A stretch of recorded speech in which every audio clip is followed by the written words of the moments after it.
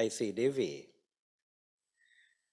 President of International Association of Buddhist Universities, IABU, a member of the Supreme Sangha Council, Chair of the Thai Tripitaka Translation Project.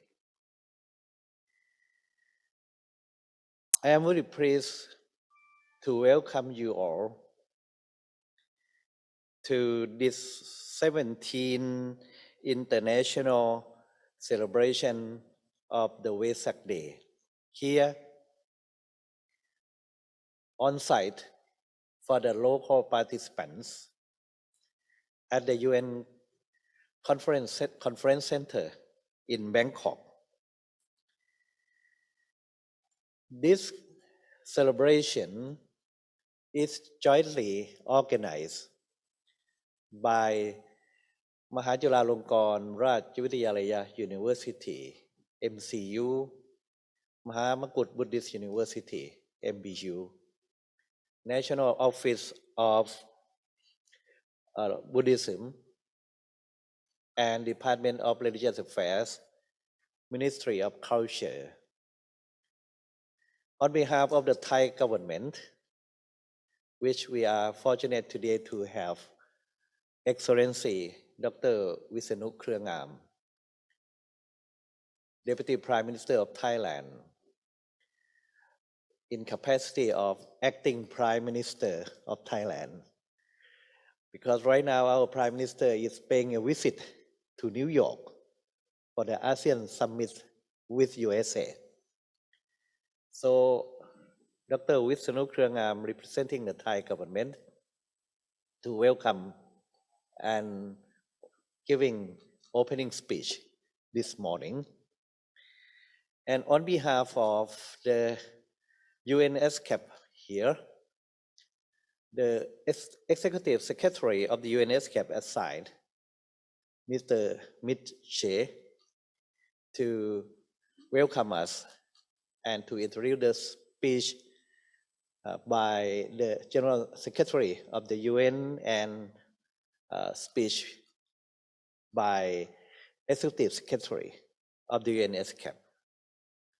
As you know, we are able to come here to celebrate in this UNSCAP office because of the 1999 resolution made by the General Assembly of the United Nations. The Assembly adopted a resolution to the effect that the day of Vesak, which falls on the full moon day in the month of May, be celebrated at UN headquarters in New York and its branch offices around the world. It's fortunate for Thailand to have the office of the UNSCAP located in our country, serving more than 50 countries in Asia Pacific countries, seem to be the biggest office of UN in Asia. So because of that advantage, Thailand has been a host of UN celebration here in Thailand for the last, 17 years, except for 3 times that the celebration moved to Vietnam and once to Sri Lanka. Because of our continuous activity that we have been together and work together, the Economic and Social Council of the United Nations, or ECOSOC, granted special consultative status to our organization, of which I am the president. The name of organization is International Council for the Day of Vesak, ICDV. So ICDV, in capacity of consultative organization to ECOSOC, work closely with the world body. In every year of celebration, we choose the theme relevant to the UN policies, especially SDGs, Sustainable Development Goals. Out of 17 goals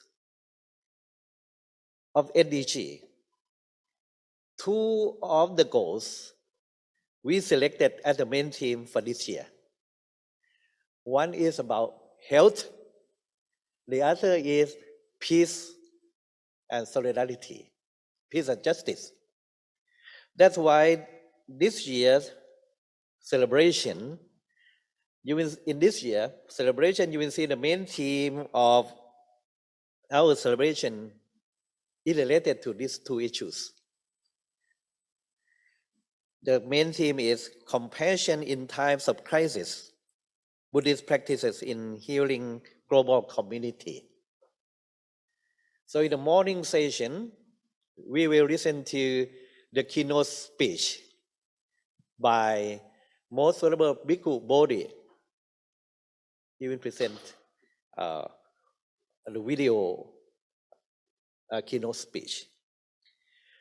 In the afternoon, there will be 2 panel discussions related to our main theme. The first panel discussion in the afternoon will be about pandemic, the problem of health, how the Buddhists contribute to solving this crisis. We will hear from our experts in the afternoon. Please join us.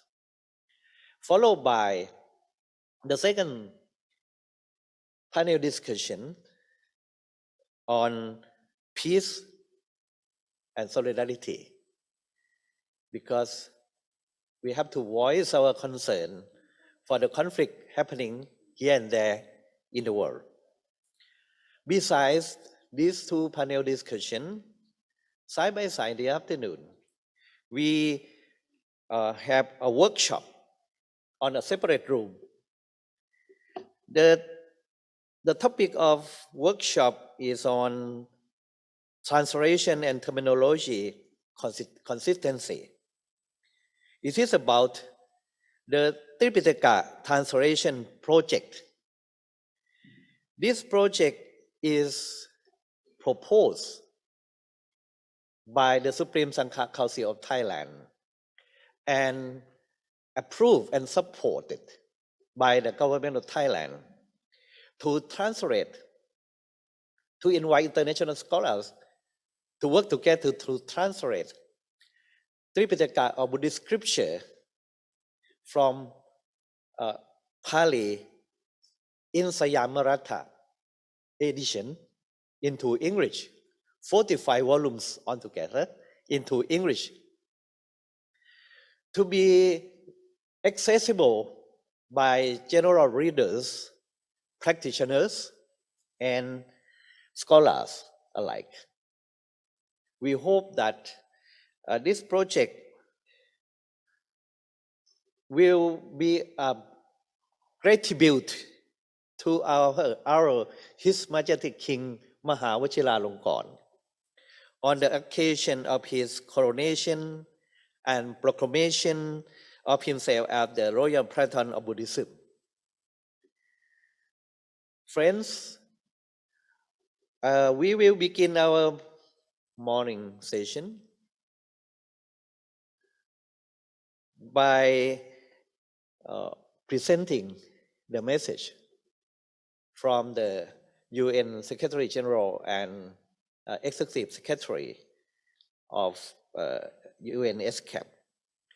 So I would like to invite Mr. Miss Se, Chief of the Communication and Knowledge Management Section of UNSCAP, on behalf of the staff office, to introduce and present us the message. Hope that all of us on site here, I have to say that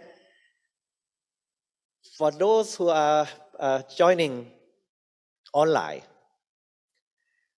It is a procedure of the UNSCAP here that the capacity of this room, this conference room, can accept only 25% of the participant. So 25% capacity. So that's why you have to sit scattering here and there, not be able to welcome international scholars to this room. This, anyway, policy is relaxing this year, which is different from the last 2 years, which is not here. This place is not allowed for international meeting like this. So this is a matter of joy and happiness. Indeed, I'm thankful to the UNSCAP for allowing us to come to this significant meeting in the historic, in the symbolic place of our unity, the UN body here. So that's why first we'd like to begin our program by inviting the host to read the message of the UN Secretary General, or to deliver or to introduce whatever, and followed by the message by the Executive Secretary of the UNSCAP. Please, Ms. Seth, to take the floor.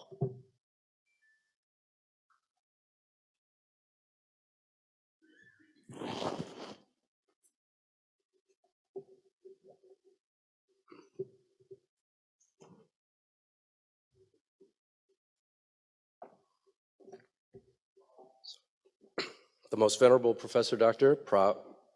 Brahmapudi, Excellency Deputy Prime Minister and Acting Prime Minister Wisnu Kranam, distinguished guests, it is indeed my honor to welcome you all to today's celebration of United Nations Vesak Day. And as the Most Venerable Professor mentioned, we are very, very pleased and indeed joyful to be able to welcome you all here to us, with us today in person. Although not quite the numbers as in previous years, but we are pleased that you all can join us here in person and bring the usual color to the UN Conference Center. It's been close to 3 years since we've been able to meet in person, and we are very, very happy to be able to host the celebration today yet once again. And I hope that you enjoy being able to also see your fellow brethren and commune with each other. So without any further ado, it is actually my pleasure now to introduce the video messages by both the United Nations Secretary General Antonio Guterres and the Executive Secretary of ESCAP, Ms. Armida Alice Chibana. Thank you very much.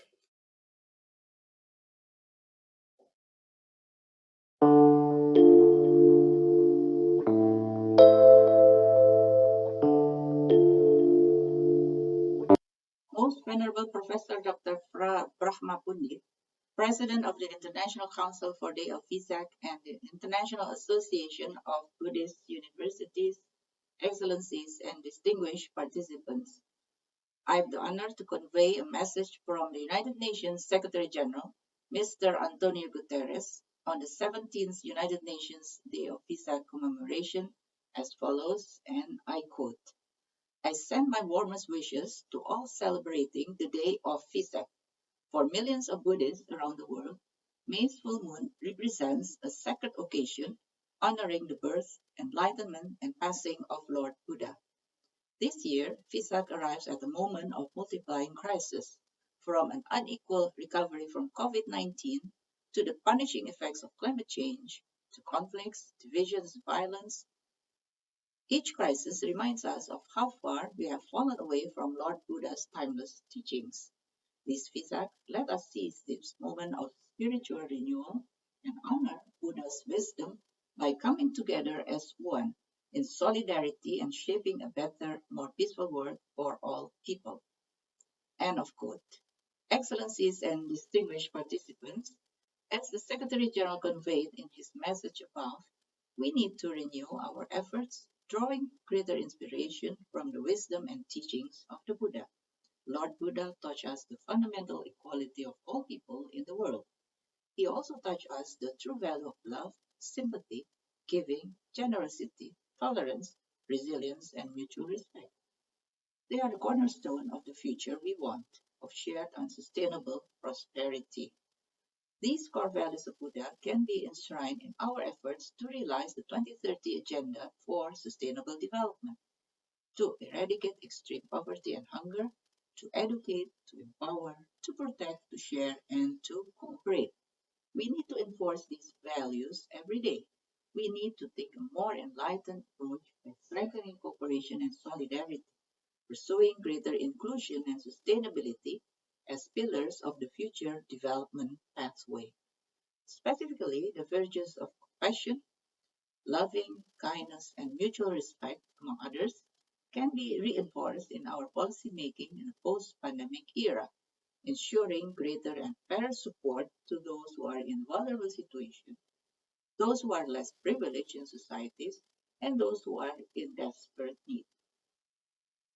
On this special day of Vesak, as inspired in the United Nations Secretary General's message, let us celebrate with a new commitment to show more compassion and work together in unity to pursue shared prosperity, peace, and dignity for all. Thank you very much.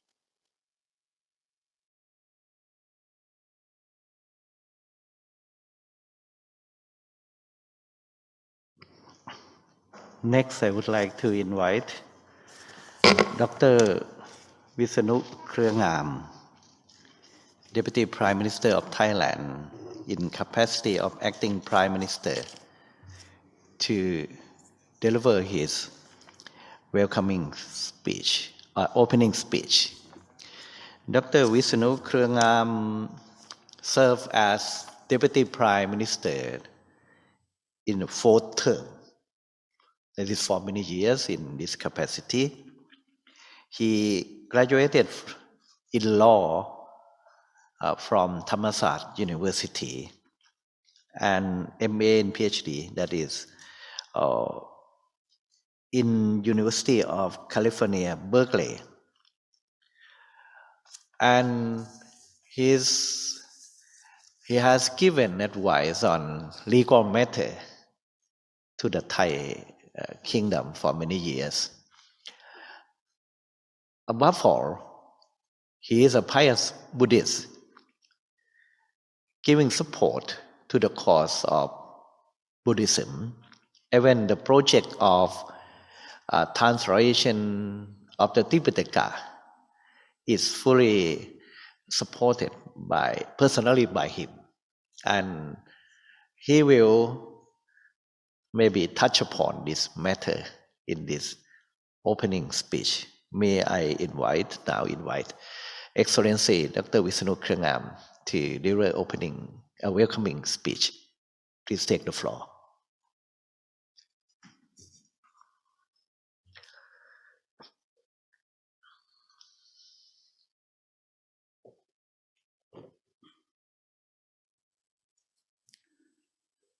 ขอกราบนมัสการพระเดชพระคุณท่านเจ้าคุณพระพรหมบัณฑิตในฐานะประธานบริหารสภา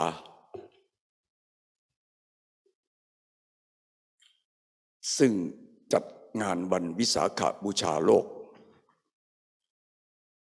ขอกราบนมัสการท่านอธิการบดีมหาวิทยาลัยมหาจุฬาลงกรณราชวิทยาลัยและท่านอธิการบดีมหาวิทยาลัยมหามกุฏราชวิทยาลัยซึ่งเป็นมหาวิทยาลัยสงฆ์สำคัญ2 แห่งของประเทศไทยขอกราบนมัสการพระเถรานุเถระและพระคุณเจ้าทุกรูปเรียนพนักท่านและท่านผู้มีเกียรติทั้งหลายในนามของนายกรัฐมนตรีและรัฐบาลแห่งราชอาณาจักรไทยขอขอบพระคุณสภาสากลวันวิสาขบูชาโลกซึ่งมีฐานะเป็นที่ปรึกษาพิเศษของคณะมนตรีเศรษฐกิจและสังคม แห่งสหประชาชาติที่สามารถจัดงานวันวิสาขบูชาโลกขึ้นได้สำเร็จอีกครั้งหนึ่งอันนับเป็นครั้งที่17และขอต้อนรับตลอดจนขอบพระคุณพระคุณเจ้าและท่านผู้มีเกียรติทั้งหลายที่เข้าร่วมประชุมไม่ว่าจะโดยทางออนไลน์หรือออนไซต์ก็ตามการที่วันวิสาขบูชาซึ่งครั้งหนึ่งมีความหมายเพียงแค่สำหรับชาวพุทธว่าเป็นวันที่ตรงกับวันประสูติตรัสรู้และปรินิพพานของพระสัมมาสัมพุทธเจ้าหรือที่ในบางประเทศให้ความสำคัญในฐานะที่เป็นวันตรงกับวันตรัสรู้เท่านั้นด้วยซ้ำไปได้รับการยกระดับขึ้นสู่การเป็นวันสำคัญสากลของโลกก็เนื่องด้วยสมัชชาแห่งสหประชาชาติได้มีมติในการประชุมเมื่อเดือนธันวาคมคศ1999หรือพุทธศักราช2542คือเมื่อ23ปีที่แล้วสมัชชาแห่งสหประชาชาติประกอบด้วยผู้ที่นับถือและไม่ได้นับถือพุทธศาสนาแต่มีเจตจำนงเห็นพ้องต้องกันให้วันวิสาขบูชาเป็นวันสำคัญสากลของโลกได้ซึ่งหมายความว่าสามารถจัดกิจกรรมได้ทั่วโลกและแม้แต่ที่อาคารทำการหรือสำนักงานใหญ่ของสหประชาชาติที่กรุงนิวยอร์กประเทศสหรัฐอเมริกาข้อนี้ต้องถือเป็นเรื่องน่ายินดีและเป็นความภาคภูมิใจของชาวพุทธคำถามมีว่าสหประชาชาติเห็นคุณค่าอะไรในพระพุทธศาสนาจึงได้ยอมประกาศยกย่องให้วันคล้ายวันประสูติตรัสรู้และปรินิพพานของศาสดาองค์หนึ่งในศาสนาหนึ่งเป็นวันสำคัญสากลของโลกคำตอบก็คือเพราะเหตุว่าได้พิจารณาเห็นหลักธรรมคำสอนในพระพุทธศาสนาแล้วเล็งเห็นว่าบางหลักธรรมคำสอนส่งเสริมการมีมนุษยธรรมส่งเสริมการเคารพยึดมั่นในหลักสิทธิมนุษยชนส่งเสริมการอยู่ร่วมกันโดยสันติไม่เบียดเบียนไม่ทำร้ายซึ่งกันและกันอันจะเป็นวิถีทางนำไปสู่จุดหมายปลายทางคือสันติภาพซึ่งเรื่องนี้ตรงกับอุดมการณ์และหลักการของสหประชาชาตินี่คือคำตอบหลักธรรมคำสอนหนึ่งในจำนวนหลายหลักการของพระพุทธศาสนาที่นำไปสู่สันติภาพนำไปสู่ความมีมนุษยธรรมนำไปสู่การเคารพยึดมั่นในหลักสิทธิมนุษยชนนำไปสู่การอยู่ร่วมกันอย่างสันติและนำไปสู่การไม่เบียดเบียนทำร้ายซึ่งกันและกันก็คือหลักว่าด้วยความกรุณาหรือ compassion ความกรุณาเป็นหนึ่งในหลักธรรมสำคัญ 4 ข้อที่พระพุทธเจ้าได้ทรงแสดงไว้เมื่อ 2,600 ปีที่แล้วหลักธรรมนั้นมีชื่อว่าพรหมวิหาร 4หมายความถึงธรรมะอันเป็นที่ตั้งแห่งความประเสริฐเลิศยิ่ง4ประการอย่าลืมว่าในขณะที่พระพุทธเจ้าทรงดำรงพระชนชีพอยู่นั้นชมพูทวีปหรือประเทศอินเดียอยู่ภายใต้ศาสนาพราหมณ์หรือที่เป็นศาสนาฮินดูในเวลาต่อมาและคตินิยมของพราหมณ์นั้นได้ยกย่องพระพรหมว่าเป็นเทพเจ้าสูงสุดพระพรหมของศาสนาพราหมณ์มี4 พรรคหรือ4 หน้าเพื่อที่จะได้สอดส่องมองเหตุการณ์ทั้งหลายในโลกได้อย่างรอบด้านและทั่วถึงพระพุทธเจ้าได้ทรงเผยแพร่หลักธรรมคำสอนว่าด้วยพรหมวิหารคือหมายความถึงถ้ามนุษย์ยึดมั่นในหลักธรรมคำสอน4ประการเหมือนกับพระพักตร์ทั้ง4ด้านของพรหมแล้วมนุษย์ก็สามารถเป็นพรหมได้คือสามารถเป็นผู้ประเสริฐเลิศยิ่งได้4ด้านนั้นคือความมีเมตตาความกรุณามุทิตาและอุเบกขาในจำนวน4ด้านความเมตตาและความกรุณาเป็นพี่น้องฝาแฝดกัน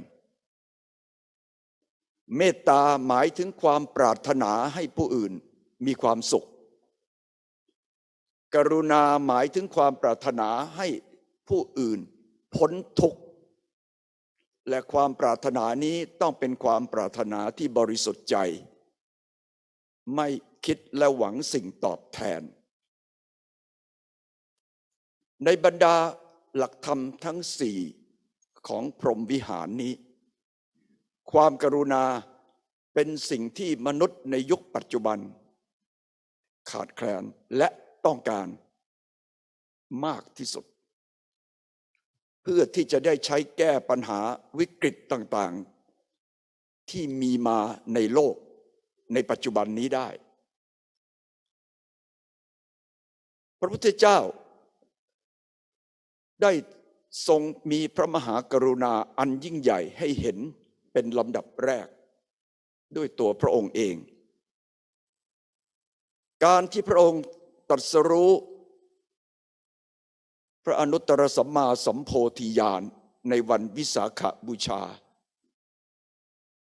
แล้วไม่ได้ทรงเก็บความรู้ที่ทรงค้นพบเอาไว้หากแต่ทรงเสียสละในการเดินทางรอนแรมไปเหนือลงใต้ไปตะวันตกไปตะวันออกจนเกือบหมดชมพูทวีปหรือประเทศอินเดียด้วยความยากลำบากตลอดระยะเวลา45 ปีนั้นนับเป็นความกรุณาอย่างมหาศาลในการที่จะเผยแผ่หลักธรรมคำสอนที่ทรงค้นพบให้มนุษย์ได้ทราบได้เข้าใจได้ปฏิบัติตามและได้พ้นทุกข์ด้วยเหตุนี้พระพุทธศาสนาทั้ง3นิกายใหญ่คือเถรวาทมหายานและวัชรยานจึงให้ความสำคัญกับพระราชคุณธรรมเรื่องความกรุณาเป็นสำคัญดังที่เมื่อเราจะสรรเสริญพระพุทธเจ้าเราได้ยกย่องว่าพระองค์มีพระคุณอันยิ่งใหญ่3ประการคือพระปัญญาคุณพระบริสุทธิคุณและพระมหากรุณาคุณพระปัญญาคุณและพระบริสุทธิคุณเป็นเรื่องของพระพุทธเจ้า แต่พระมหากรุณาคุณเป็นความสัมพันธ์ที่พระพุทธเจ้ามีต่อมนุษย์หรือสัตว์โลกทั้งปวงไม่ว่าจะเป็นสัตว์พืชต้นไม้หรือมนุษย์ไม่ว่ามนุษย์นั้นจะเป็นทาสเป็นกรรมกรเป็นชายเป็นหญิงเป็นเด็กเป็นผู้ใหญ่เป็นพ่อค้าเป็นผู้ปกครองหรือเป็นพระราชามหากษัตริย์ตลอดจนกระทั่งถึงเป็นเทวดาบทสรรเสริญพระพุทธเจ้าที่เราสวดกันจึงได้ยกย่องว่าทรงเป็นสัทธาเทวมนุษสานังทรงเป็นครูเป็นศาสดาเป็นผู้สอนของเทวดาและมนุษย์ทั้งหลายในฝ่ายเถรวาทพระสงฆ์สวดมนต์ในตอนเช้าเป็นประจำทุกวันบทสวดมนต์ตอนหนึ่งมีว่าพุทโธสุสุทโธกรุณามหันนโกพระพุทธเจ้าทรงไว้ซึ่งความกรุณาอันยิ่งใหญ่กว้างขวางไม่มีขอบเขตจำกัดดุจมหาสาครหรือแม้แต่ในบทสวดชัยปริตซึ่งพระสงฆ์ท่านใช้สวดเป็นบทสุดท้ายในงานมงคลทั้งหลายก็เริ่มต้นด้วยว่ามหากรุณิโกนาโถหิตายสัพพปานีนังพระพุทธเจ้าทรงเป็นที่พึ่งของสัตว์โลกทรงไว้ซึ่งพระมหากรุณาอันยิ่งใหญ่นี่คือสิ่งที่ชาวพุทธควรตระหนักประจักษ์และประพฤติปฏิบัติตามรอยแห่งพระมหากรุณาคุณเพื่อจะได้นำมาใช้ให้บังเกิดประโยชน์แก่ตนเองแก่เพื่อนมนุษย์แก่สังคมความกรุณาในที่นี้แม้แต่ในพุทธศาสนาฝ่ายมหายานก็ถือเป็นเรื่องสำคัญ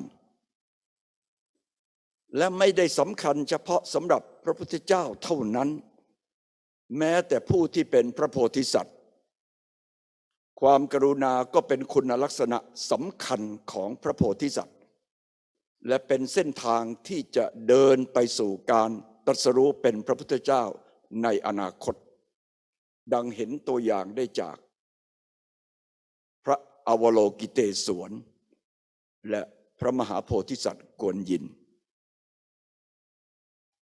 ในประเทศไทยเรามีสำนวนเรียกว่าคนที่มีน้ำใจเมตตากรุณาช่วยเหลือเพื่อนมนุษย์สงเคราะห์คนอื่นโดยไม่เห็นแก่ความเหนื่อยยากหรือสิ่งตอบแทนว่าเป็นดุจพระโพธิสัตว์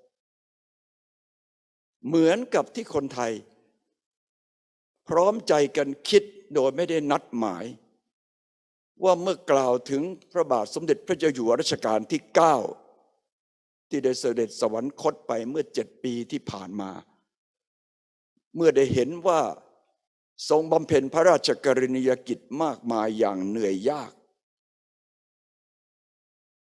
ด้วยความกรุณาต่อพระสงฆ์นิกรหรือประชาชนของพระองค์หรือแม้แต่ชาวโลกก็ได้มีคำพูดติดปากกันทั่วไปว่า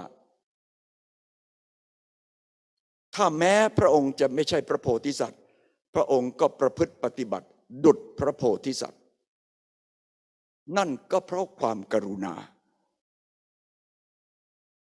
ในทัศนะของนักปราชญ์หลายคนซึ่งผมเห็นด้วยความกรุณาของพระพุทธเจ้ามี2 มิติ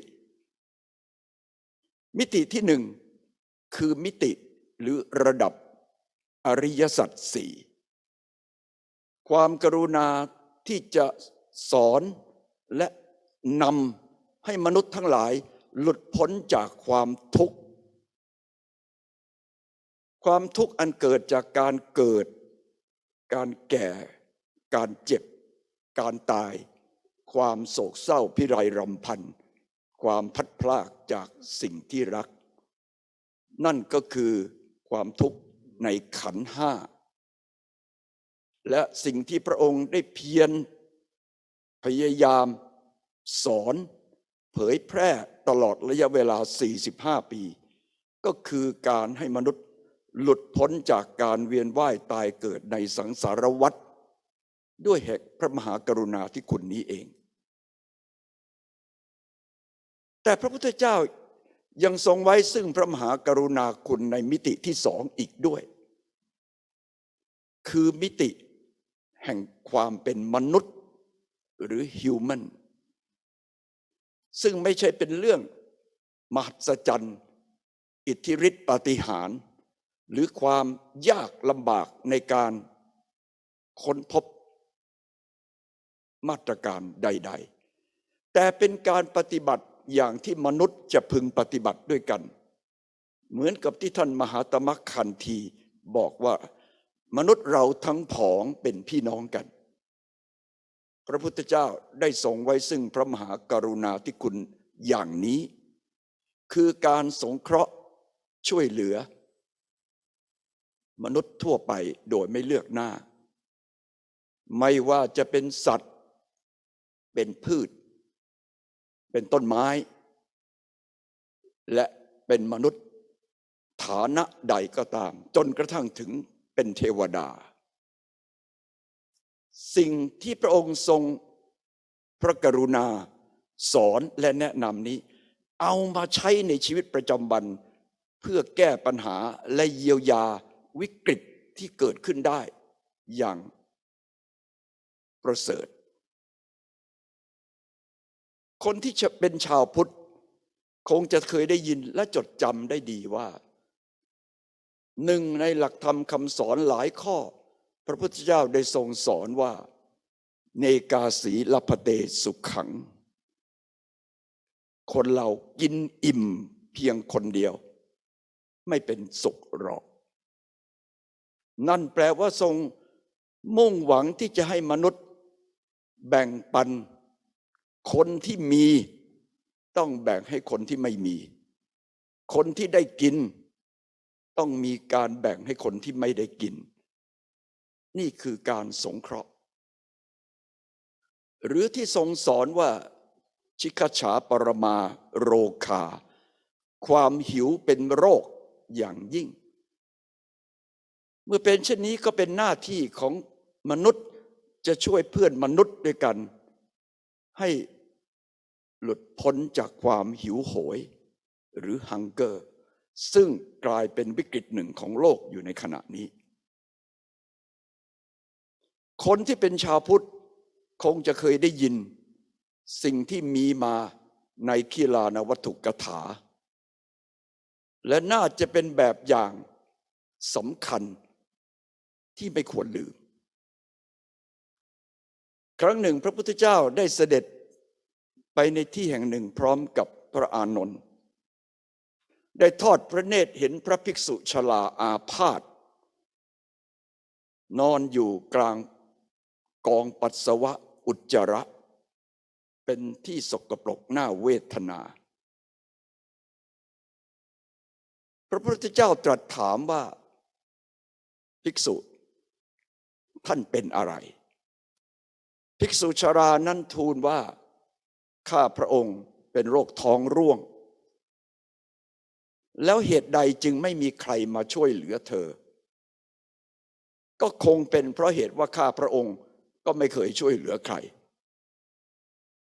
พระพุทธเจ้าตรัสว่าถ้าอย่างนั้นเราจะช่วยเหลือเธอแล้วทรงชวนพระอานนท์เข้าไปใกล้พระพุทธเจ้าทรงประคองในส่วนที่เป็นศีรษะตรัสให้พระอานนท์ประคองในส่วนที่เป็นเท้าแล้วยกร่างภิกษุชรานั้นขึ้นวางบนที่ราบตักน้ำมาชำระล้างจนสะอาดหลังจากนั้นได้ทรงเรียกประชุมสงฆ์ตรัสเล่าเรื่องภิกษุชราอาพาธนั้นแล้วรับสั่งถามว่าเหตุใดพระภิกษุทั้งหลายที่เดินไปเดินมาก็ได้เห็นสภาพนี้จึงไม่มีแก่ใจที่จะช่วยภิกษุที่อาพาธหมู่พระภิกษุทูลว่าก็เพราะว่าภิกษุชราอาพาธนั้นก็ไม่ได้เคยช่วยอะไรพวกเราพ ระพุทธเจ้าตรัสว่าภิกษุนั้นโดยปกติก็ไม่มีบิดามารดาหรือญาติมาคอยดูแลพยาบาลจึงเป็นหน้าที่ของภิกษุทั้งหลายซึ่งอยู่ร่วมสังคมเดียวกันที่จะต้องให้ความช่วยเหลือซึ่งกันและกันผู้ใดปรารถนาที่จะพยาบาลสงเคราะห์หรือช่วยเหลือเราในอนาคตจงสงเคราะห์พยาบาลและช่วยเหลือภิกษุที่อาพาธนั้นเถิดนี่คือความกรุณาที่เป็นแบบอย่างสำคัญยังมีอีกหลายเรื่องซึ่งเป็นที่รับรู้และจับใจอยู่ที่เราทั้งหลายจะนำมาประยุกต์ใช้ในชีวิตของเราในท่ามกลางวิกฤตได้เพียงใดโลกในปัจจุบันนี้กำลังอยู่หรือประสบกับวิกฤตที่สำคัญ6ประการ6ประการนี้ผมไม่ได้พูดขึ้นเองแต่เป็นสิ่งที่สหประชาชาติได้ระบุไว้เมื่อ 6-7 ปีมาแล้วโดยบอกว่าเป็นวิกฤตร้ายแรงหรือสำคัญนับตั้งแต่สงครามโลกครั้งที่2ยุติเป็นต้นมาวิกฤตประการที่1ก็คือวิกฤตอันเกิดจากความแปรปรวนแห่งดินฟ้าอากาศหรือที่เรียกว่า climate change ซึ่งทำให้เกิดฝนฟ้าไม่ตกต้องตามฤดูกาลน้ำท่วมภัยแล้งดังที่เป็นสภาวะเกิดอยู่ในหลายประเทศในขณะนี้และนำความทุกข์ความยากความลำบากมาให้แก่ประชาชนในประเทศเหล่านั้นวิกฤตประการที่2คือวิกฤตที่เกิดจากการที่โลกในทุกวันนี้เป็นโลกแห่งสังคมผู้สูงอายุหรือ Aging Society ด้วยวิทยาการหลายประการคนทุกวันนี้อายุยืนขึ้นสุขภาพดีขึ้นยูกยาดีขึ้นเมื่อมีอายุยืนมากขึ้นสิ่งที่ตามมาก็คือลูกหลานซึ่งเป็นคนหนุ่มสาวและเด็กเขาต้องออกไปทำมาหากินจึงต้องให้พ่อแม่ปู่ย่าตายายที่อายุยืน70 80 90 ปีอยู่อย่างเดียวดายทำให้เกิดความว้าเหวทำให้เกิดความว้าวุ่นใจทำให้เกิดความเปล่าเปลี่ยวเดียวดายและบางครั้งก็คือการไร้ที่พึ่งซึ่งสหประชาชาติเรียกร้องให้มนุษย์มีความกรุณาเข้าไปช่วยเหลือสงเคราะห์ตามสมควรวิกฤตประการที่3คือวิกฤตที่เกิดจากความหิวโหยขาดแคลนอาหารดังที่ปรากฏอยู่ในทวีปแอฟริกาในขณะนี้วิกฤตประการที่4คือวิกฤตซึ่งเกิดจากการก่อการร้ายและการต่อสู้ terrorism and fighting ดังที่ปรากฏอยู่เกือบทุกมุมโลกในขณะนี้วิกฤตประการที่5คือวิกฤตอันเกิดจากเทคโนโลยีเราต้องยอมรับว่าโลกทุกวันนี้เจริญขึ้นก้าวหน้าขึ้นมีเทคโนโลยีต่างๆมากขึ้นที่คนเมื่อหลาย10 ปีก่อนไม่เคยรู้จักวันนี้เรามี AI Artificial Intellectual หรือปัญญาประดิษฐ์ที่เอามาใช้แทนมนุษย์ได้วันนี้เรามีดิจิทัลเทคโนโลยีวันนี้เรามีสังคมสื่อสารโซเชียลออนไลน์เหมือนกับที่วันนี้เราสามารถนั่งประชุมวันวิสาขบูชาโลกพร้อมกันได้ทั่วโลกโดยไม่ต้องเดินทางมายังกรุงเทพมหานคร เทคโนโลยีทำให้มนุษย์ประดิษฐ์คิดค้นอะไรได้หลายอย่างจะนำไปใช้ในทางสร้างสรรค์ก็ได้แต่ก็อาจจะนำไปในทางทำลายได้โซเชียลออนไลน์อำนวยความสะดวกแก่มนุษย์มากแต่ถ้าโซเชียลออนไลน์ถูกนำไปใช้ในทางกล่าวร้ายว่าร้ายหรือข้อความเท็จที่เรียกว่า fake news หรือ hate speech แล้วถือว่าเป็นการประทุษร้ายที่สำคัญและยากแก่การเยียวยาเพราะมันไปได้เร็วเพียง1 หรือ 2 นาทีก็ไปได้ทั่วโลก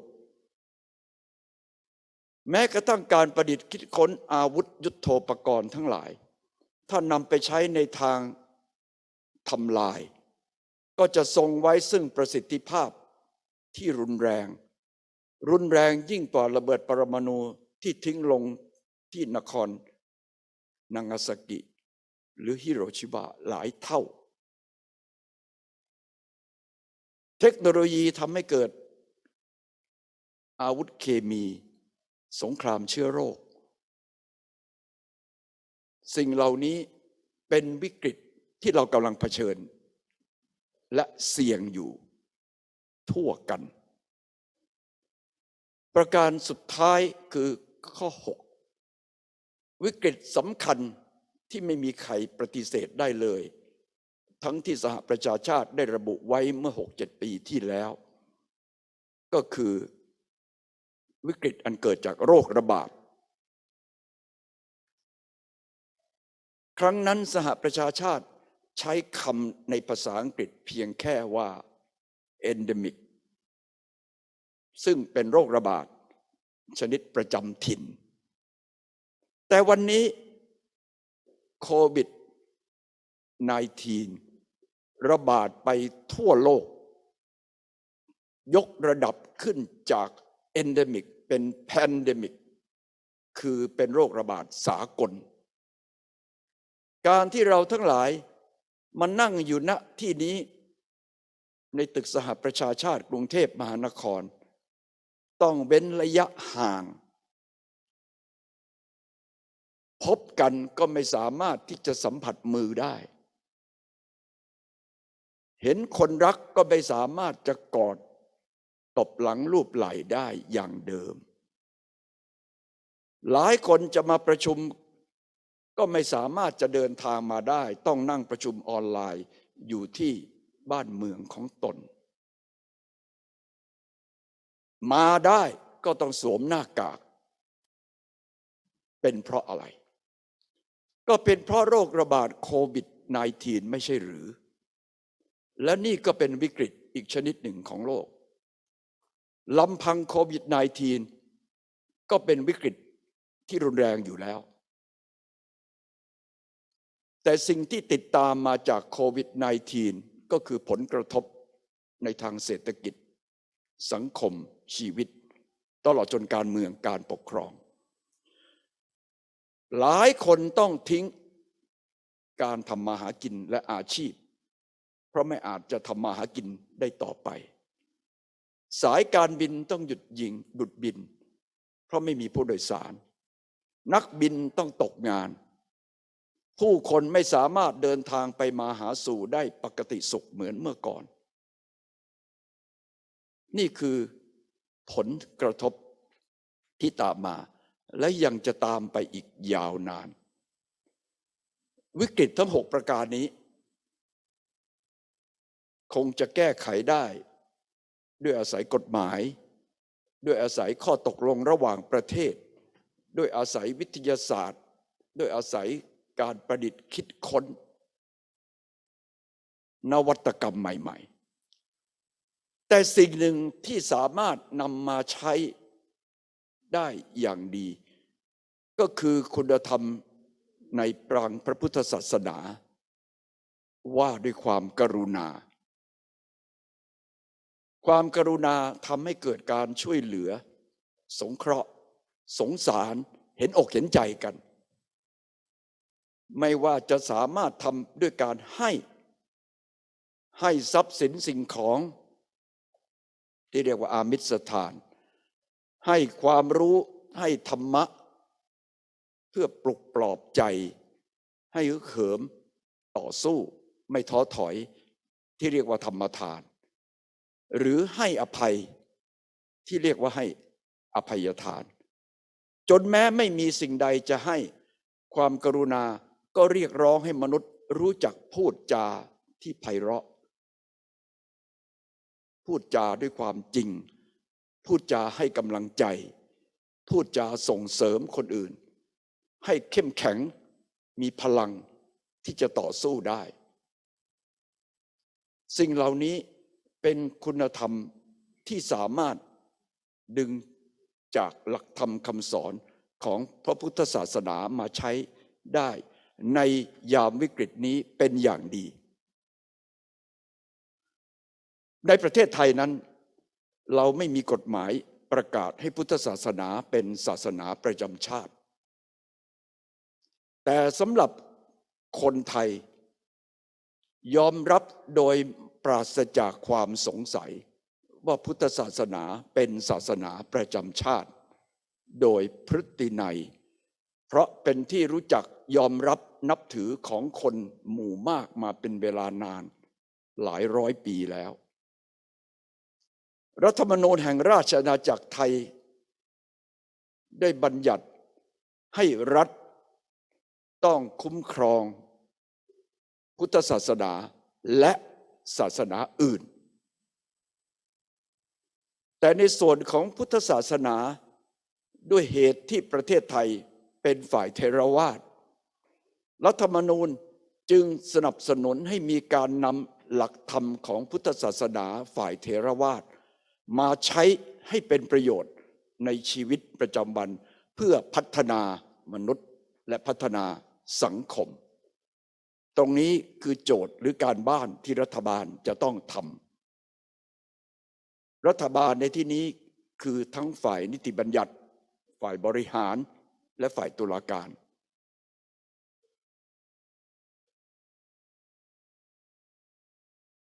สิ่งที่น่ายินดีและน่าแปลกใจก็คือในเวลาที่ผ่านมาประชาชนเองสามารถทำภารกิจนี้ได้อย่างดีอาจจะดีกว่าที่รัฐทำเสียอีกโดยไม่มีใครชักชวนขอร้องหรือบังคับเพราะความกรุณาเป็นคุณธรรมประจำชาติไทยมาช้านานแล้วเอาแค่ยกตัวอย่างสถานการณ์โควิด -19 โควิด -19 ซึ่งระบาดรุนแรงเมื่อปี2 ปีที่ผ่านมาในขณะที่ผู้คนเจ็บป่วยหรือล้มตายทั่วโลกแม้ในประเทศไทยก็ไม่เว้นสิ่งที่ปรากฏขึ้นก็คือการที่คนไทยช่วยเหลือคนไทยซึ่งกันและกันโดยไม่รู้จักกันมีการตั้งตู้ปันสุข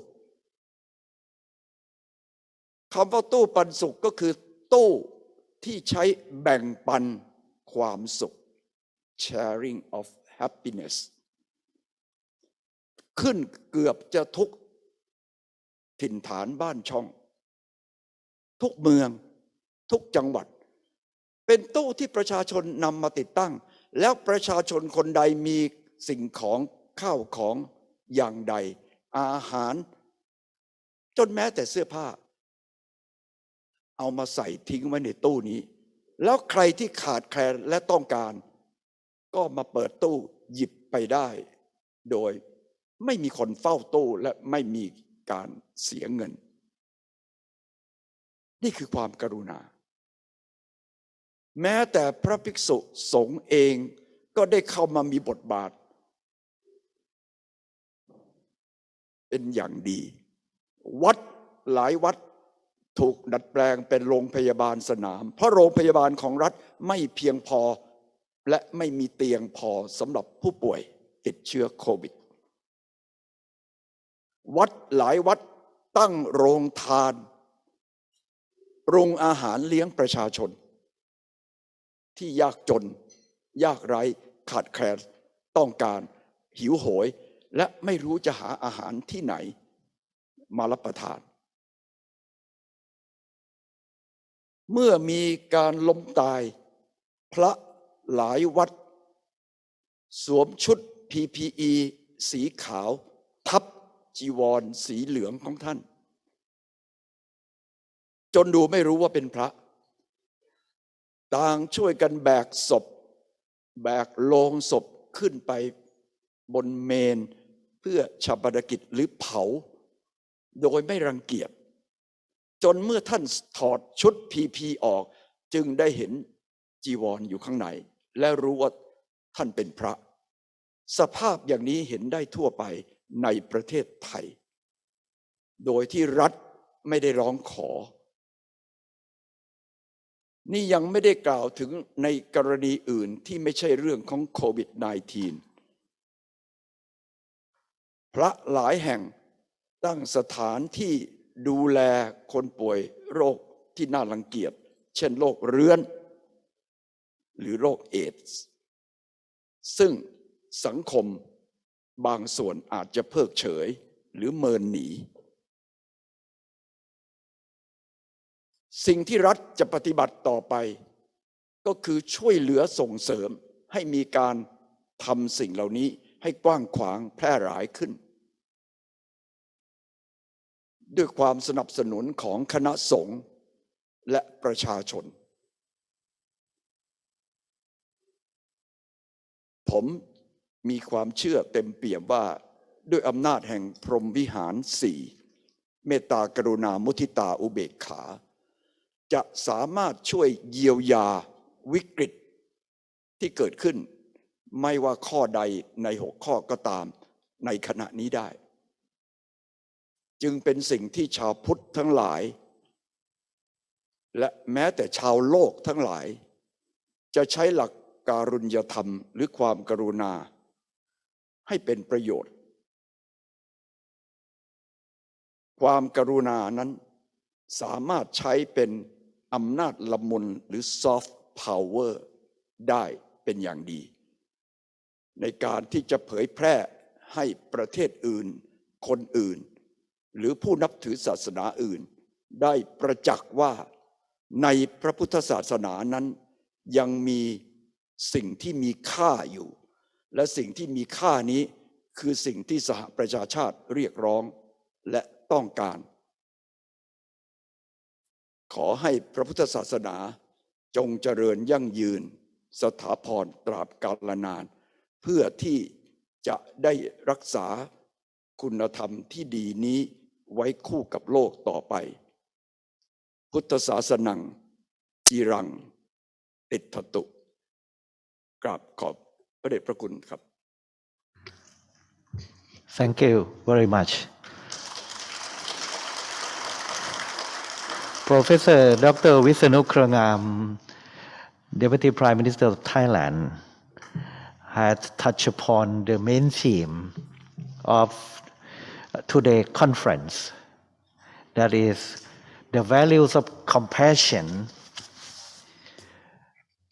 in times of crisis. He mentioned that on the Vesak day signifies the enlightenment of the Buddha. The Buddha personifies 3 cardinal values. Number 1 is wisdom, panya. The Buddha attained enlightenment on the day of Vesak because of his realization of truth. That is because of wisdom. Wisdom enabled the Buddha to purify his mind. That comes to the second virtue in the mind of the Buddha, that is visuddhi, purity of mind. Purify the mind because of the power of wisdom. And because of this wisdom, perception of the Buddha changed. His worldview is enlarged to view the whole world as one. There is no separation or distinction between the Buddha himself and other world beings. Because of that, he has concern for the well-being of the whole world. If other beings are suffering, he has compassion. From wisdom to purity, then to compassion. Ignorant person cannot have compassion when you just ignore the suffering state of other people. You have to open your eyes to see how other people is suffering, and it moves your heart to be ready to help them, to rescue them. So that is related to our main theme, compassion. Excellency Vishnu touched upon the 6 aspects of crisis in the world mentioned by the United Nations. And that is a challenge for the Buddhist community. How we help to solve to deal with the crisis, the 6 crises in the world. Number 1 is climate change. Man are cause of climate change. It's man-made crisis. Flood, poverty, and many other natural disasters come from climate change. Number 2, aging society leads to the lack of resources to take care of the old people, and how to deal with the loneliness of the aging person. Buddha Dhamma can help them. Number 3 is hunger. He gave example of hunger that is even in Africa or in some part of the world. We have plenty of food, but still children are hungry. Scarcity are there. Number 4 is related to our topic, our main theme, conflict, war, terrorism.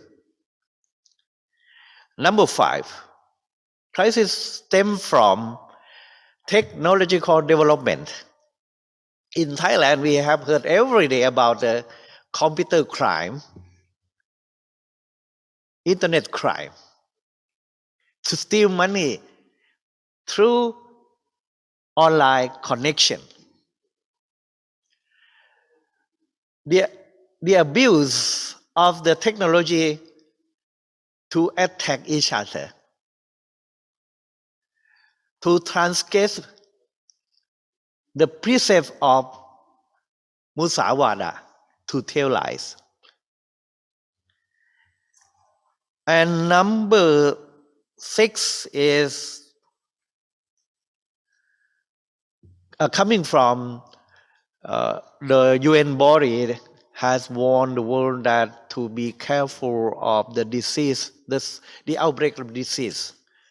First step is endemic, and ushering in, bringing in the full-fledged outbreak called pandemic, which affect our way of life today. Even the way we organize our Vesak meeting today. How the Buddhist wisdom would be beneficial to the world for solving the problems, dealing with the crises that, the 6 crises that he mentioned. So he gave example of Thai people the way that we behave during the crisis come from virtue that is compassion. That reminds me myself as the observation by United Nations that during the time of economic crisis that is called Tom Yam Kung, people from urban society had to leave the Bangkok to up countries. Before this happened, the UN, that is World Bank, predict that there will be conflicts because of scarcity of food in Thai society. But the world body is surprised to see that the conflict because of scarcity of food and money didn't happen in Thailand because people in this country really to share what they have with the have-not people. The way that we are doing, so World Bank saying that Thailand has what is called safety net. Safety net. When you fall from the acrobatic performance, you didn't die because there is a safety net to protect you. Compassion in Thai society is the root of safety net. So during this pandemic outbreak, Deputy Prime Minister mentioned the situation in which the Thai people even set up happiness, what they call happiness sharing box in front of their house. Welcome those who are hungry to come to take food from the box for themselves, for their family. Following the example from the temples, the Thai temples here and there, putting up the happiness sharing box. Even the monks cook food. in normal time, the monk go out with the arm bowl gathering food from people. But when Thai people are hungry, temple become the source of food to share with them. That's beautiful scenario, beautiful scene that Excellency has mentioned during his speech in the Thai language. I think you should not miss the points here. That's why I take time to tell you about this. So finally, Excellency believes that compassion is the answer to the crisis. Is provide a safety net. His Majesty King Mahawachiralongkorn of Thailand sets up the project or the program called Royal Volunteer Project. Urge the Thai people to volunteer to help each other out of compassion and pave the way for safety net during the crisis in Thailand. That is the main point of his opening speech today. Thank you very much, Professor Wisnu Krangam, for a beautiful presentation today. Thank you very much.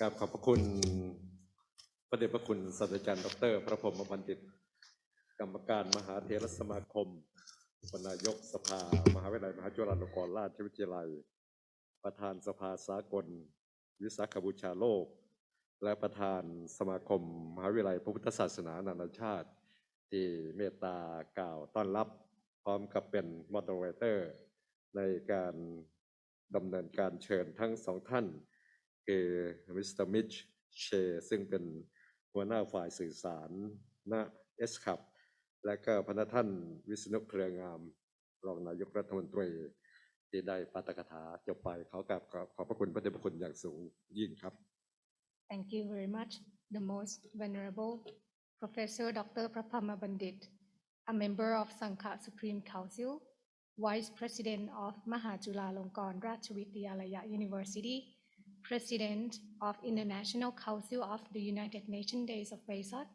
and the President of International Association of Buddhist Universities, for being the moderator for this morning session to invite Mr. Mitchell, Chief of Communications at the Economics and the Social Commissions for Asia and the Pacific.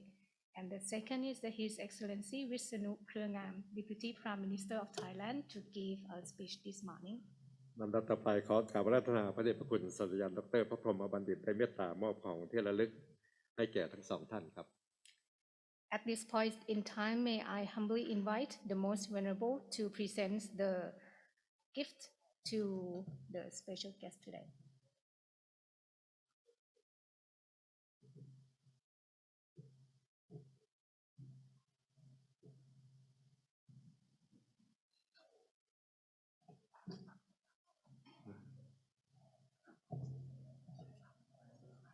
เวียดนาม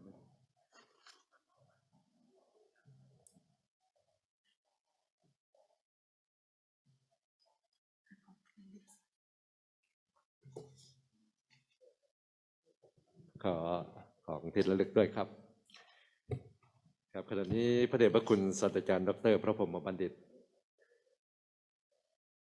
นายกสภามหาวิทยาลัยมหาจุฬาลงกรณราชวิทยาลัยประธานสภา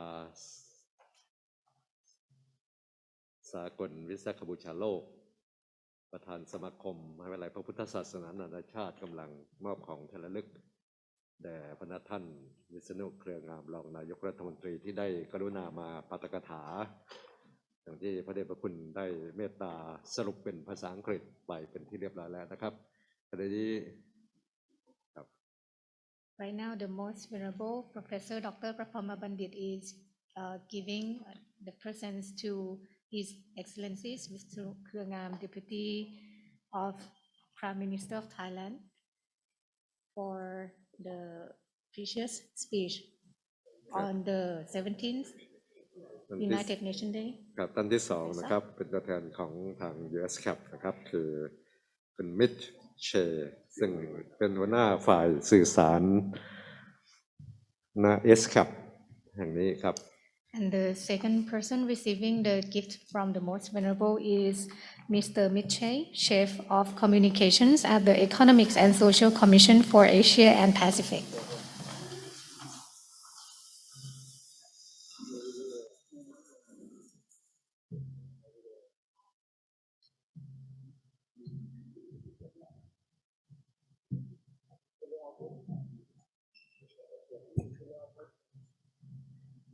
ขณะนี้ทั้งสองท่านกำลังถ่ายภาพคู่กับพระเดชพระคุณถือว่าพระเดชพระคุณเป็นประธานคณะกรรมการจัดงานเฉลิมฉลองวันวิสาขบูชาวันสำคัญสากลของโลกครั้งที่17โดยเฉพาะในปีนี้เรามีทีมงานเรื่องของการเวิร์กช็อปการแปลพระไตรปิฎกเป็นภาษาอังกฤษซึ่งทางรัฐบาลไทยเป็นสปอนเซอร์ถือว่าเป็นอีกนวัตกรรมหนึ่งที่กำลังจะเกิดขึ้นหลังจากที่เรามีพระไตรปิฎกฉบับภาษาอังกฤษโดยย่อนะครับที่ทางคณะกรรมการทั้งสองก็คือคณะกรรมการสภาสากลวิสาขบูชาโลกและก็สมาคมพระพุทธศาสนามหาวิทยาลัยพุทธศาสนานานาชาติได้ร่วมกันจัดทำขึ้น So this year, during the day of Vesak, we have the Tipitaka English translation project, the Royal Thai Tipitaka Translation Project workshop on translation and terminological consistencies, organized on the 12th of May and the 13th of May 2022. Organized by the Department of Religious Affairs, Ministry of Culture, National Office of Buddhism, Wat Payun Rawong Sawat, Waravihan, International Council for Day of Vesak, International Association of Buddhist Universities, and Mahachulalongkorn Ratchavidyalaya University. ขณะนี้พระเดชพระคุณศาสตราจารย์ดร.พระพรหมบัณฑิตพร้อมกับอธิการบดีของทั้งสองมหาวิทยาลัยกำลังไปส่งพระท่านวิษณุเครืองามรองนายกรัฐมนตรีที่ได้กรุณาถือว่าเป็นตัวแทนของรัฐบาลไทยมาปาฐกถาเนื่องในกิจกรรมวันวิสาขบูชาวันสำคัญสากลของโลกครั้งที่17ณสถานที่แห่งนี้นะครับซึ่งต่อจากนี้เราก็จะได้รับฟังสารจากประมุขสงฆ์ไทยและก็จากประมุขสงฆ์นานาชาตินะครับซึ่งสารที่ประมุขสงฆ์ไทยคือเจ้าพระคุณสมเด็จพระสังฆราชสมเด็จพระอริยวงศาคตญาณสมเด็จพระสังฆราชสกลมหาสังฆปรินายกแห่งประเทศไทยเจ้าพระคุณจะได้ส่งสารผ่านทางวิดีโอคอลเข้ามานะครับ From now on, it will be the congratulatory messages from the Supreme Patriarch of Thailand, Sankarachas, and Buddhist leaders. ซึ่งเราจะรอสักครู่นะครับหลังจากที่ได้รับฟังสารจากความเมตตาของเจ้าพระคุณสมเด็จพระอริยวงศาคตญาณสมเด็จพระสังฆราชสกลมหาสังฆปรินายกแห่งประเทศไทยต่อจากนั้นก็จะเป็นสารจากประมุขสงฆ์ซึ่งก็จะมีสมเด็จพระสังฆราชจากศรีลังกาสมเด็จพระสังฆราชจากประเทศจีนนะครับแล้วก็จากญี่ปุ่น3ท่านนะครับณบัดนี้ครับทุกอย่างพร้อมแล้วขอกราบอาราธนาขอเรียนเชิญทุกท่านได้รับฟังสารจากเจ้าพระคุณสมเด็จพระอริยวงศาคตญาณสมเด็จพระสังฆราชสกลมหาสังฆปรินายกของประเทศไทยครับ Coming up next is the message from the Supreme Patriarch of Thailand by video message.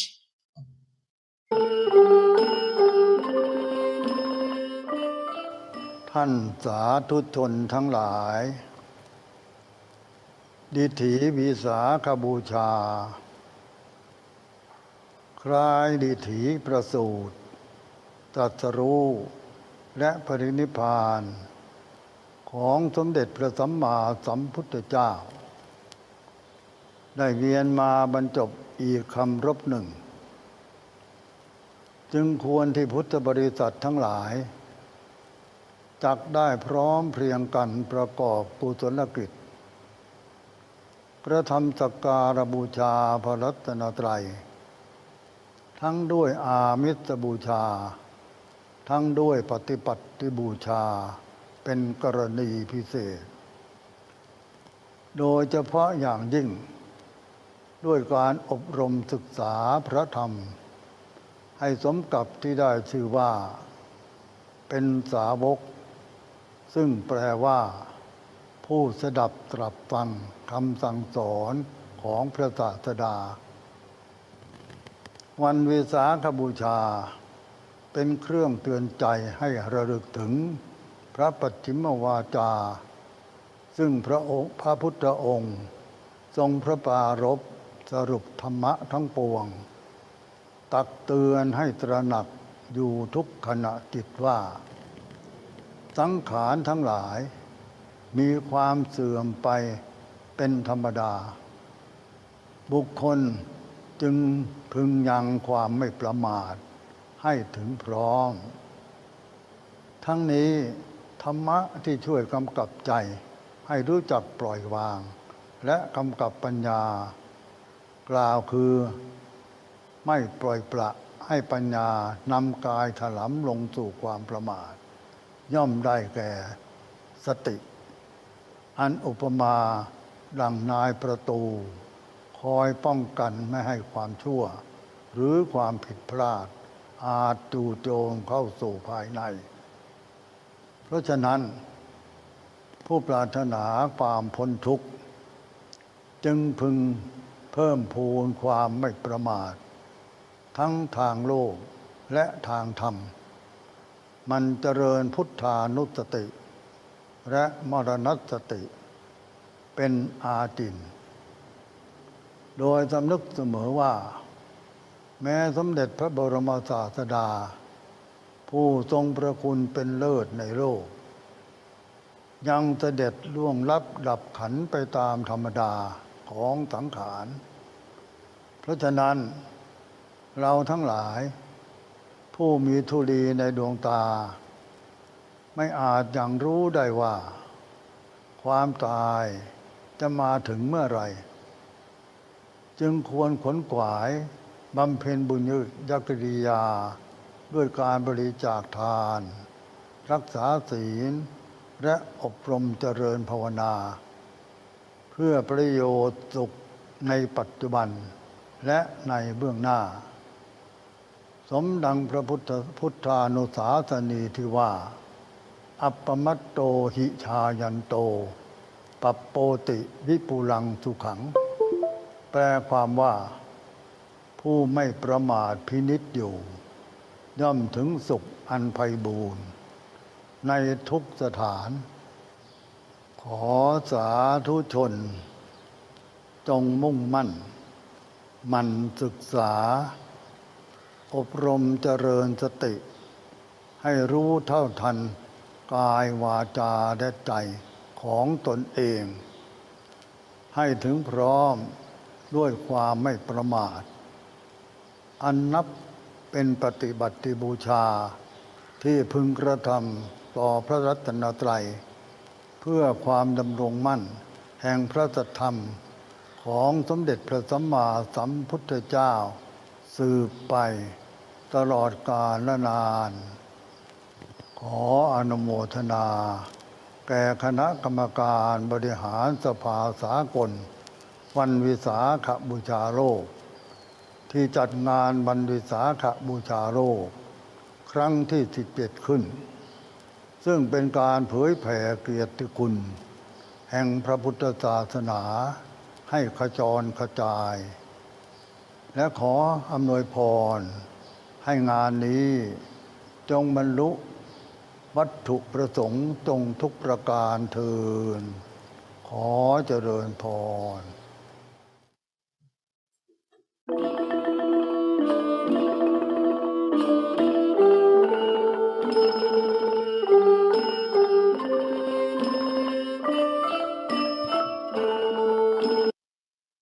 ครับเป็นสารจากเจ้าพระคุณสมเด็จพระริยงศาคตยานสมเด็จพระสังฆราชสกลมหาสังฆปรินายกแห่งประเทศไทยนะครับลำดับต่อไปจะเป็นสารจากประมุขสงฆ์ของ3ประเทศนะครับท่านแรกเป็นสารจากสมเด็จพระสังฆราชหรือมหานายกะวรกะโคทะศรียานรัตนะฝ่ายมหานิกายของนิกายสยามวงศ์ฝ่ายอัสสคิริยะจากประเทศศรีลังกานะครับและท่านที่2เป็นสุนทรพจน์จากพระธรรมาจารย์เหยียนเฉอประธานสมาคมพุทธศาสนาจีนจากประเทศจีนและท่านที่3ครับเป็นสุนทรพจน์จากพระธรรมาจารย์กากูหันอินามิซึ่งท่านเป็นผู้นำชาวพุทธญี่ปุ่นนิกายเทนไดนะครับ3ท่านครับ Coming up next are the messages from the Supreme Patriarchs and the Buddhist leaders from 3 countries, and the names are as follows.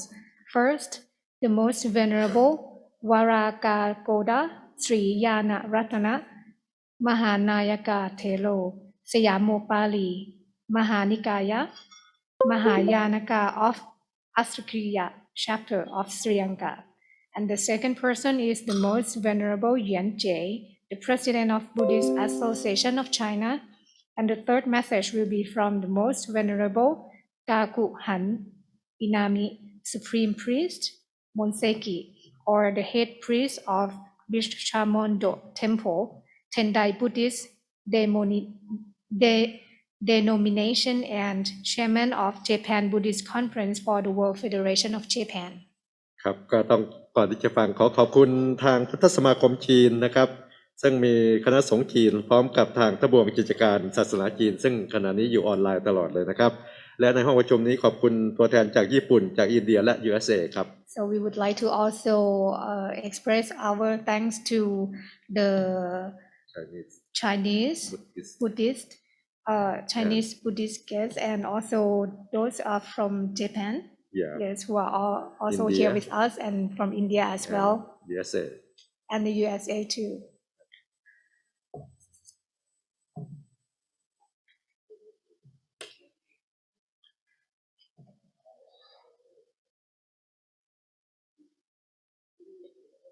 තිරුවන් සරණයි බෞද්ධයන් අතර පැවැත්වෙන උත්සවවල තාම ඉහළම උත්සවය හැටියට බෞද්ධ ලෝකයේම සැලකන්නේ වෙසක් උත්සවය. ලෞතර බුදුරජාණන් වහන්සේගේ උපත බුදු වීම සහ පරිනිර්වාණය කියන ත්‍රිවිධ මංගල්‍ය ලෝකවාසී බෞද්ධ ජනතාව වෙසක් උත්සවය ඒ තරම් උසස් අන්දමින් පිළිගනු ලබන. එක්සත් ජාතීන්ගේ ජාත්‍යන්තර සංවිධානයේ මගින් සැමරුම් දිනයක් බවට පත් කරන්නට යෙදුණා. ඉන්පස්සේ තමයි මේ උත්සවය වඩා වැදගත් උත්සවයක් බවට පත් වුණේ. ඒ ඉල්ලීම කළේ අපේ රටේ හිටපු දිවංගත ලක්ෂ්මන් කදිරගාමර් මැතිතුමාගේ ඉල්ලීම පරිදි තමයි ඒ ජාත්‍යන්තර සැමරුම් දිනයක් බවට පත් කළේ. ඉතින් මේ වෙසක් උත්සවය ලොකු කුඩා සෑම දිනාටම මහත් වැදගත් ප්‍රමෝදමත් උත්සවයක් වශයෙන් අපිට සඳහන් කරන්නට පුළුවන්කම තිබෙනවා. බෝධිසත්වයන් වහන්සේගේ අතීත භවයන් සිහිපත් කරන ජාතක කතා පෙරදැරි කරගෙන වෙසක් තොරන් මේ රට පුරාම ඉදි වෙනවා. ඒ වගේම විදේශ රටවලත් අද ඒ විදිහේ තොරන් දකින්නට පුළුවන්කම තිබෙනවා. ඉතින් ඒවා දකින්නට කුඩා දරුවන් මෙන්ම වැඩිහිටි අයද මහත් ආශාවක් ඇතිව තමයි ඒවා නැරඹීම සඳහා ඔවුන් ඉදිරිපත් වෙන්නේ. ඒ විතරකුත් නෙවෙයි වෙසක් උත්සවයේ නිමිති කරගෙන ශීල සමාදාන ආදී කටයුතු. ඒ වගේම දම්සැල් පැවැත්වීම, භාවනා මධ්‍යස්ථාන නැත්නම් භාවනා කිරීම ආදී බෞද්ධ කටයුතු රාශියක් ඒ කාලය තුල සිද්ධ කරනවා. ඉතින් ඒ තුලින් කුඩා දරුවෝ මහත් ඕනෑකමින් උනන්දුවෙන් වෙසක් කූඩු නිර්මාණය කිරීමත් අපිට දකින්නට ලැබෙනවා. පුංචි දරුවෝ බොහොම ඕනෑකමින් වෙසක් කූඩු නිර්මාණය කරලා ඒවා තුළින් මහත් ආස්වාදයක් ලබනවා. ඒ නිසා මේ වෙසක් උත්සවය බෞද්ධ ලෝකයාට ඉතාම වැදගත් උත්සවයක් හැටියට තමයි අපි දකින්නේ. විශේෂයෙන් තායිලන්තයේ මහා චූලාලංකාර විශ්වවිද්‍යාලය සහ තවත් විද්‍යාල ගණනාවක් සහභාගී වෙලා ඒ උත්සවය තායිලන්තයේ ඉතාම උසස් හැටියට පවත්වනවා. ඒ වගේම තායිලන්තයේ ලංකාව පිළිබඳ මේ උත්සවයේදී විශේෂ වැදගත් රටක් හැටියට සැලකනවා. ඒ නිසා වෙසක් උත්සවයේ ඉතාම ජනප්‍රිය බෞද්ධයන්ට ඉතාම වැදගත් සම්භාවනීය උත්සවයක් හැටියට සැලකන්නට පුළුවන්කම තිබෙනවා. ඒ සඳහා බෞද්ධ ලෝකයේ විවිධ රටවල් විශේෂයෙන් තායිලන්තයේ ආදි කොට ඇති බෞද්ධ රටවල් මේ වෙසක් උත්සවය පිළිබඳ ලොකු උනන්දුවක් දක්වනවා. ඒ නිසා මහත් ප්‍රබෝධයක් මුළු ලෝකයේ තුලම වෙසක් උත්සවය නිමිති කරගෙන පවතිනවා. ඉතින් මේ අතින් බලනකොට ඉතාම වැදගත් උත්සවයක් හැටියට බෞද්ධ ලෝකයාම ඒ පිළිගන්නවා. ජාත්‍යන්තර සංවිධාන මගින් සැමරුම් දිනයක් බවට මේ පත් කිරීම නිසා ඒ වඩාත් ලංකාවට වැදගත් වෙනවා. ඒ නිසා බෞද්ධයන්ට වාර්ෂිකව එළඹෙන වටිනාම පොහොය දවස වෙසක් පොහොය දවස. ඒ දවස තුල බෞද්ධයන් ආධ්‍යාත්මික වශයෙන් ඒ වගේම ජාත්‍යන්තර වශයෙන් ආධ්‍යාත්මික ගුණ වගාව වර්ධනය කරගනිමින් ඒ දිනේ වඩාත් අර්ථවත් දිනයක් බවට පත් කරගන්නවා කියන එක විශේෂයෙන් අපි සඳහන් කරන්නට ඕන. ඒ නිසා මේ උත්සවය සඳහා කටයුතු කරන බෞද්ධ රටවල් බෞද්ධ සංවිධානවලට අපි දනදා හාමුදුරන්ගේ ආශිර්වාදේ ලැබේවා. ඒ තුළින් ඔබලාගේ බෞද්ධ ආගමික කටයුතු වඩාත් පෝෂණය කර ගැනීමට අවස්ථාව උදා වේවා කියලා ආශිංසනය කරනවා.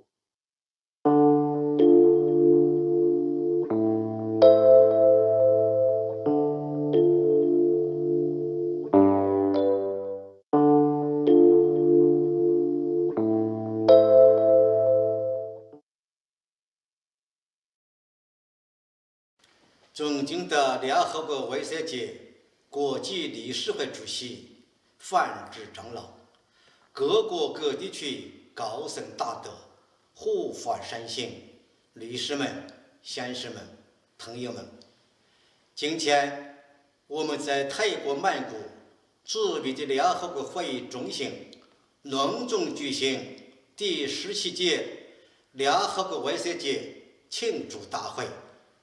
会议主题为危机中的慈悲，佛教在治愈全球社会中的实践，意义重大，影响深远。承蒙泰国国王马卡瓦吉拉隆功陛下与王室，泰国政府与佛教界大力支持，以及联合国卫生节国际理事会泛智主席与全体成员，泰国幕后朱拉隆功大学宋金校长与3位副校长，并全体的共同努力和辛勤工作，本届庆祝大会在克服全球新冠疫情造成延期3年后如期举行，因缘殊胜，法喜充满。这次我谨代表中国佛教协会，并以我个人的名义，向本届联合国卫生节庆祝大会表示热烈祝贺，向来自世界各地与会的线上云端、线下会场的高僧大德、各界朋友表示亲切问候和良好祝愿。我们在此举行联合国卫生节庆祝活动，纪念佛陀诞辰、成道、涅槃的40日子，感念佛陀给世界带来智慧和光明，恩赐众生离苦得乐之道，是以净化人性之法，立社会正义和可持续发展及世界和平之真谛。我们全世界的佛弟子都应当秉承伟大佛陀慈悲济世的本慧，为促进世界各国各地区人民相互尊重、和平共处、合作共赢、共创未来做出共同努力和应有贡献。在此，我提如下建议，供大家参考：一、携手促进佛教的不断传承和发展。世界各国各地区佛教界应当不断加强佛教经典的世代阐释、佛法的当代传播、禅修的当代实践、弘法人才的培养，共同促进佛教不断传承和发展，为弘法利生、正法救助贡献力量。二、不断加强世界各国各地区佛教界的友好交流。我们要保持世界各国各地区佛教界的密切联系，拓展渠道，创新方式，不断建设和完善国际佛教交流合作机制，使世界各国各地区佛教界传统法义如同大江大河般长流不断，生生不息，永保生机。三、携手促进世界各国各地区人民友好。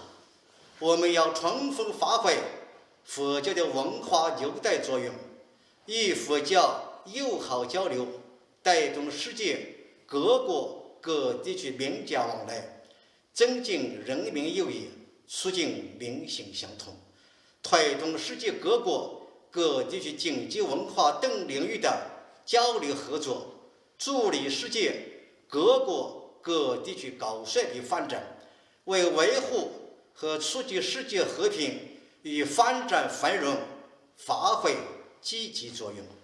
四、携手努力构建人类命运共同体。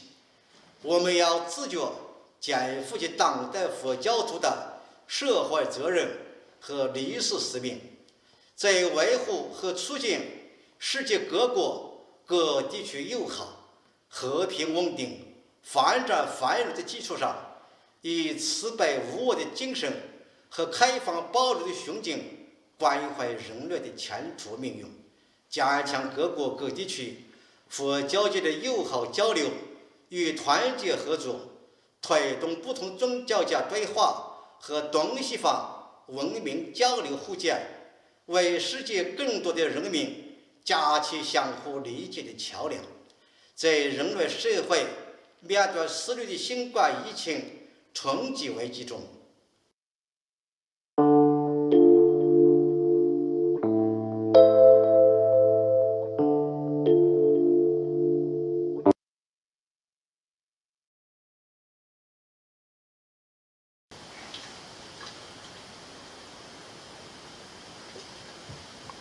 世界中を席巻しつつある新型コロナウイルスによって中止のやむなきに至っていたベサックがこの度、大国並びに釈尊のお心を対する同心の皆様のご努力によって開催されますことを衷心より感謝申し上げます。そうして皆様と共にコロナウイルスの感染が一日も早く終末を見ることをお祈りしたく思う次第です。日本では新聞が毎日世界の主な国や地域の感染者や死者の数を報じております。34カ国を合計すると感染者が約31億7000万人、死者が約5000万人。4月12日現在でございますが、人間の自然を征服するというような思い上がりを今こそ反省し、釈尊の説かれる三千草木疾快成仏、自然との共生の謙虚な反省を促し、新しい世界の誕生に向かって前進すべきであると思う次第です。しかし世界がウイルスの猛威に苦しんでいるときに、人間の欲望の表れである暴力の世界が出現しました。ロシアによるウクライナの侵入です。圧倒的な武力をもってすれば、早期に勝利し、目的は達成されると思われた事態は、ウクライナ国を民族を守る決意は強固で、欧米諸国をはじめ、ロシアに反対する国々への訴えも功を奏し、ロシアもそろそろ手打ちの時期を迎えざるを得なくなってきているのではないかと思われます。もし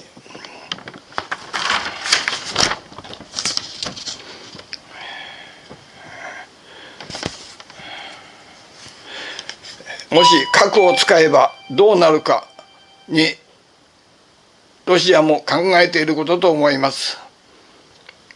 一日も早くこの平和が訪れることを心から念ずる以外にないところでございます。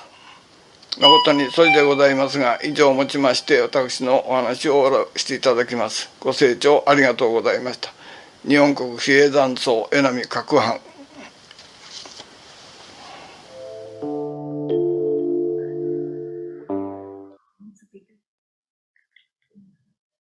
ครับเป็นสารจากประมุขสงฆ์ทั้ง3ประเทศนะครับลำดับต่อไปจะได้กราบอาราธนาพระเดชพระคุณศาสตราจารย์ดร.พระธรรมวัชรบัณฑิตอธิการบดีมหาวิทยาลัยมหาจุฬาลงกรณราชวิทยาลัยได้เมตตากล่าวแสดงความยินดีและก็สุนทรพจน์ครับขอกราบอาราธนาครับ Coming up next are the congratulatory messages from the most venerable Professor Dr. พระธรรมวชรบัณฑิต Rectors มหาจุฬาลงกรณราชวิทยาลัย University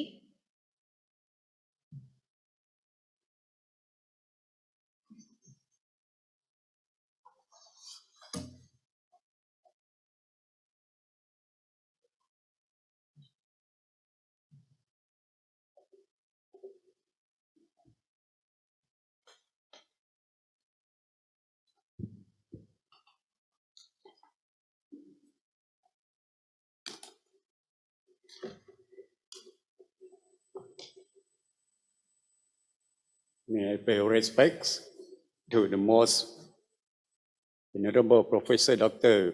Prabhu Pandit, the chairperson of ICDV and the vice president of MCU. Respected member of ICDV, senior monks and Buddhist scholars, and all the participants online from various countries. This year, even though we don't have convenience to come together on site, but we can still communicate with each other on a special time for us. The Vesak Puja Day or Vesak Day is a very important time for Buddhists throughout the world. Even non-Buddhists recognize the significance of these holidays so much so that they have come together, made a joint proposal to the United Nations Organization to endorse Vesak as an international important day. The United Nations now organize annual celebration in the month of May at its main office and branch offices throughout the world. For this, we should express our gratitude and thanks to the United Nations. The Vesak Day is not only important because it marks the birth, enlightenment, and passing away of the Buddha. It was also this day that the Buddha gave teachings to the Buddhist assemblies. These teachings can be picked up and applied for practicing in their daily routine. At the time of his birth, the Buddha made the following declarations: I am supreme of the human beings. I am foremost amongst human beings. I am most excellent amongst human beings. These statements reflect the Buddha's self-confidence that as a consequence of the goodness he has cultivated over lifetimes as the Bodhisattva. For the durations of 4 incalculable periods and 100,000 eons, he would realize awakening and become the perfectly enlightened Buddha, the peerless human beings, the supreme leaders, the refuge, and the teacher of others. The Buddha's conviction here teaches us to have faith, to believe firmly in karma and the fruits of intentional action. The Buddha went forth, underwent spiritual exertions, and realized the unsurpassed and perfect knowledge of awakening. He proclaimed to others this knowledge, that is the 4 noble truths constituting suffering, the cause of suffering, the cessation of suffering, and the path leading to the cessation of suffering. In essence, he realized the twofold pair of cause and effect. First, the suffering as a result with craving at the cause, and second, the end of suffering as a result, which the path as the cause. Having awakened to this law of causality, the Buddha then taught the Dhamma and laid down a set of regulations which together comprise the Dhamma Vinaya, consisting of 84,000 parts, all of which pertain to the cause and effects. The Buddha recognized the vital significance of cause and effect all things in the world have cause for their arisings, their sustenance, and their cessation.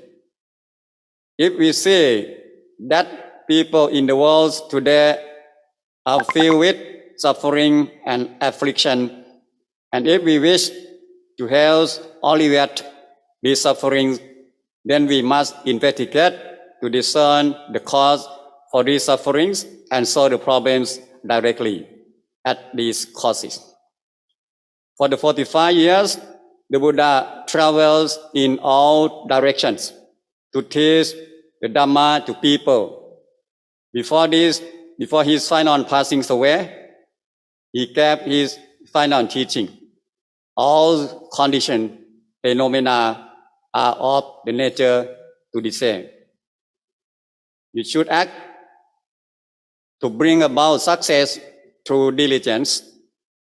These teachings encourages us to be heedful and diligent.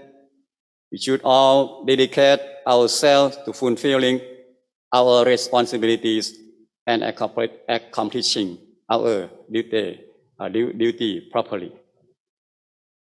In the last many years, on this occasion, Day of Vesak, the Buddhist leaders and scholars are invited to discuss the Dhamma and to impart the teachings by the Buddha to people in the world so that they may apply them in order to bring about peace and well-being. May we all over the world thank this opportunity to express our gratitude to all the supporters covering the private sectors and the Thai government. By this channels of holy event, we have been a close friends and spiritual connection and work together for the benefits and happiness for the world for many years back up to the present. Thank you very much. ขอบพระคุณพระเดชพระคุณศาสตราจารย์ดร.พระธรรมวชรบัณฑิตอธิการบดีมหาวิทยาลัยมหาจุฬาลงกรณราชวิทยาลัยเป็นอย่างสูงครับ Thank you very much, the most venerable Professor Dr. Prathama Vachara Pandit, Rector of Mahachulalongkorn Rajvidyalaya University, for giving a speech.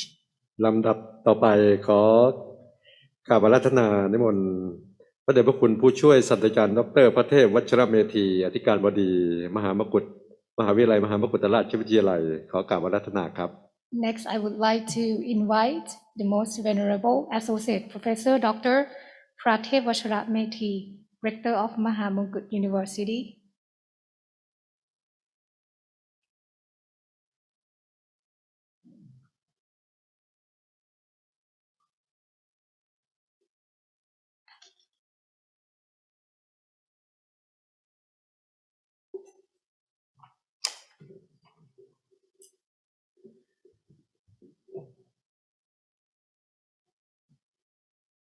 กราบถวายความเคารพพระเดชพระคุณพระพรหมบัณฑิตประธานสมาคมสภาสากลวันวิสาขบูชาโลกที่เคารพยิ่งถวายความเคารพพระเถรานุเถระเจริญพรท่านสาธุชนทุกท่านมหาวิทยาลัยมหามกุฏราชวิทยาลัยได้รับชนานุมัติจากสมาคมสภาสากลวันวิสาขบูชาโลกให้จัดกิจกรรมวันวิสาขบูชานานาชาติครั้งที่17ในวันที่11พฤษภาคมพุทธศักราช2565ในหัวข้อธรรมะ disruption และการป้องกันมิติและการปฏิบัติทางพระพุทธศาสนาต่อโควิด -19 เพื่อสร้างความรู้แลกเปลี่ยนประสบการณ์โดยจัดกิจกรรมณธรรมสถานมหาวิทยาลัยมหามกุฏราชวิทยาลัยภายใต้แนวคิดหลักคือการดำเนินชีวิตตามวิถีชาวพุทธตามหลักธรรมขององค์สมเด็จพระสัมมาสัมพุทธเจ้าซึ่งเป็นวิถีแห่งปัญญาแม้ในสถานการณ์ที่มีอุปสรรคความท้าทาย และการเปลี่ยนแปลงอย่างรวดเร็วโดยเฉพาะมีสถานการณ์การแพร่ระบาดของเชื้อไวรัสโคโรนาส่งผลกระทบต่อเศรษฐกิจและสังคมและวิถีชีวิตของผู้คนเป็นจำนวนมากแต่เราจะใช้ชีวิตให้ปกติสุขได้อย่างไรและอยู่ร่วมกันต่อไปอย่างสันติสุขในสังคมได้อย่างไรอันหนึ่งกิจกรรมในวันนั้นมหาวิทยาลัยมหามกุฏราชวิทยาลัยได้รับเมตตาจากเจ้าประคุณสมเด็จพระมหาวีระวงศ์กรรมการมหาเถรสมาคมเลขานุการสมเด็จพระสังฆราชอุปนายกสภามหาวิทยาลัยมหามกุฏราชวิทยาลัยเป็นประธานในพิธีเปิดและกล่าวสมโภชนียกถาและได้รับเกียรติจากผู้ทรงคุณวุฒิหลายท่านซึ่งมีบทบาทสำคัญในสังคมมาปาฐกถาพิเศษและเสวนากลุ่มอีกด้วยวิทยากรผู้ทรงคุณวุฒิทั้งหลายได้ให้ข้อคิดเรื่องการอุบัติของโรคระบาดโควิด -19 ว่า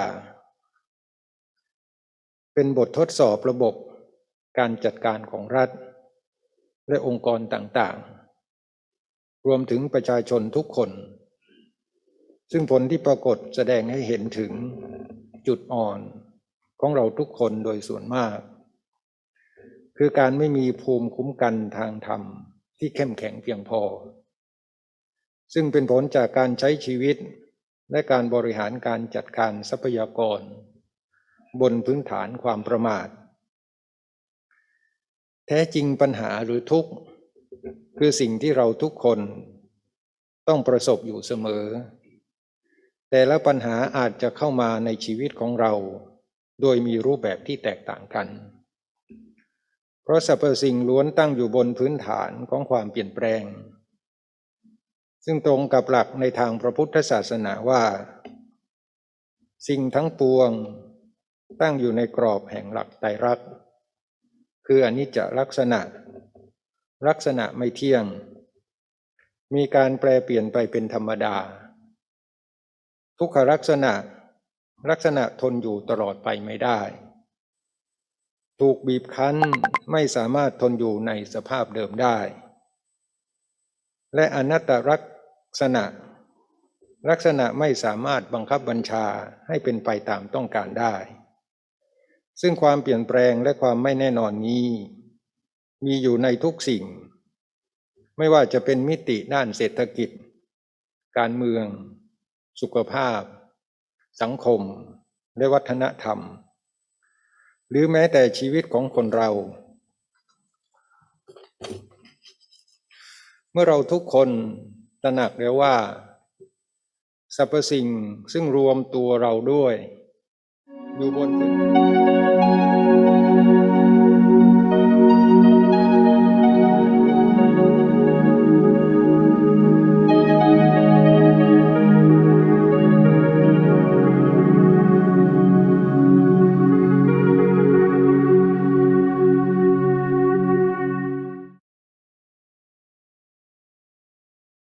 เรียนรู้และปรับตัวบนกระแสความเปลี่ยนแปลงให้ทุกข์หรือปัญหาที่เราพบเห็นเป็นบทเรียนเพื่อการพัฒนาศักยภาพของเราเป็นท่าทีที่พุทธบริษัทพึงมีต่อปัญหาการปฏิบัติตนใช้ชีวิตและทำกิจกรรมด้วยการมีสติตื่นตัวปัญญารู้คิดไม่ประมาททำสิ่งเหล่านี้ให้เป็นวิถีชีวิตให้เป็นปกติกล่าวคือศีลในทางพระพุทธศาสนาจึงได้ชื่อว่าเป็นการสร้างภูมิคุ้มกันเพื่อรองรับกับทุกปัญหาที่เข้ามาในชีวิตอย่างแท้จริง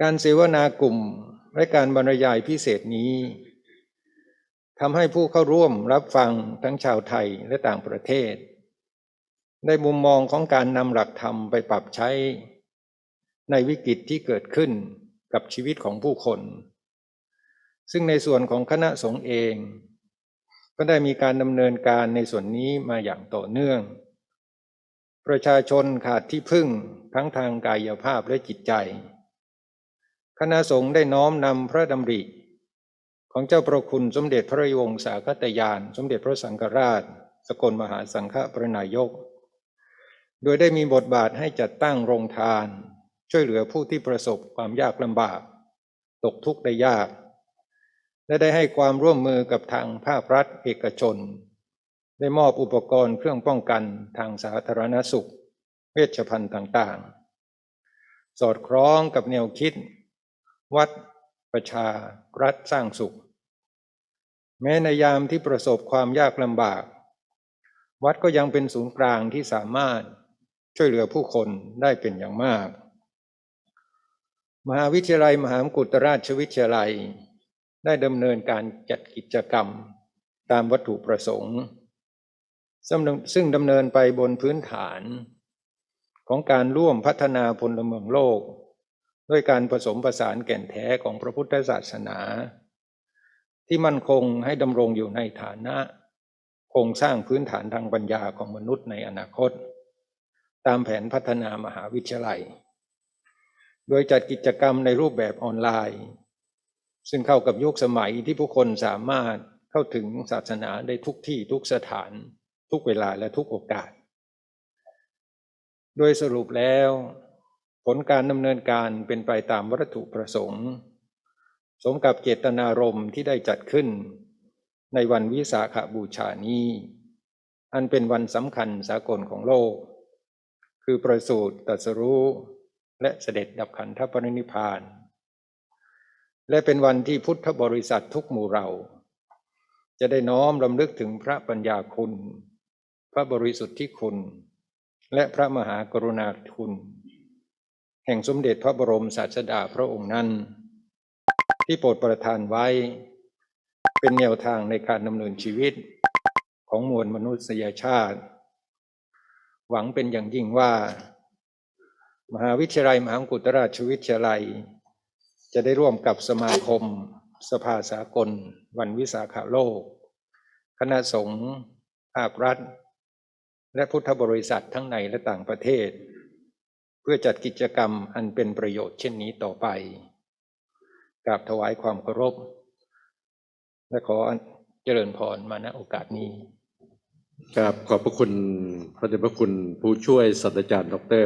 ประเทศวัชรเมธีที่การบดีมหาวิทยาลัยมหามกุฏราชวิทยาลัยเป็นอย่างสูงครับ Thank you very much most venerable associate professor Dr. Prateep Vajramethi Rector of Mahamongkut Buddhist University ลำดับต่อไปขอกราบอาราธนาพระกากันอโศโกมาลิก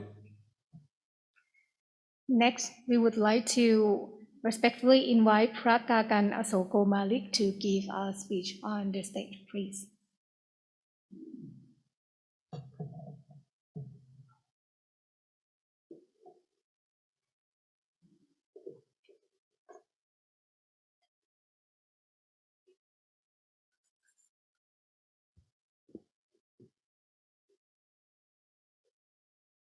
Namo Buddhaya, Namo Dhammaya, Namo Sanghaya.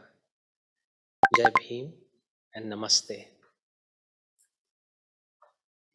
Most Venerable Fra Brahma Panditji, Most Venerable Fra Dhamma Vajra Panditji, Rector of MCU, Most Venerable Fra Dev Vajra Methi, Rector of MMU, and my regards and greetings to all the Venerable Mahasangha and my Dhamma brothers and sisters who are present here. It is a great honor and a blessing for me that I've got a chance to share my views today at the United Nations Day of Vesak in the robe. Saying something in the robe is a very different feeling that I'm having today. I wish the whole world International Vesak Day. I was asked a question to share my views regarding how I can take Dhamma to the hearts of Indians. I was thinking. When I was thinking, I thought Dhamma is the truth of life. Dhamma is the truth of universe. It is already existing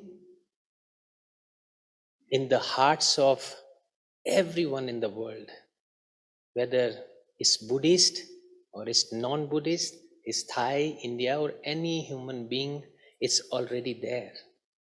Just like the sun and the moon. You accept it or you don't accept it. You want it or you don't want it, but it will be there. The truth lives in the heart of every human being, and Dhamma is nothing but the truth of life. It is like a treasure inside you with a lock, which we need to open. And my target, my struggle is to take that Dhamma from heart to the mind. We can see the sun and the moon and other things with our outer eyes, the other truths. But if we really want to see the truth of Dhamma, we need to open our inner eyes. And to open the inner eyes, we need to strengthen the mind.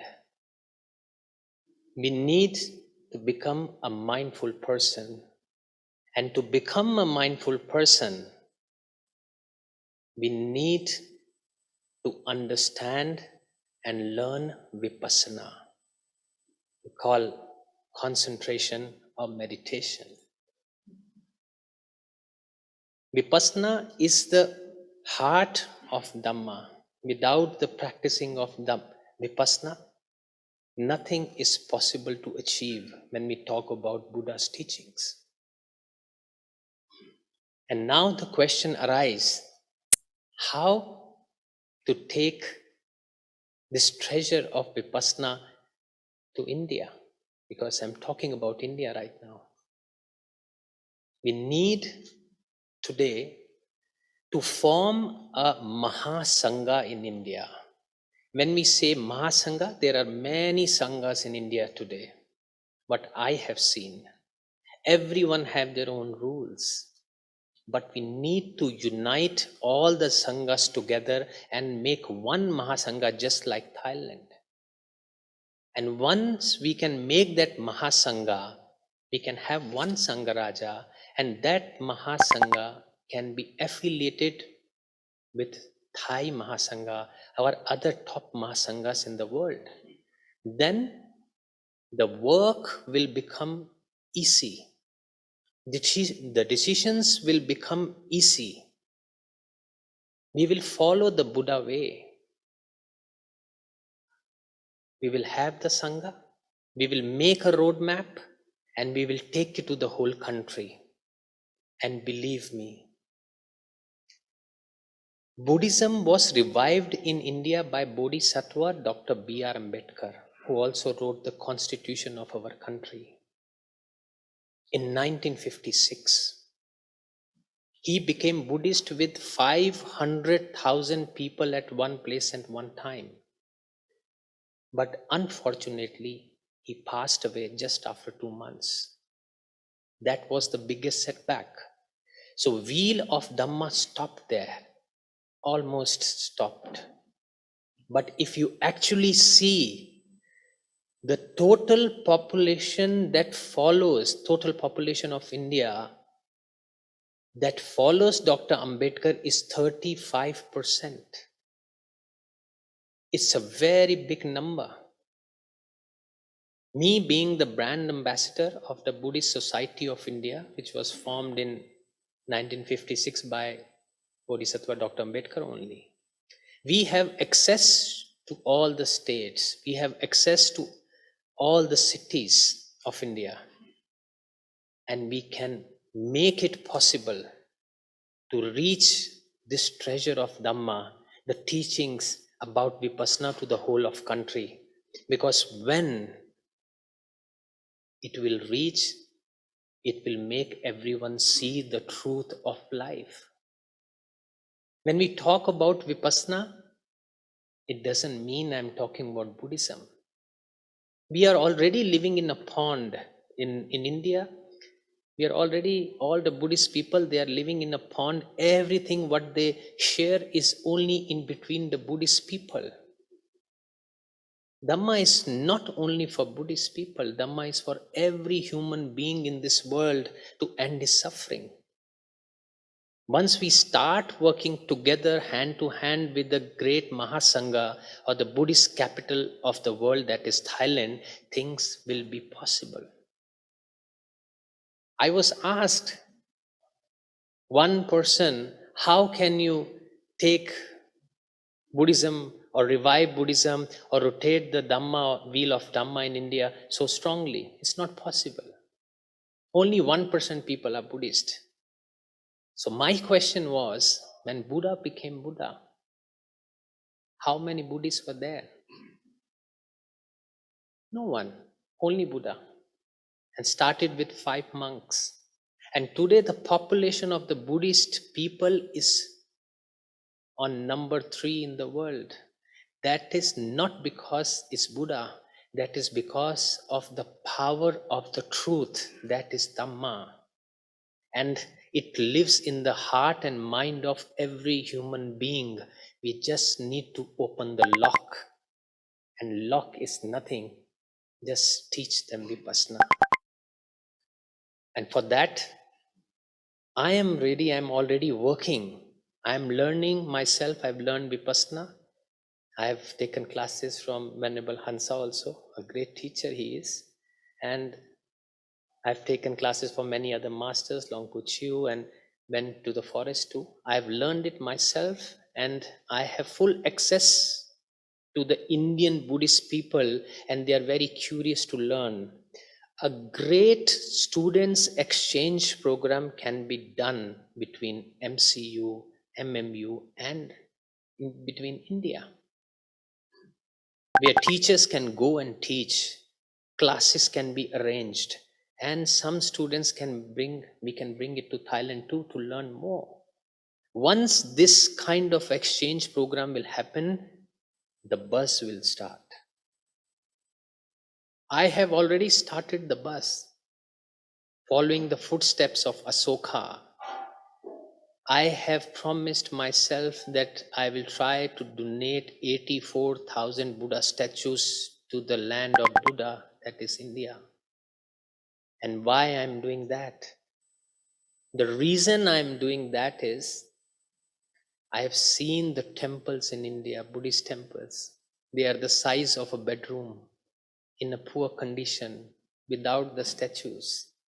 Sometimes they are worshipping the photo frames.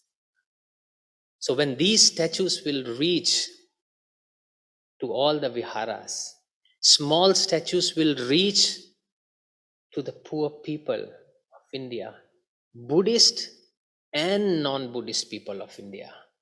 And I strongly have a belief that once the Buddha will reach, Dhamma will follow. I have already received, with the support of Thailand, more than 20,000 small statues and hundreds of big statues, and I don't have a place to put it right now. The journey has begun. It is the matter of mix and match now.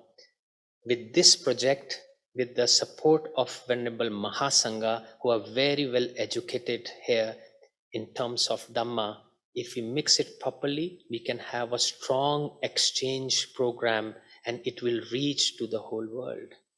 It will reach to the whole country. Every eye today, every eye of the Buddhist is on me right now, because they saw a ray of hope. And the reason they saw the ray of hope is because of this beautiful country, Thailand.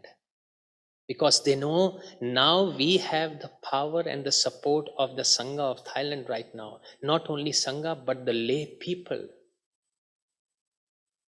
I could not believe my eyes when I see people who are old, cannot walk, coming on the wheelchairs with 10 Buddha statues in hand and the shivering hands, and they are telling me, please take Buddhism back to India because it has come to us from India only. We want to see the revival there.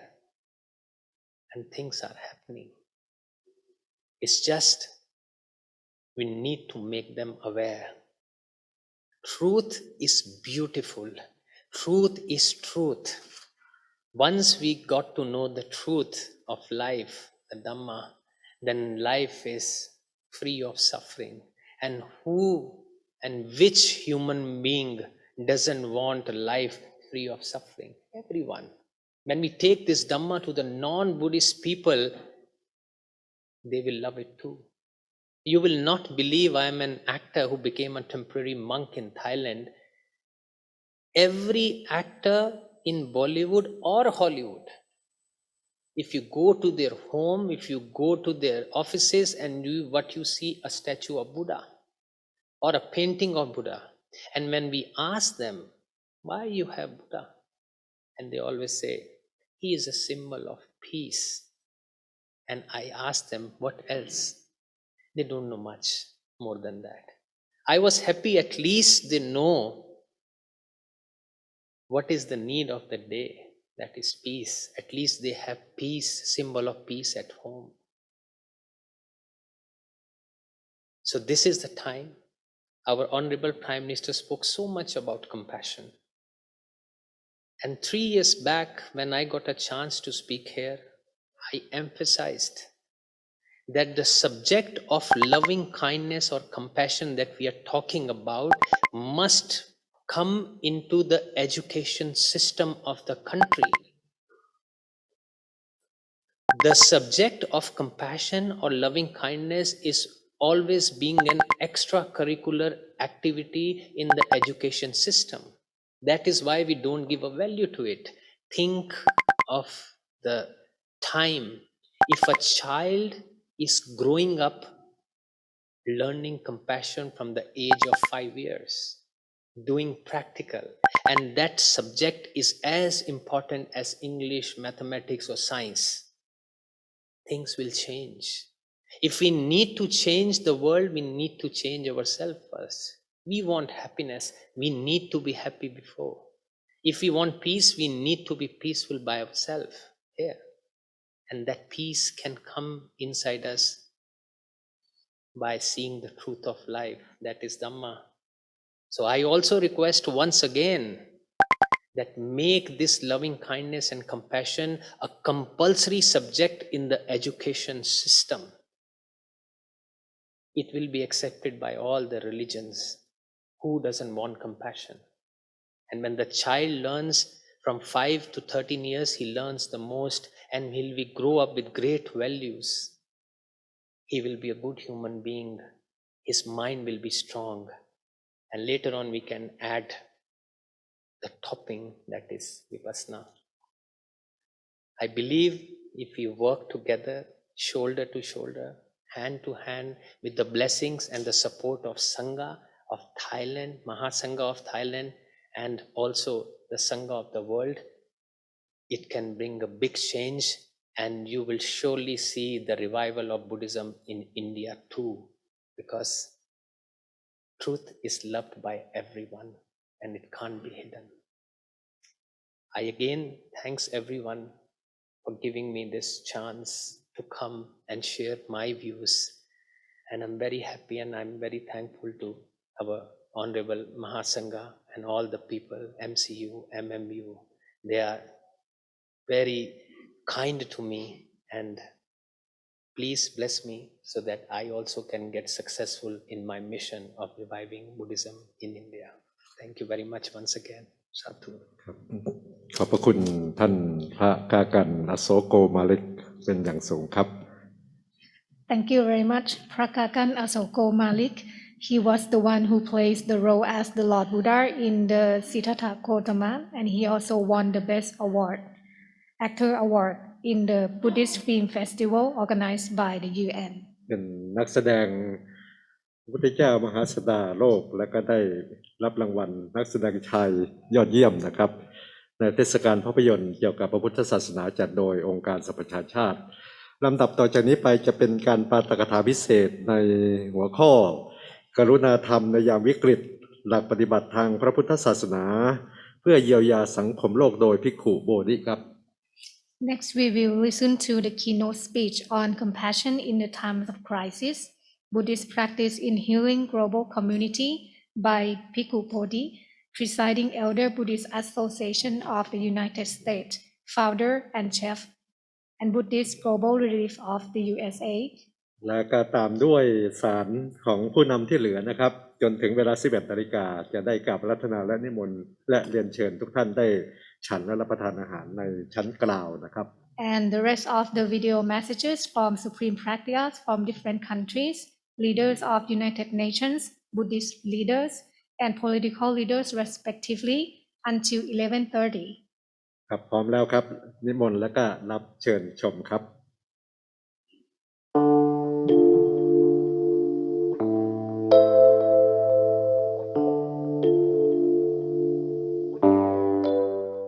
Namo Buddhaya.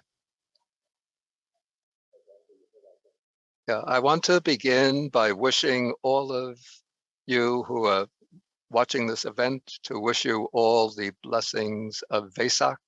And I want to particularly thank the most venerable Brahma Pandita and the organizing committee for inviting me to give a talk today. The subject that I was asked to speak about is compassion in times of crisis, Buddhist practices in healing the global community. I think we're all aware that the global community today is facing many crises. In fact, we might be living through one of the most critical periods in human history when the very prospect of human life on earth is in serious danger. But amongst the many crises that we're facing today, I want to focus in my talk just on two major crises, which are closely connected at the root. One is economic inequality and persisting poverty, and the other is environmental devastation, particularly climate change. And I would say that those are the two overwhelming problems that we're facing, problems that put the very future of humanity in danger. I don't like to overwhelm people with statistics, but to look at the problem of inequality and poverty, it's useful to look at some figures on the distribution of the world's wealth. And what I found by consulting some websites, economic websites, is that the top 1% of the world's population owns 43% of the world's wealth, while the bottom 53% owns only 1.5% of the world's wealth. That is, the bottom half of the world's population owns just a little more than 1% of the wealth, while the top 1% owns almost half of the world's wealth. That is an indication of the extreme injustice, economic injustice, to which our economic system is leading. And these figures should not be taken as just abstract numbers, but when we look at the impact of these figures on the actual lives of people, we see that poverty means chronic hunger and malnutrition. It means homelessness. It means diseases that can be easily cured with sufficient medical care. It means lack of land and resources. It means lack of drinkable water, and it means for too much of the world's population an early premature death. Even here in the United States, which is sometimes imagined to be the wealthiest country in the world, we find severe economic inequality. In the US, the top 1% owns 43% of the wealth of the country. And among the economically developed countries, the United States has the greatest degree of income inequality, the lowest government spending on social programs, the lowest score on the material well-being of children, the highest infant mortality rate, and the very high homicide rates, and a large prison population.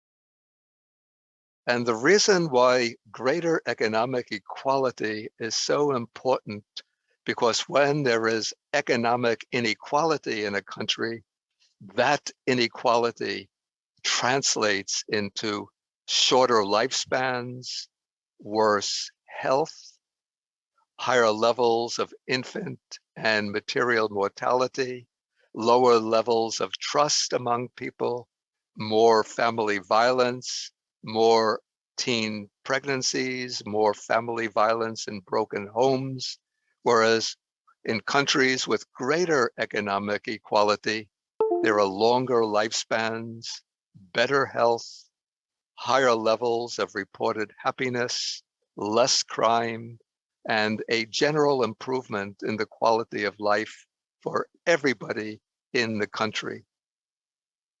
And so we can understand that economic inequality and poverty are not inevitable, not irreversible. They are the result of a series of decisions, political decisions, that can be reversed to create greater equality. A stronger safety net is essential to provide support for people in need, but it is not sufficient as a final solution to the problem of poverty and inequality.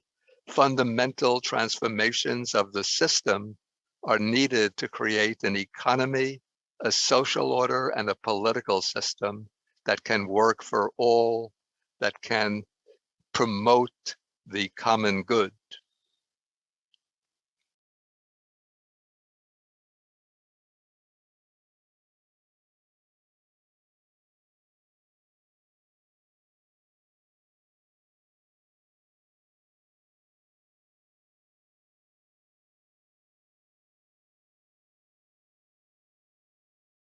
Okay, so on one side, we face economic inequality and poverty. On the other side, the other major problem we face is environmental devastation, most visible in the form of climate change. Climate change has been accelerating year after year, reaching dangerous levels that are already having a catastrophic impact. It's manifest in the form of destructive wildfires, floods, violent hurricanes, longer droughts, longer heat waves. So that because of our impact on the climate, the future of human life hangs in the balance. Already, regions of the earth are becoming increasingly uninhabitable. I read that last week in Pakistan and northern India, the temperature had even gone up as high as 128 degrees Fahrenheit, which is pushing the very upper level of human survival. And if this trend continues and becomes irreversible, millions of people will die.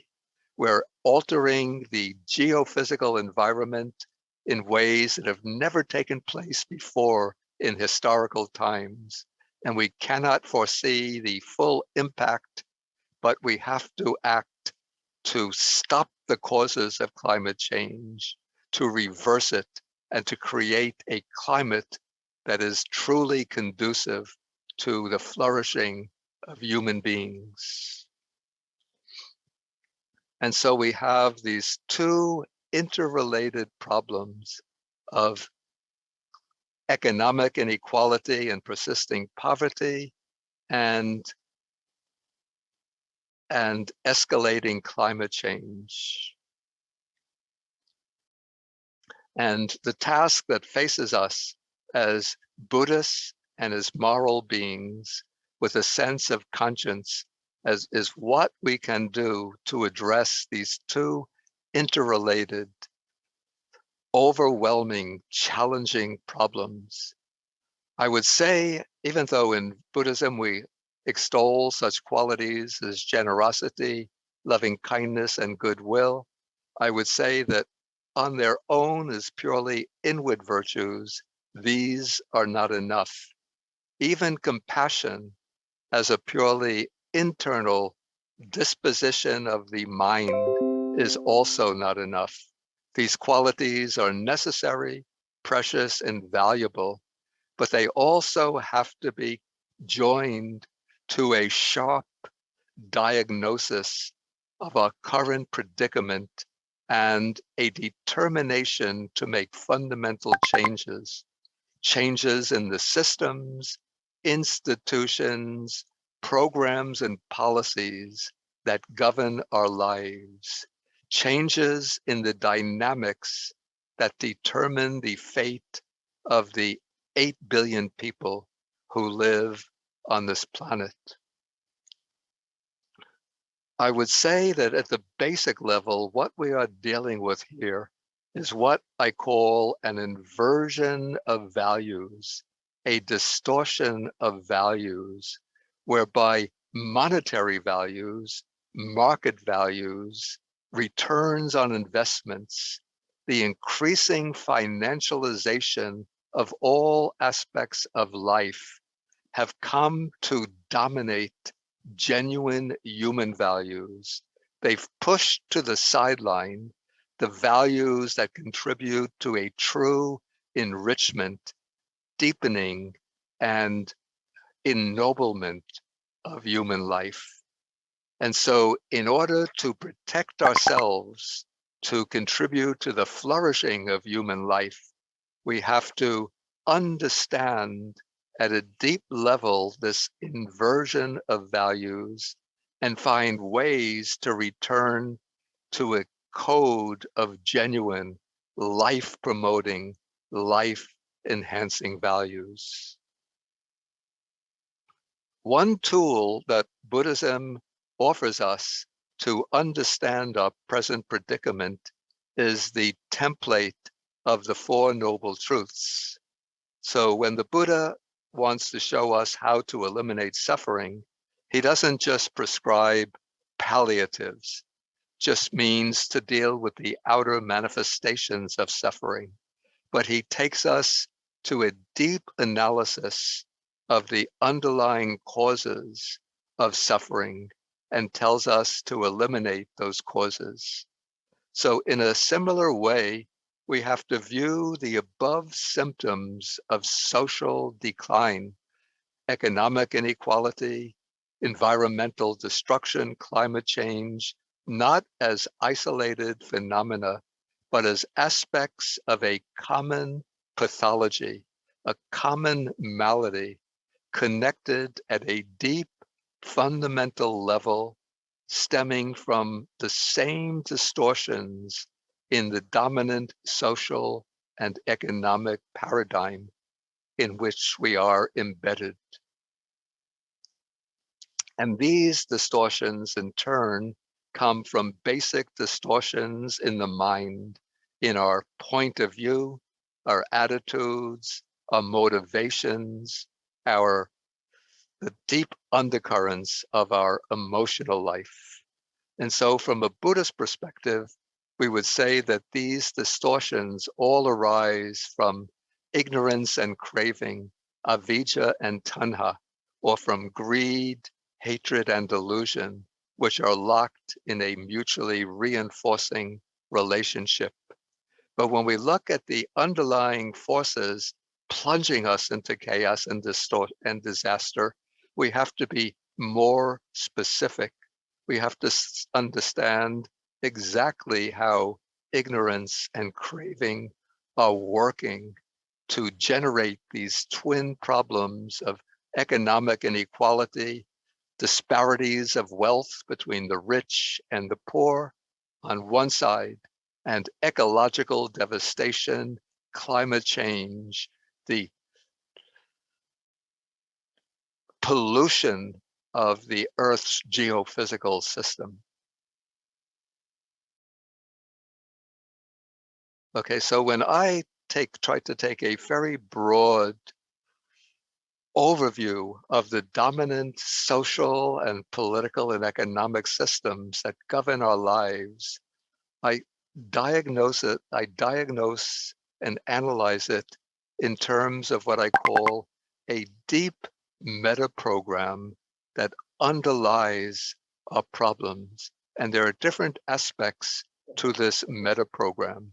ครับที่จบไปนั้นเป็นการปาฐกถาในหัวข้อกรุณาธรรมยามวิกฤตหลักปฏิบัติทางพุทธศาสนาเพื่อเยียวยาสังคมโลกโดยภิกขุโพธิครับ Underlying metaphysical Yes, cause that was the can be keynote called speech the on idea of compassion in personal times of atomism, crisis, Buddhist the practice idea in that healing we global possess community a by Bhikkhu private Bodhi.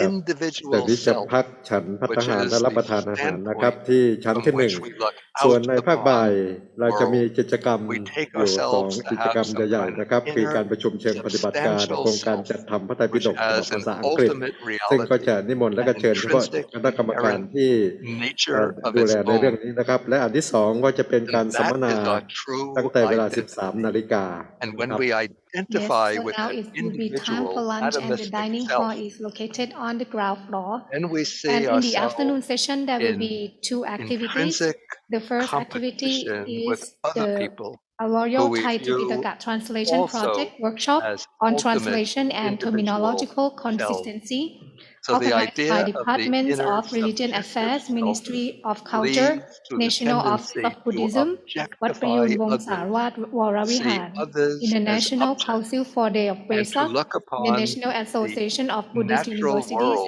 the MCU. environment, All also committees are invited through the to have a standpoint meeting of at the conference room 1. objectification, of And the treating second nature activity just is as a there will be two bunch panel of sessions objects on Buddhist to be approaches to health exploited of and mind, body, utilized and for communities our during own pandemic, and personal the Buddhist benefit. practices for So peace we and exploit and others. solidarity We in have times of economic conflict inside systems this which hall.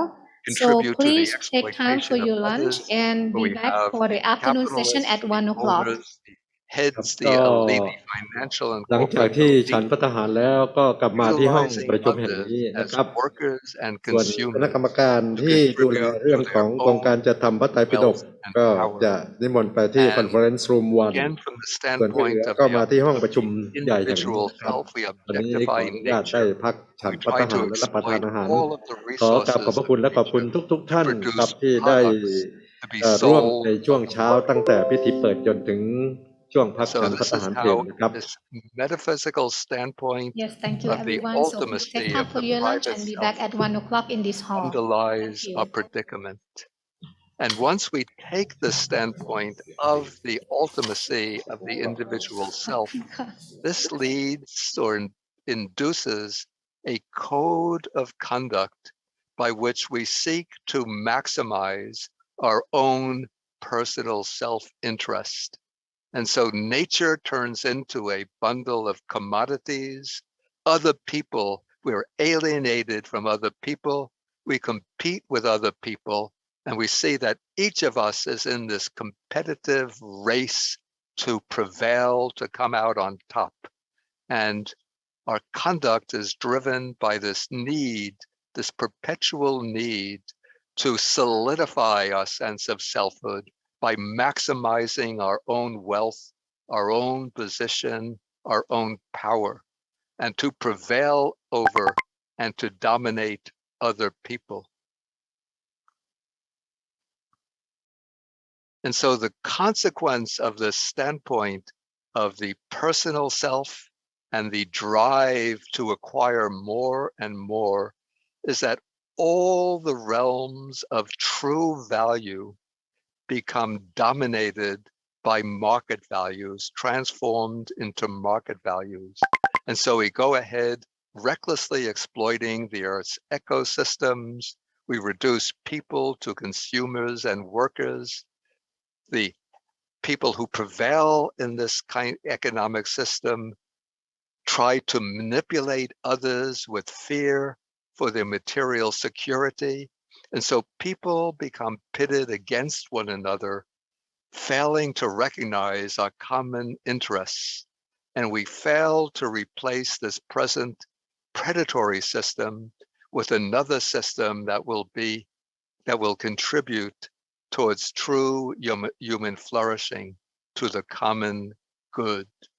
And so if we are going to deal effectively with the major problems that we're facing, it's not enough just to deal with them at the level of policies, but we have to alter our point of view, our understanding of ourselves, our understanding of others, and our understanding of the world in which we're embedded. And this is where Buddhism can contribute valuable insights and values to motivate us. First, in contrast to the metaphysical premise of the discrete, individual, private self, Buddhism says that idea is a fundamental delusion. But in reality, from the standpoint of true insight, we are intrinsically interconnected and interdependent. Our very being exists in essential relationship with others. We depend upon countless other people. We depend upon countless other living beings. We are just a node in the vast, intricate web of life, intimately connected with the natural environment and with the entire cosmos. We emerge out of the entire cosmic process. We are an inherent part of the cosmic process. And our task is to contribute to promote the well-being of others who are involved, integrated into this cosmic process. And so when we recognize our essential interconnectedness with others, this entails a sense of universal responsibility. Of course, we cannot influence everybody and everything, but we should recognize that our thoughts, attitudes, and actions have, to some extent, the capacity to influence everything else. We can imagine that the world in which we're living is like a vast lake, and our own thoughts and actions is like throwing little stones into that lake. Each little stone that we throw creates a ripple which spreads through the lake. And even though at the other end of the lake, the ripple might be barely visible, but that stone that we throw will have some effect, however slight it might be, even on the waters at the other end of the lake. But even though we might not be able to contribute much by acting individually, when we join with others and collaborate with others in pursuing shared goals, then we can have a significant impact, a transformative impact on the systems, the social, economic, and political systems in which our lives are entwined, in which our lives are embedded. Okay, another principle that Buddhism can teach us is about the nature of true happiness. So true happiness for Buddhism doesn't come from pursuing one's own private interest at the expense of others. It doesn't come about just by trying to increase our wealth, our power, our position, by seeking to dominate others and come out as number one. But true happiness comes from participating fully and freely in various domains of true value, which begin at the most basic level, in meeting our material needs. Since in order to thrive, of course, we need sufficient food, a clean environment, drinkable water, good health, and so forth. But then we have to be able to enter into meaningful, fulfilling relationships with others, relationships which give us a deeper sense of meaning, which lift us up. We have to be able to form fulfilling friendships, collaborate and cooperate with others, and join hands with others in pursuing the general good of our communities and our societies.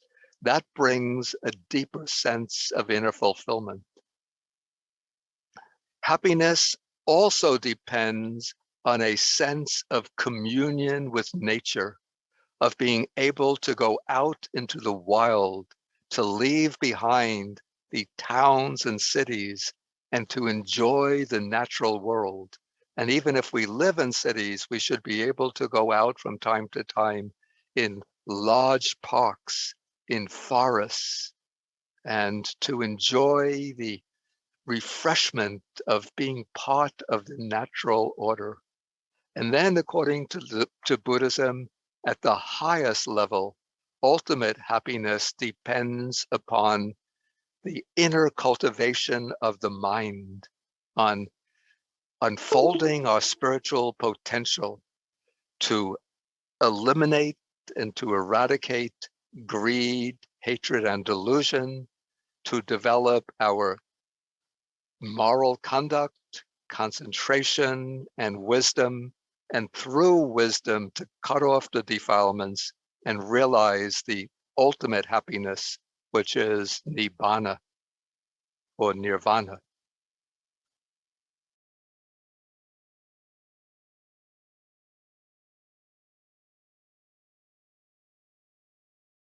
And so how are we to apply this quest for genuine values in concrete, specific ways? So I would say that what we need to guide us in pursuing the necessary type of social transformation is a set of guidelines, which I call the Dharma of engagement, critical to our own time. So I've enumerated a number of factors here, which are taken from Buddhism, but they're not expressed exactly in the terms of classical Buddhism. So the first of these is what I call discernment. And we could see this as corresponding perhaps to right view of the Noble Eightfold Path.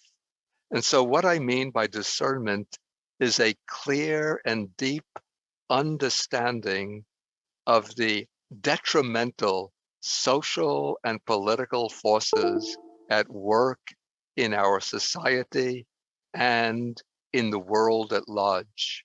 So this is like when the Buddha passes from the first noble truth to the second noble truth, he looks in and inquires, what are the underlying roots of dukkha, of suffering?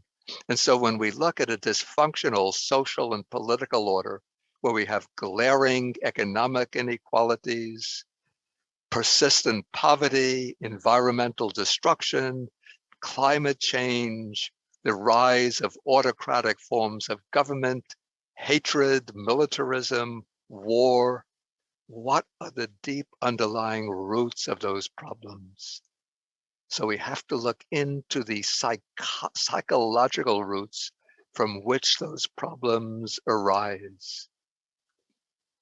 And understanding the roots of the problem must also be coupled with an uplifting moral vision of an alternative system conducive to the greater human good. We must have a vision of a world in which there prevails social justice, a world in which there's shared prosperity, a world in which nobody has to go hungry, nobody has to face the ravages of ecological devastation, a world where people don't have to migrate from their original homelands to other countries because their homelands have become uninhabitable. And so we have to have a vision of a truly just, prosperous, and sustainable social order. And that has to be the object of our aspiration. And this vision should extend horizontally, that is geographically, to embrace all human beings across the planet, not thinking only of the people of our own country or our own community, but we have to take all humanity in our range of vision clear across the earth, but not only contemporary humanity.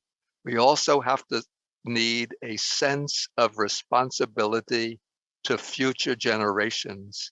We have to recognize the impact of our own actions in the present on the next generation, the generation after that, and all the generations right down the line.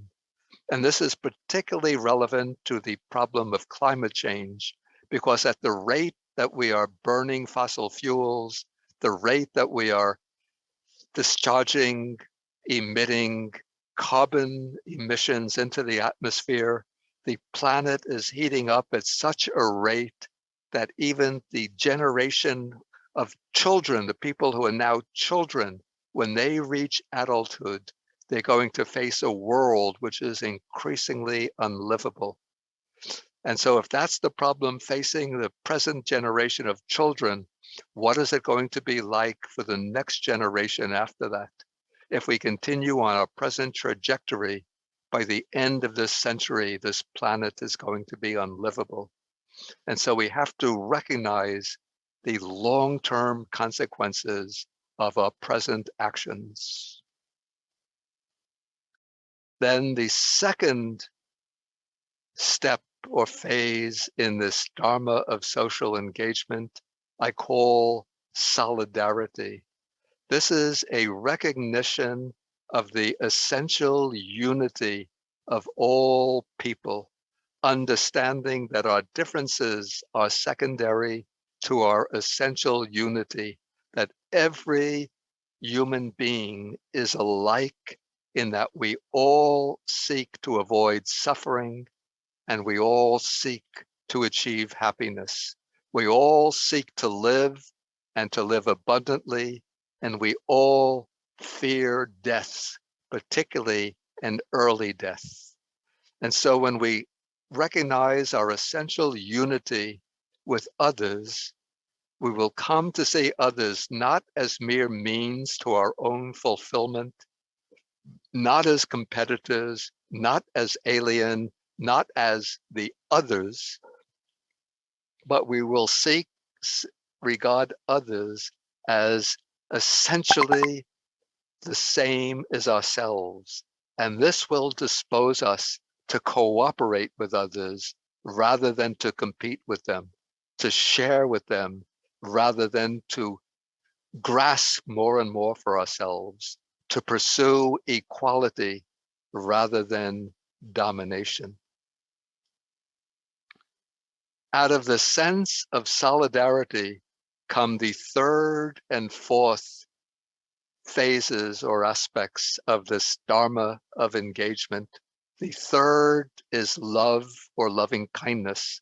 So this corresponds to metta or maitri, the wish to promote the well-being, safetyness, and the well-being, safety, and happiness of others. And the fourth is compassion, the movement of the heart when we face the suffering of others and the heartfelt urge to alleviate the suffering of others, to remove the causes of their suffering, and to see that they can emerge from suffering and achieve true happiness. So here we have loving kindness and compassion. The next phase or step is what I call justice. And this, in traditional Buddhist terminology, might be represented by one nuance, one aspect of the word dharma. So justice here is the quest to secure social, political, legal, and racial justice based on the principle that all people should be treated fairly, that all should be free to actively shape and contribute to the institutions and policies that govern their lives. Here in the United States, the country where I live, this particularly involves addressing the problem of racism in its various forms. This is a legacy that we inherit from our own past and that is still contributing to shape present attitudes, policies, and practices. But other countries will face their own challenges to this demand for inclusive justice, justice that extends to the entire population. The next phase is something closely connected with justice, but it's a little bit different. It's called equity. And this is the principle that all people should receive an adequate share of the material resources of life, as well as healthcare, education, a satisfactory education, and a clean environment. So this involves providing people with adequate housing, sufficient food, good schools, and perhaps even a basic living income. And the seventh phase in this Dharma of social engagement is peace. That means promoting peaceful solutions to communal, national, and global problems, not resorting to conflicts, to violence, to seeking to impose one's will on others or the will of one's own community on others through violent means, but seeking to solve problems through discussions, through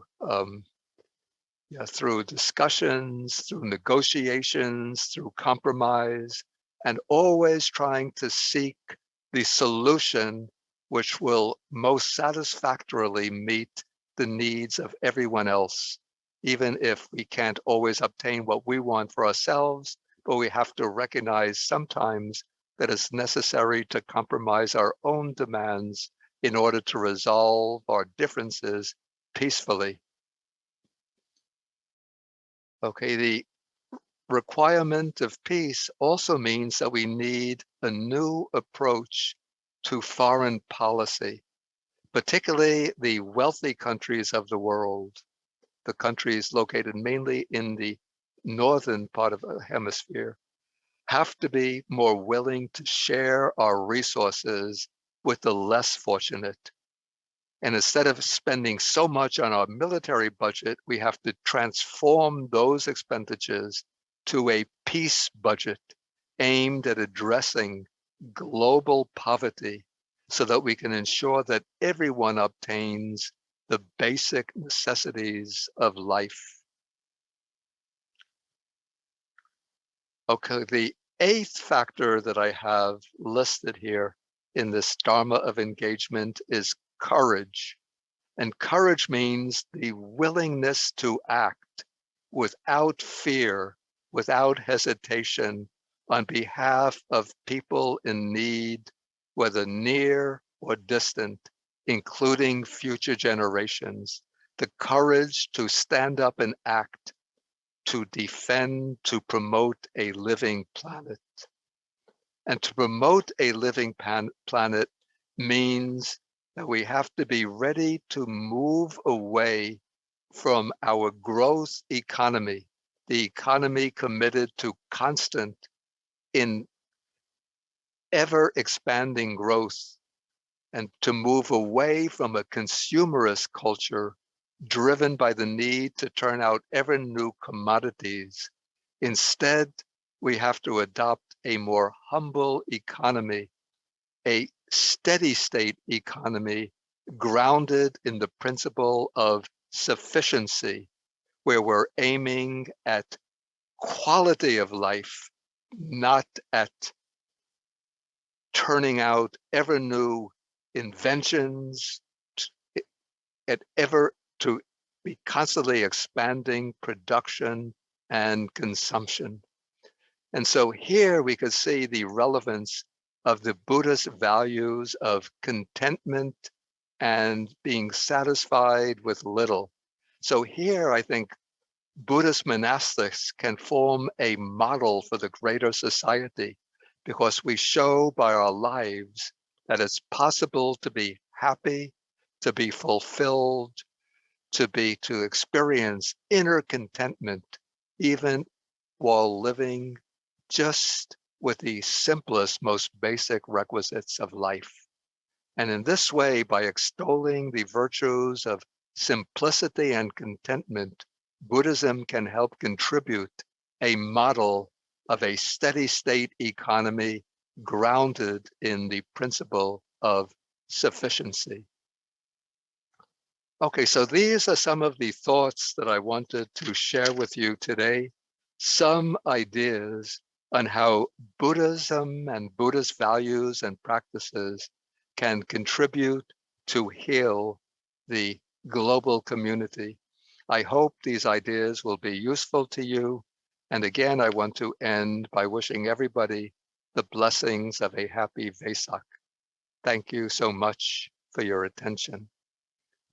Bhavatu sabba mangalang rakantu sabba devata sabba buddhanubhavena sabba dhammanubhavena sabba sanganubhavena sada soti bhavantu te.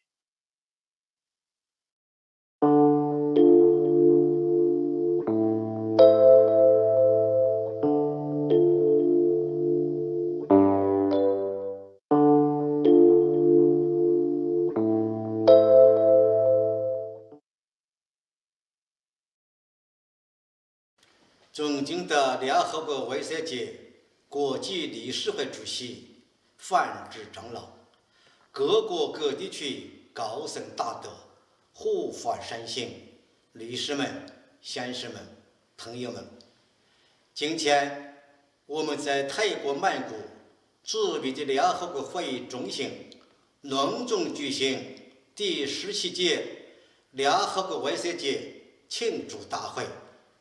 会主题为危机中的慈悲，佛教在治愈全球社会中的实践意义重大，影响深远。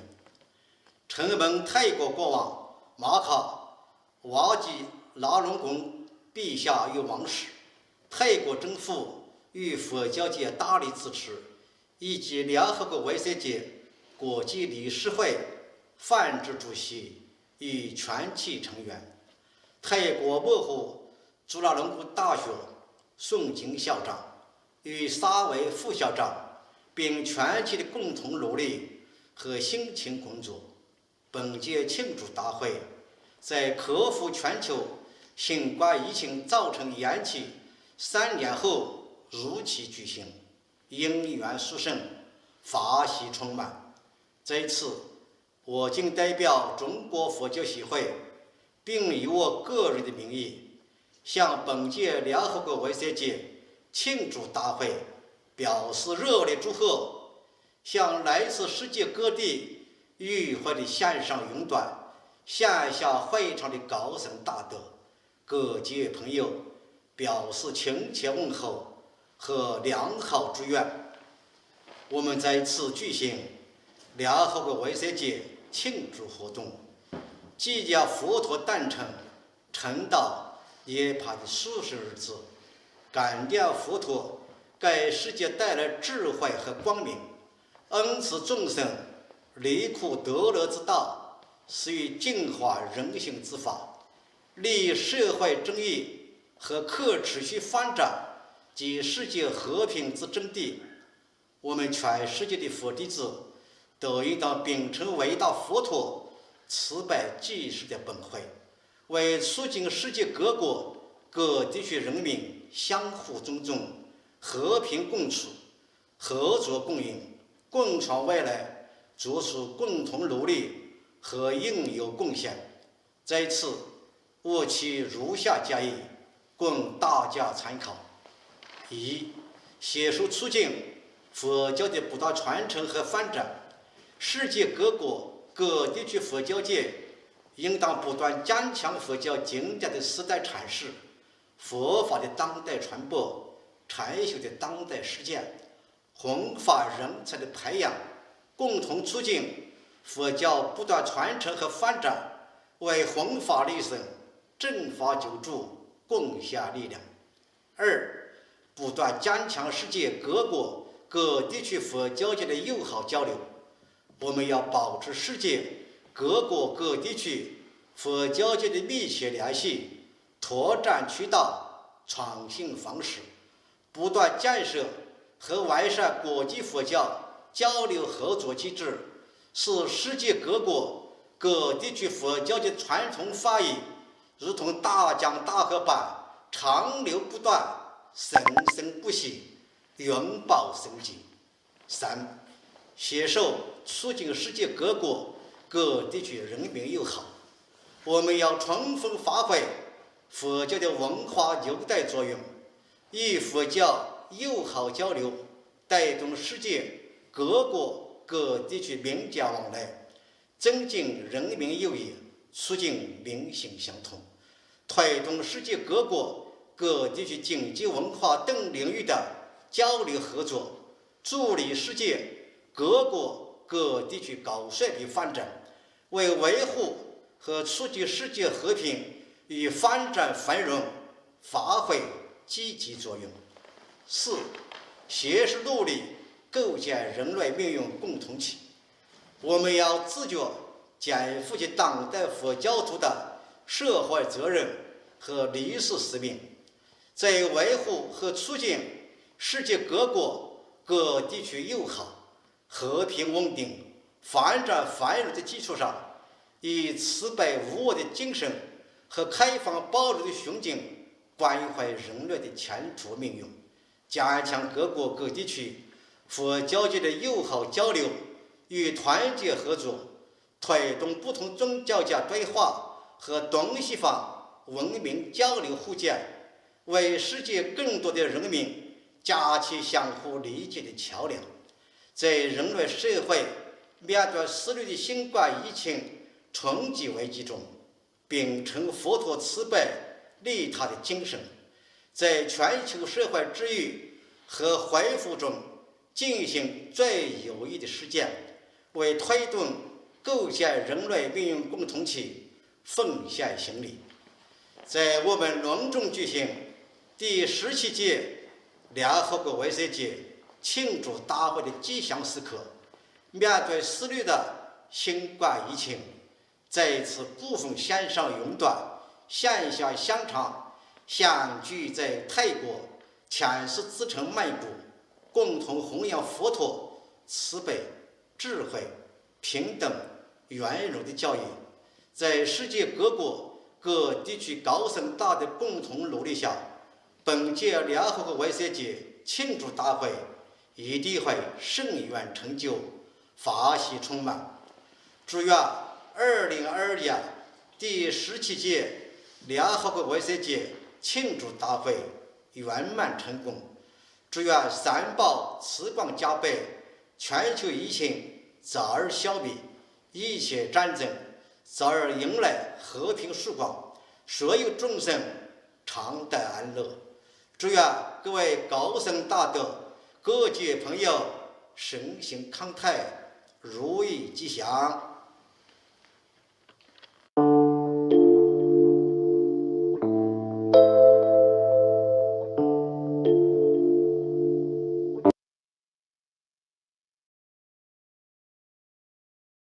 Yaitu Buddhist Ashram, Manulia Mankango, sedangkan pasuk baca bingkai ke, wibagun kapun kuci, abang bisa baca ke, subuh punya macam macam lagi.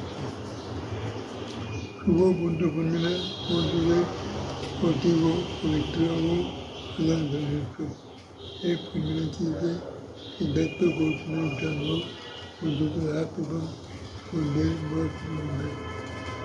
This is the winter, March, between the one day. That's what the kid, Monday, to go, the best of the Kalam Garden. I take one of the sea, Monday, Monday, Monday, Monday, Monday, and the garden baby, Vesak day, somebody, today. Somebody could do among one had money to her. Harry, thereby to tie, I should took some more considerable price of that would be upon the body, would be in the back. That's young more quickly. She could young and do that. They said, Gay, near the country to the opportunity. I have to motivate. Bangladesh Raul Bangladesh Samarat Biku Masma Amam Sabu Children Samarat Samat Amam Daran Jamu Mugru Biku Lalu Pukudi Dundubar Mukidabari Darim Batuman Bisu Muhammadi Karni Bayrat Bara Karamtabam Bisu Biku Welcome, good. That Karuna, Victor, Amy, Saraswati, Wasaram Moro, the Baba, Body, Harparo, Magi, Sugadi, Magina, to that, that's long as so to return the Japan. Perhaps it has very unknown pictures. Wakaruni, would it probably Bangalore probably Sugar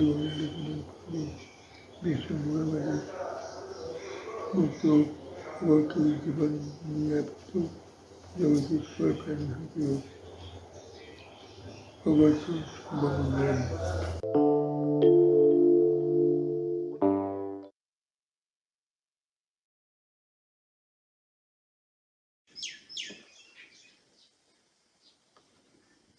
Respected most venerable Mahasanghas, eminent scholars, brothers and sisters in Dharma.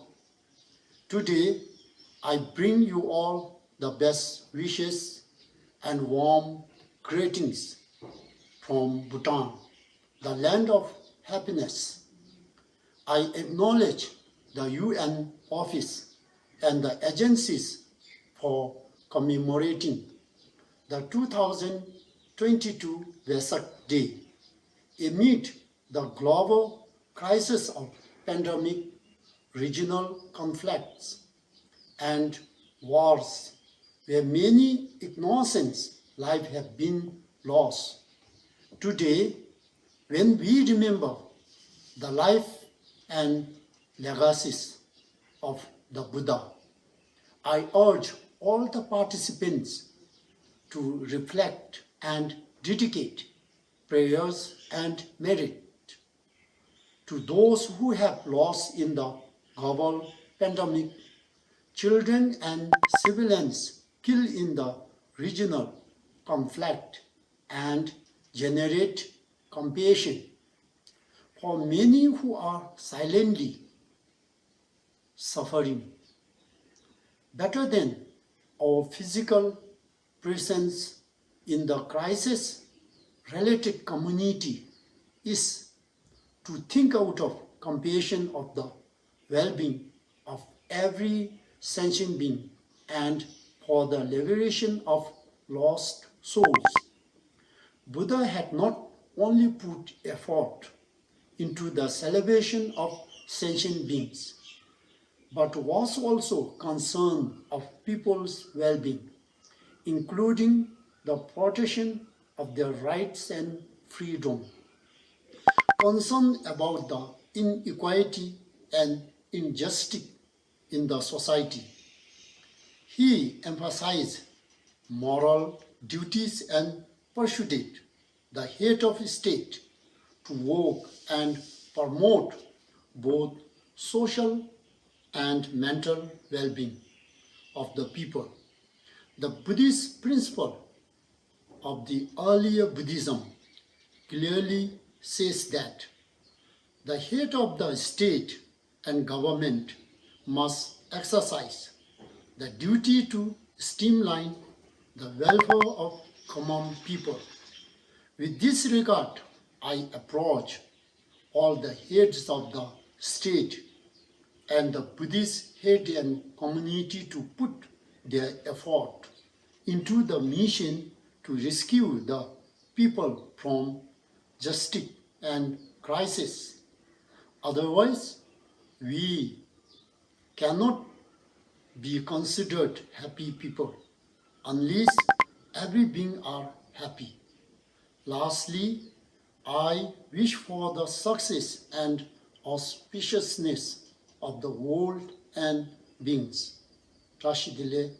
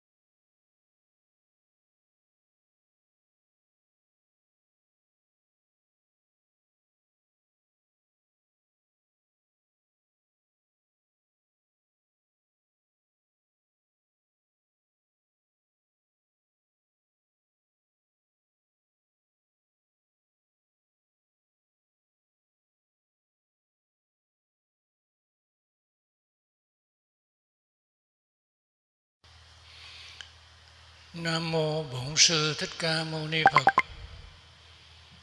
Kính thưa Đức Tăng Vương Giáo hội Phật giáo Hoàng gia Thái Lan, Hòa thượng Giáo sư Tiến sĩ Brahma Buddhist, Chủ tịch Ủy ban Quốc tế Ngài Vesak Liên Hiệp Quốc,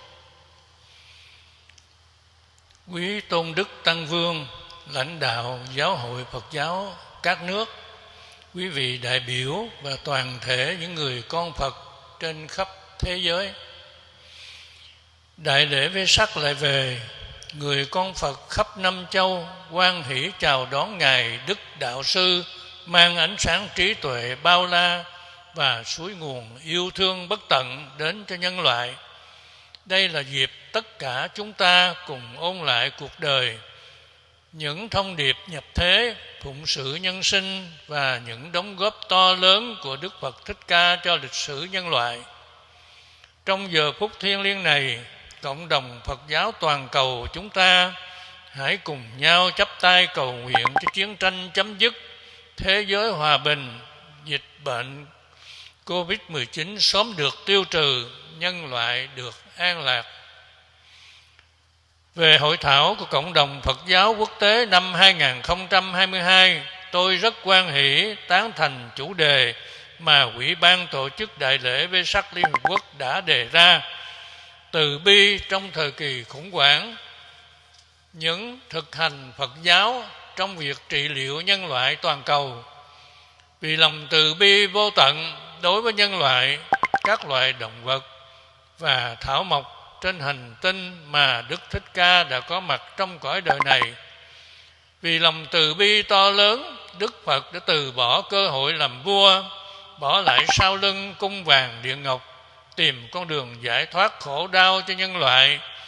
Trước sau như một, những lời dạy của Ngài đều không ngoài mục đích mang lại hạnh phúc và an lạc thực sự cho nhân sinh. Là đệ tử của Đức Phật, chúng ta hãy dấn thân hơn nữa, đem từ bi xóa tan hận thù, đem hiểu biết cảm thông xóa tan nghi kỵ chia rẽ, đem trí tuệ xóa tan nỗi khổ niềm đau của nhân sinh. Đây là lúc chúng ta hãy cùng thực hành, áp dụng những lời dạy của Đức Phật vào cuộc sống, làm cho cuộc sống của nhân loại được an lành, mọi người được sống trong tình thương yêu như anh em một ruột thịt, tôn trọng các dị biệt, cùng trải nghiệm niềm vui, hạnh phúc và an lạc. Nhân đại lễ Vesak Liên Hợp Quốc năm nay, thay mặt Giáo hội Phật giáo Việt Nam, tôi kính chúc Đức Tăng Vương Giáo hội Phật giáo Hoàng gia Thái Lan và các vị Tăng Vương trên thế giới được thân khỏe, tâm an, pháp hỷ sung mãn để tiếp tục làm bậc thầy chỉ đường, giúp cộng đồng Phật giáo nhập thế năng động hơn nữa trong phụng sự nhân sinh, tốt đời đẹp đạo, hộ quốc an dân. Tôi kính chúc Hòa thượng giáo sư tiến sĩ Rama Buddhist, các vị lãnh đạo các giáo hội Phật giáo trên toàn cầu, quý vị đại biểu và cộng đồng Phật giáo năm châu luôn sống an lành trong mặt trời chân lý của Đức Phật. Nam mô Bổn Sư Thích Ca Mâu Ni Phật.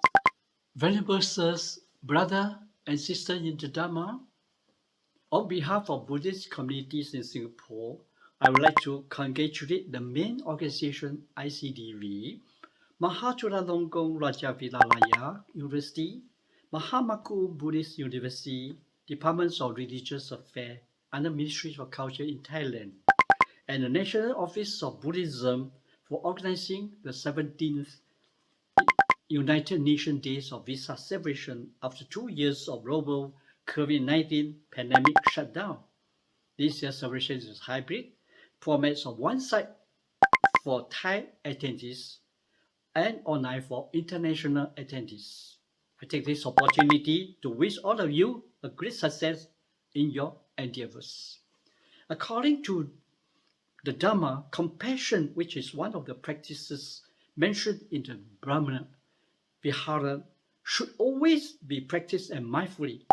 Now, in this present time of need caused by COVID-19 pandemic, with all the experience and practices which we have manifested, we can put compassion into great use either by extending physical help or spiritual help. Those with strong financials can give support or sponsors to the needy. This can be done either in group, national level, or coordinated efforts up to international level. This is compassion in action. According to WHO statistics as of 3rd May 2022, globally there were 540 million infection cases and 6.24 deaths due to COVID-19. The COVID-19 viruses have no regards to race, color of skin, religions, and social status, etc.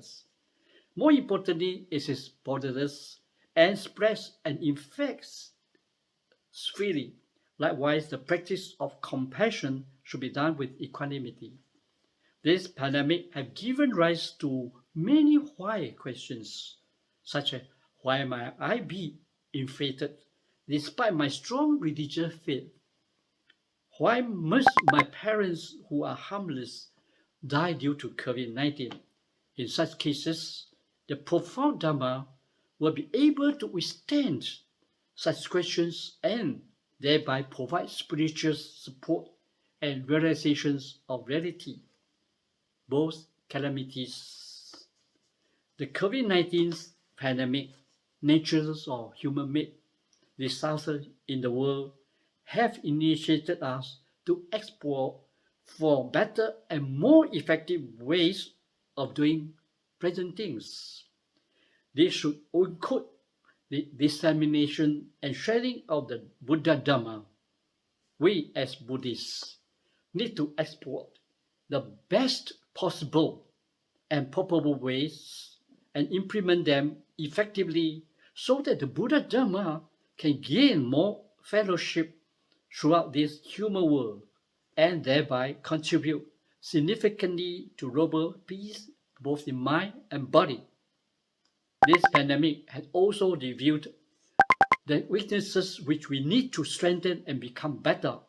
If not the best, Buddhism must rise to the global stage for world peace and be the pillars for world peace. May you be well happy. Happy Vesak.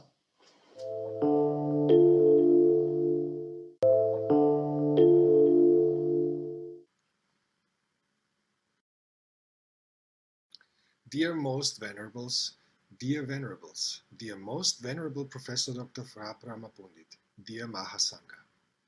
On behalf of the European Buddhist Union and as its president, it is my honor to sincerely congratulate the Supreme Sangha Council, the Royal Thai Government, the ICDV, the MCU, and the other organizers for hosting this year's 17th United Nations Day of Vesak celebration. It is a most meaningful event, and thus, on behalf of all the Buddhists in Europe, which the European Buddhist Union represents, we humbly express our gratitude for making these celebrations possible. The theme of this event appeals to us very much, as we are experiencing a war on European soil at the very moment, in Ukraine, which is something that we thought would not be possible anymore in this century. Compassion arises together with wisdom, and both are much needed in these times, as we can see. We can observe that conflicts on our precious globe multiply, and societies in most countries drift apart instead of coming together, giving rise to even more conflicts. The Buddha taught that we have to create peace in our minds first, in order to experience peace around us, and that through our mindfulness we can create a harmonious environment for others. Creating peace in our minds through our Buddhist practice and spreading compassion by keeping our precepts is paramount these days. Buddhism is a model of peace, and an event like this Vesak celebration is a manifestation of it.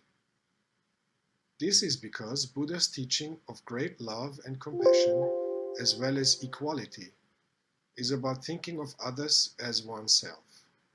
so that others are never harmed or hurt. Hence, Buddhism, especially in this century, is critically needed to disseminate love and compassion. The European Buddhist Union sincerely appreciates being invited and having received the opportunity to participate in this most meaningful Vesak event, together with many other fellow Buddhists from all over the world. This shows how connected our minds are in the Dharma. The organizers deserve our highest felicitations. Thank you so very much for hosting this meaningful and precious event.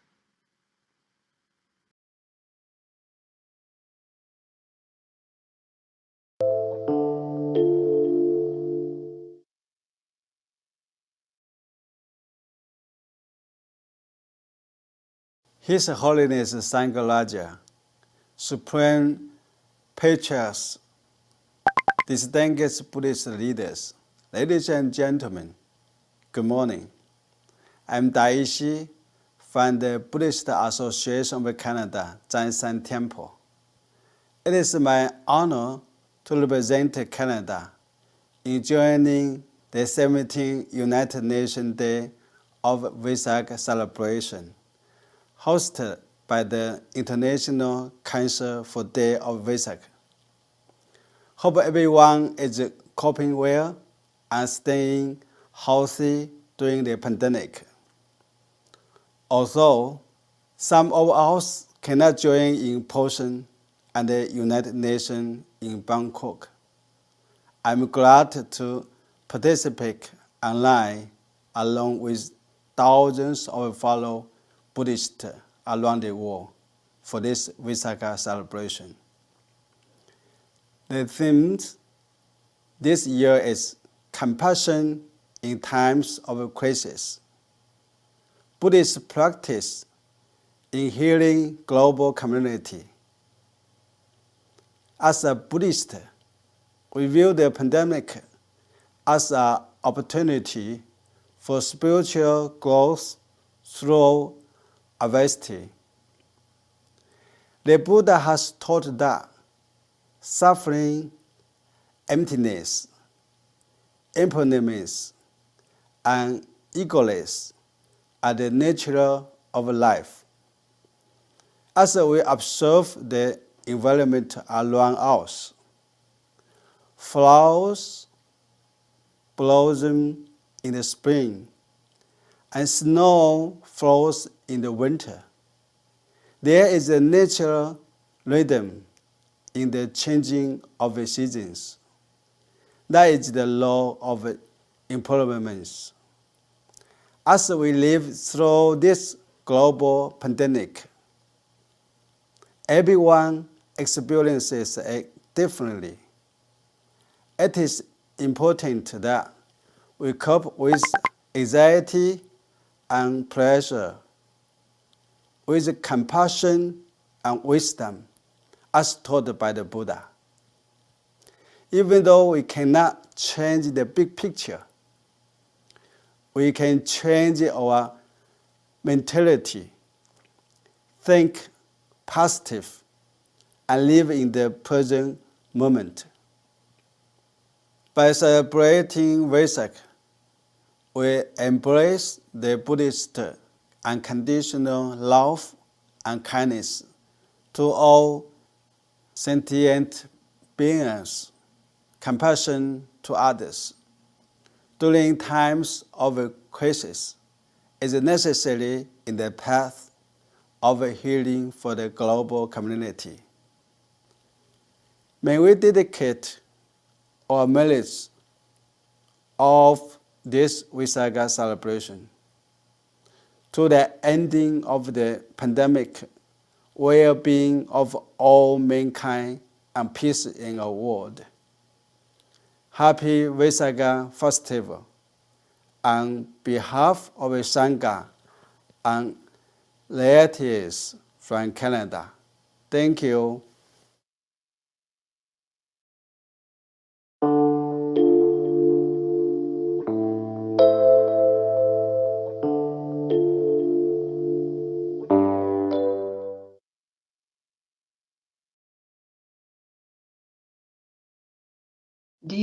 venerables, eminences, brothers and sisters in Dharma. At the occasion of the United Nations Vesak, in memory and honor of our historical Buddha Sakyamuni, I wish you all a very inspiring and happy celebration. I first of all like to share with you my deepest concern and wish that the current war and other conflicts in the world, causing great suffering to many sentient beings, may cease and that peace and happiness prevail everywhere. The other point of concern we might forget is the environmental crisis. I would like to share with you an extract from our Swedish Buddhist Union's statement at the occasion of the coming United Nations Climate Summit in Stockholm in June. The environmental and climate crisis is also an ethical crisis. The crisis that the world now experiences in terms of degradation of the environment, overexploitation of natural resources, and rapidly accelerating climate change can be seen as an ethical crisis, a lack of a common set of values. As human beings, we are an integral part of the environment and the Earth's ecosystem.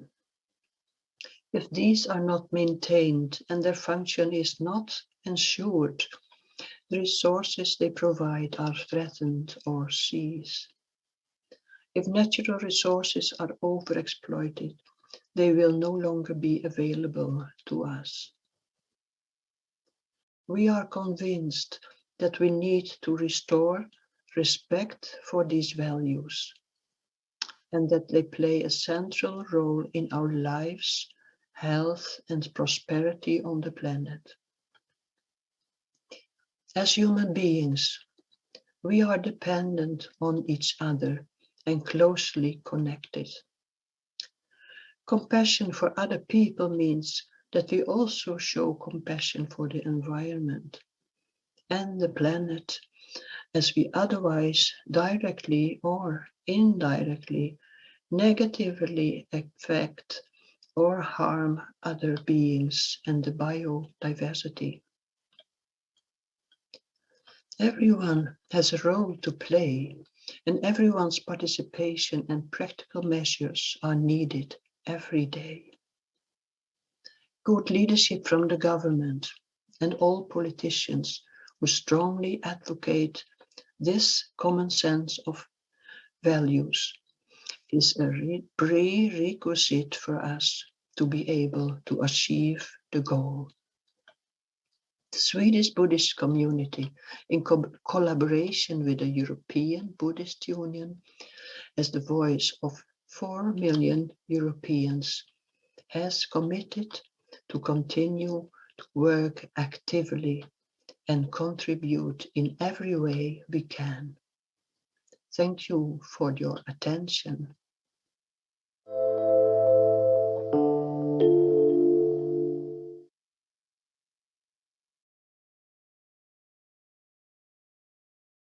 Dear friends in Dhamma, we are living in difficult times, times of much suffering and much loss.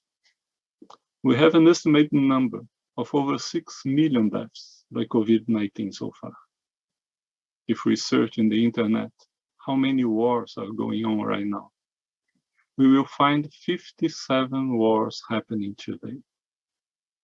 Dictionary definition gives that war is an intense armed conflict between states, governments, societies, or paramilitary groups such as mercenaries, insurgents, and militias. In the Christian Bible, it says that the 4 horsemen of the apocalypse are death, destruction, pestilence, and famine. Sickness, conflict, and death are themes no strange in our Buddhist scriptures too. They are all variations of dukkha, that one thing that, as Buddhists, we aim to conquer. It means that whenever sickness, hunger, violence, and death arises, we should understand how it arises and how it vanishes. We know these things do not happen by chance. We need to analyze the causal chain that allows the arising of favorable conditions that cause intense suffering in the world. Now, much of the war today happens in two fields: physical conflict with weapons, and war in communication through censorship, fake news, and misleading information. Both actions, by body and speech, destroy and make beings suffer. At Mahanidana Sutta, Digha Nikaya, it says, now, in this case, Ananda, craving is dependent on feeling, seeking is dependent on craving, gain is dependent on seeking, deciding what to do with what has been gained is dependent on gain, desire and attachment is dependent on deciding, excessive attachment is dependent on desire and attachment. Acquisitiveness is dependent on excessive attachment. Miserliness is dependent on acquisitiveness. Protectiveness is dependent on miserliness. And because of protectiveness, various evil, unwholesome phenomena come into being, such as the taking up of sticks and sharp weapons, fights, quarrels, disputes, accusations, slanders, and lies. It's our duty as Buddhists to understand and seize greed, hatred, and delusion.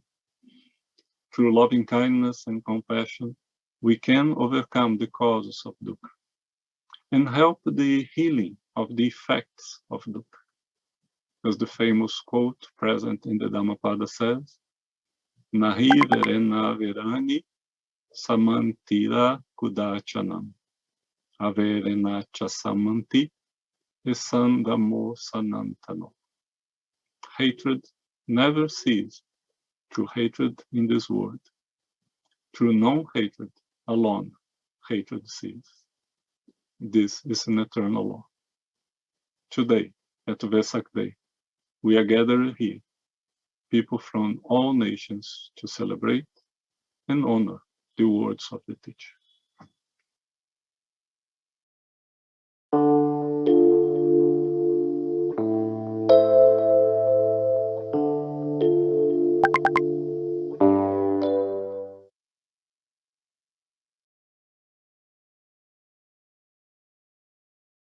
Respected Venerable Mahasangha, Honorable Excellencies, distinguished guests, Dharma friends, brothers and sisters. I thank the organizing committee for making the effort to hold the United Nations Vesak celebration in this difficult time. Buddha's birth is a blessing. We celebrate his birthday to pay our gratitude for his guidance. His teaching has helped millions of people. The Buddha's teaching can help anyone who is willing to follow it. Buddhist principles can be important lessons about how to live and create a peaceful society, which is necessary for economic stability. Harmony with different cultures depends on honest, non-violent behavior. We live in a world with all kinds of uncertainties. Someone who is healthy today may not be healthy tomorrow. We have seen and experienced the effects of COVID-19, wars, and other natural and man-made disasters.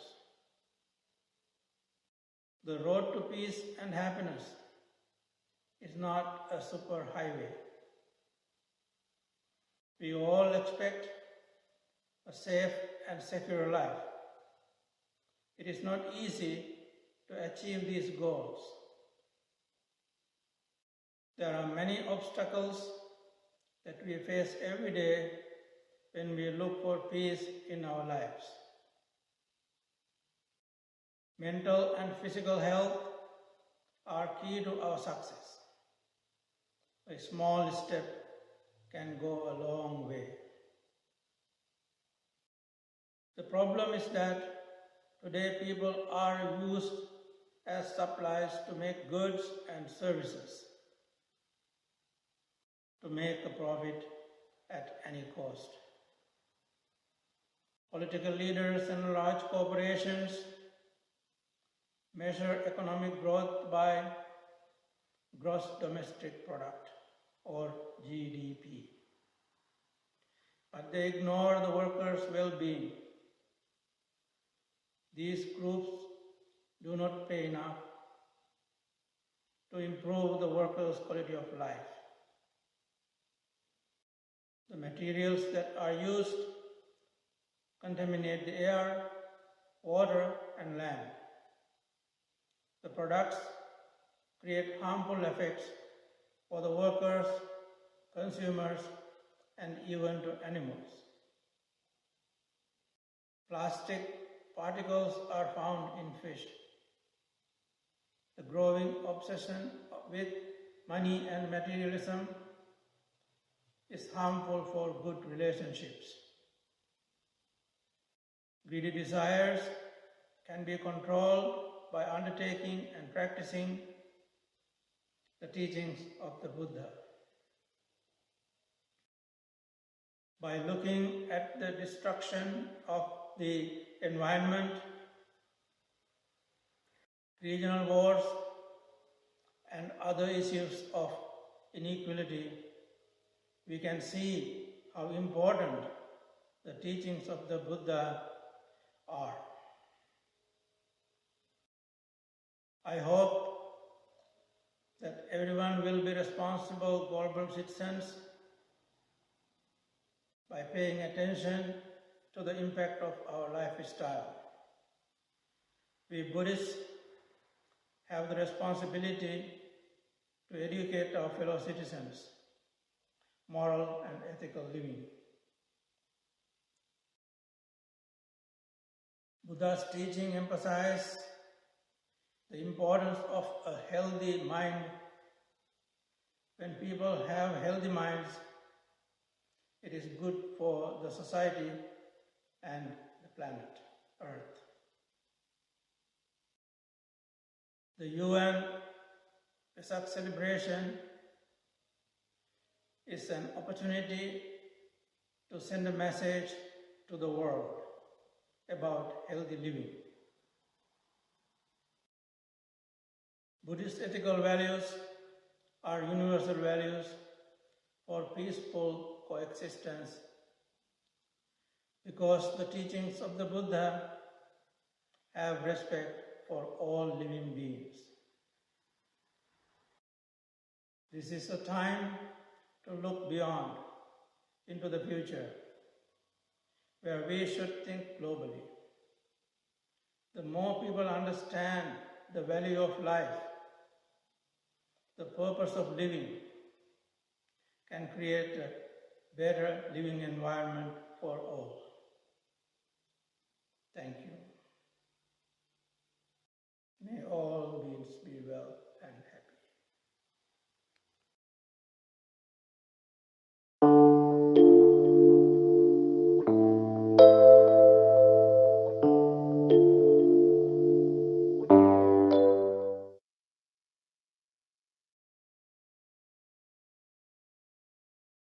Good morning to you all from the Forest Hermitage here in the heart of England.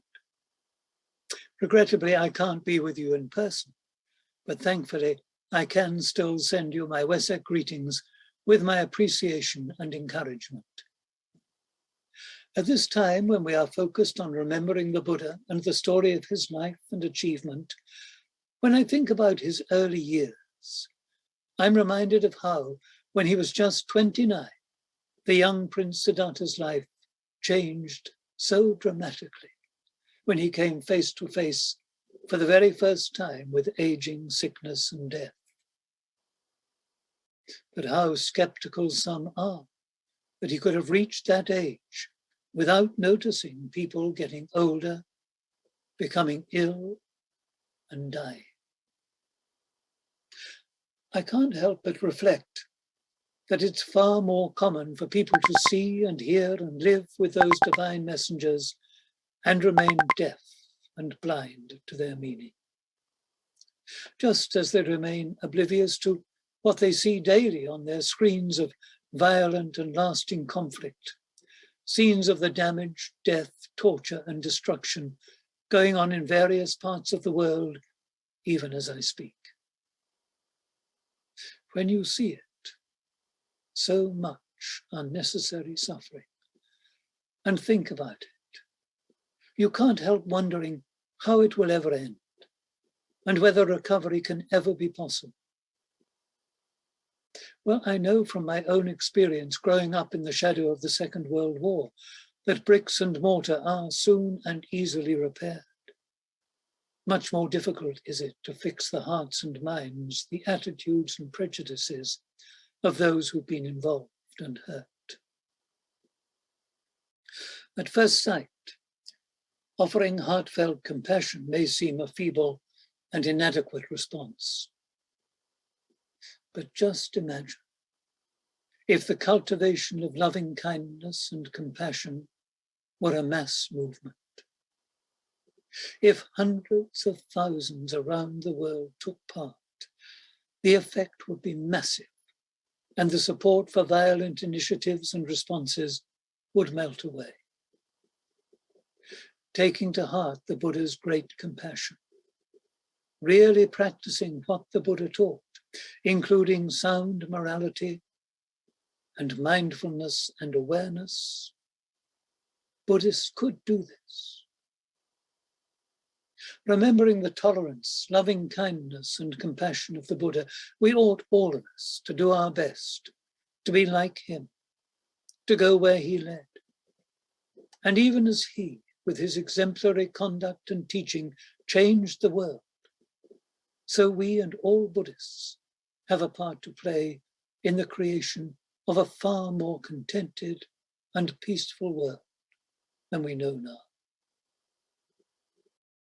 And it all starts here, within the hearts and minds of each one of us. And it is so necessary for human beings to be able to make full use of the potential they have to move towards enlightenment and the end of suffering. At this Vesak time, I send you my greetings and my thanks for being permitted to be with you for these few minutes. May I close by encouraging you to promote and assiduously practice the Dhamma of the All-Enlightened One, with my hope for better things for all and everyone. Thank you very much. Goodbye.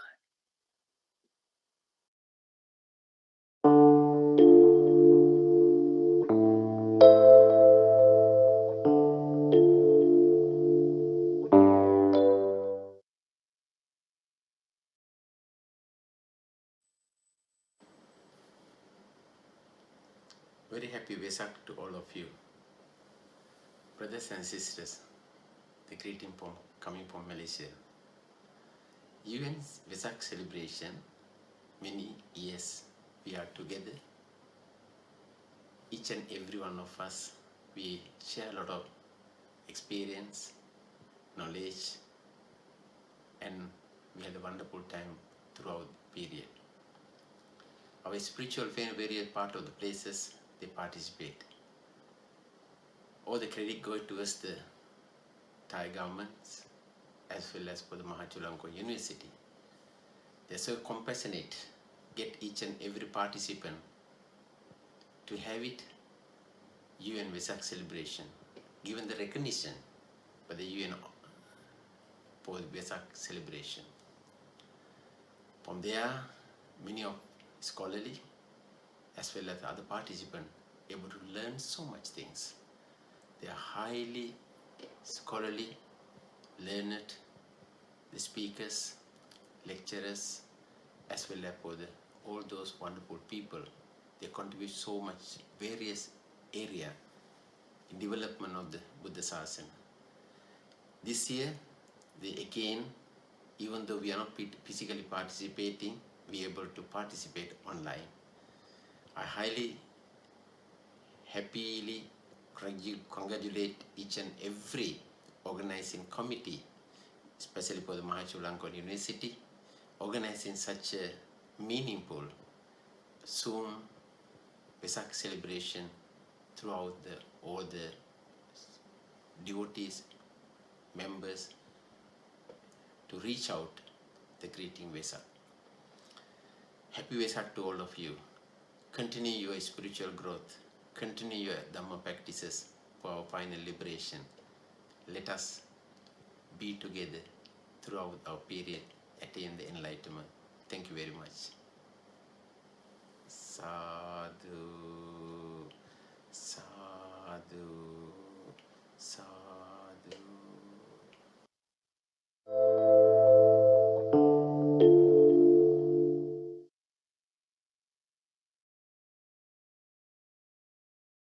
From Borobudur Temple, Indonesia, I, Venerable Dr. Didi Sampano, the Chair of Indonesian Association of Buddhist College, on behalf of all the Buddhist people in Indonesia, I would like to convey Happy Thrice Vesak Day 2565 Buddhist era in 2022.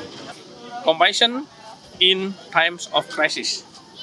Buddhist practice in healing global community. May all beings be happy, be free from suffering. Nibbanang paramangsukang sapi sata bawantu sukitata. Sadhu, sadhu, sadhu.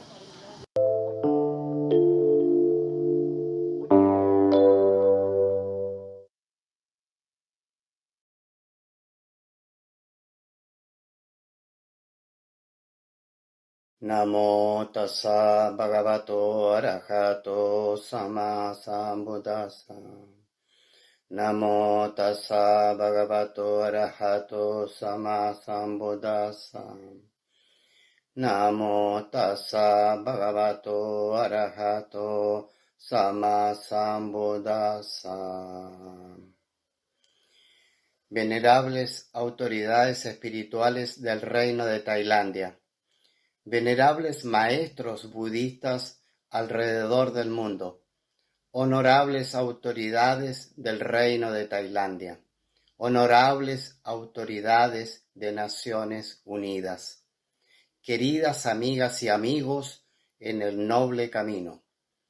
Un especial saludo en el 17º aniversario del Día de Vesak de Naciones Unidas, año 2022.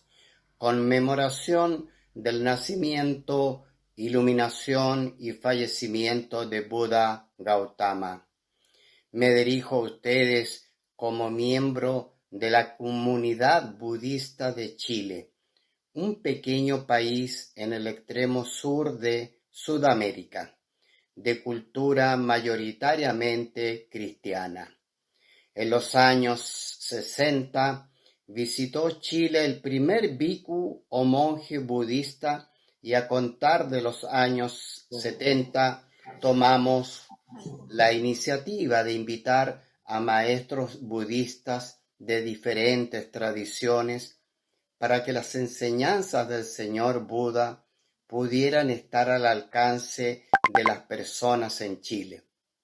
Somos una pequeña comunidad e intentamos día a día comprender y practicar las enseñanzas del señor Buda en este lejano país. De este modo, cientos de personas se han acercado a las enseñanzas del bendito. Nuestra experiencia es que la mayoría de las personas se acercan al budismo en la esperanza de encontrar un camino espiritual auténtico y una comunidad que mantenga un cierto nivel ético acorde con sus principios. Por otra parte, las personas buscan el conocimiento del budismo acerca de la psicología humana para lograr manejar sus mentes. Que los grandes maestros budistas tengan larga vida y sus enseñanzas y ejemplo puedan guiar a la comunidad budista mundial en beneficio de todos los seres vivientes. Que la comunidad budista observe los 5 preceptos.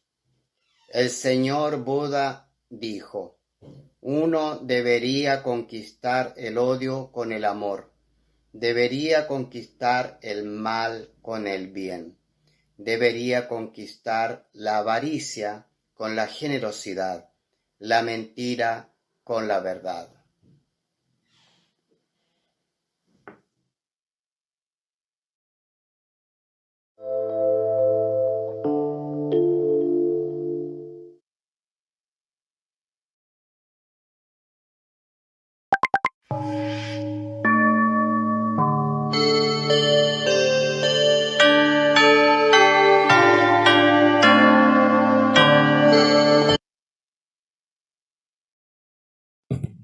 ครับขอต้อนรับทุกท่านเข้าสู่ภาคบ่ายของการเฉลิมฉลองวันวิสาขบูชาวันสำคัญสากลครั้งที่17ในช่วงภาคบ่ายเราจะมีการสัมมนานะครับในเรื่องกรุณาธรรมในยามวิกฤตหลักปฏิบัติทางพระพุทธศาสนาเพื่อเยียวยาสังคมโลกซึ่งวันนี้เรามีการถ่ายทอดสดผ่านทางออนไลน์มี MCU TV แล้วก็ YouTube Facebook รวมทั้ง Zoom ด้วยนะครับเพราะฉะนั้นก็เรียนเชิญกราบนมัสการและเรียนเชิญทุกท่านได้ติดตามในช่วงกิจกรรมในช่วงภาคบ่ายซึ่งก็จะเริ่มตั้งแต่บัดนี้เป็นต้นไปครับ So welcome back to the afternoon session. So in this afternoon we will have the two panel discussion. On the first one will be the panel discussion on the Buddhist approaches to health of mind, body, and community during pandemic.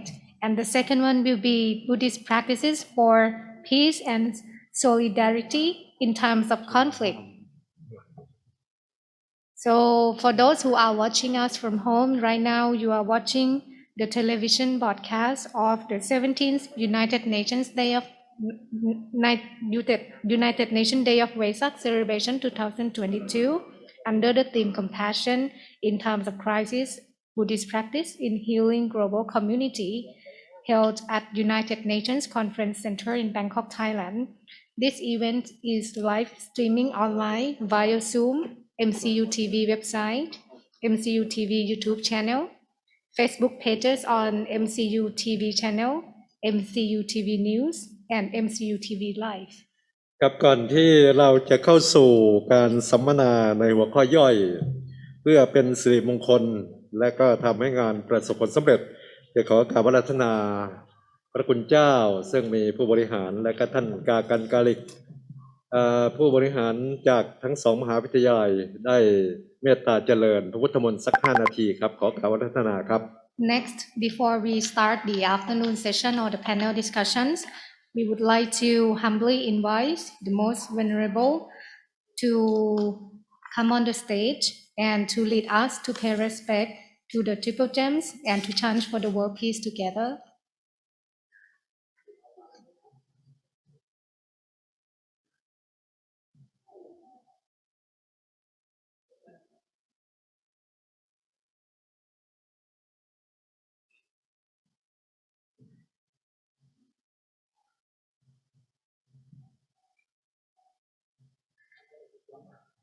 โดยมีพระเดชพระคุณ รองศาสตราจารย์ดร.พระสุธีวีรบัณฑิตผู้อำนวยการสำนักส่งเสริมพระพุทธศาสนาและบริการสังคมมหาวิทยาลัยมหาจุฬาลงกรณราชวิทยาลัยและก็พระคุณเจ้าผู้บริหารจากทั้งสองมหาวิทยาลัยนะครับ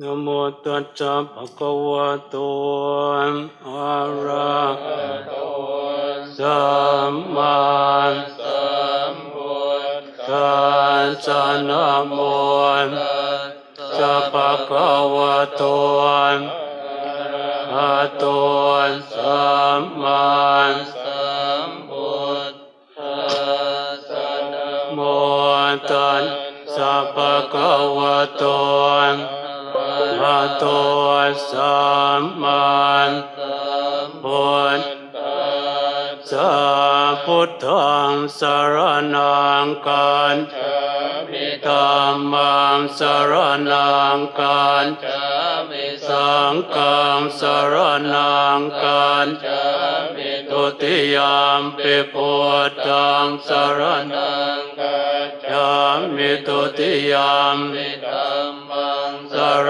ณังคัจฉามิทุติยมปิสังฆังสรณังคัจฉามิตติยมปิพุทธังสรณังคัจฉามิตติยมปิธัมมังสรณังคัจฉามิตติยมปิสังฆังสรณังคัจฉามิอิติปิโสภะคะวะอะระหังสัมมาสัมพุทโธเวชาจรณะสัมปันโนสุขโตโลกวิโตอนุตตรมุริสธรรมสารติสัทธาเทวมนุษย์สานังปุณโตภะคะวะติสวากขาโตภะคะวะตาธัมโมสันติติโก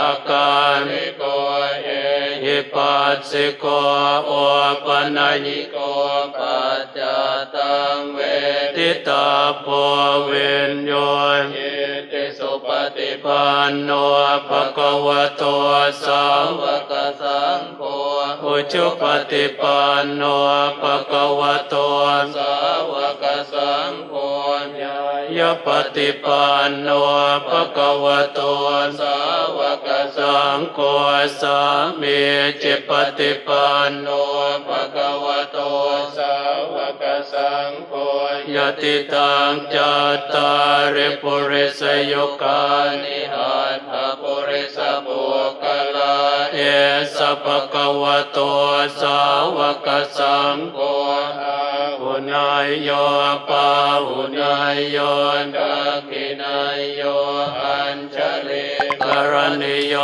อนุตตรังปุญญเกตังโลกัสสะติภะหุมตหัสสมภิเนมิตัสสะวุทันตังเวเมกลังอุทิตโกรัสเสนมารังธนาทิธรรมวิตินาจิตวามุนินโทตันเตชะสาภวตุเตจยมังคลานิมารานิเรกมปิโยจิตสัมปราติงโหรัมปนาลวะกมากรรมฐานตยาขังขันเดสุทันตวิตินาจิตวามุนินโทตันเตชะสาภวตุเตจยมังคลานิธารากิเรงกจวรังอติมันตปุตังทา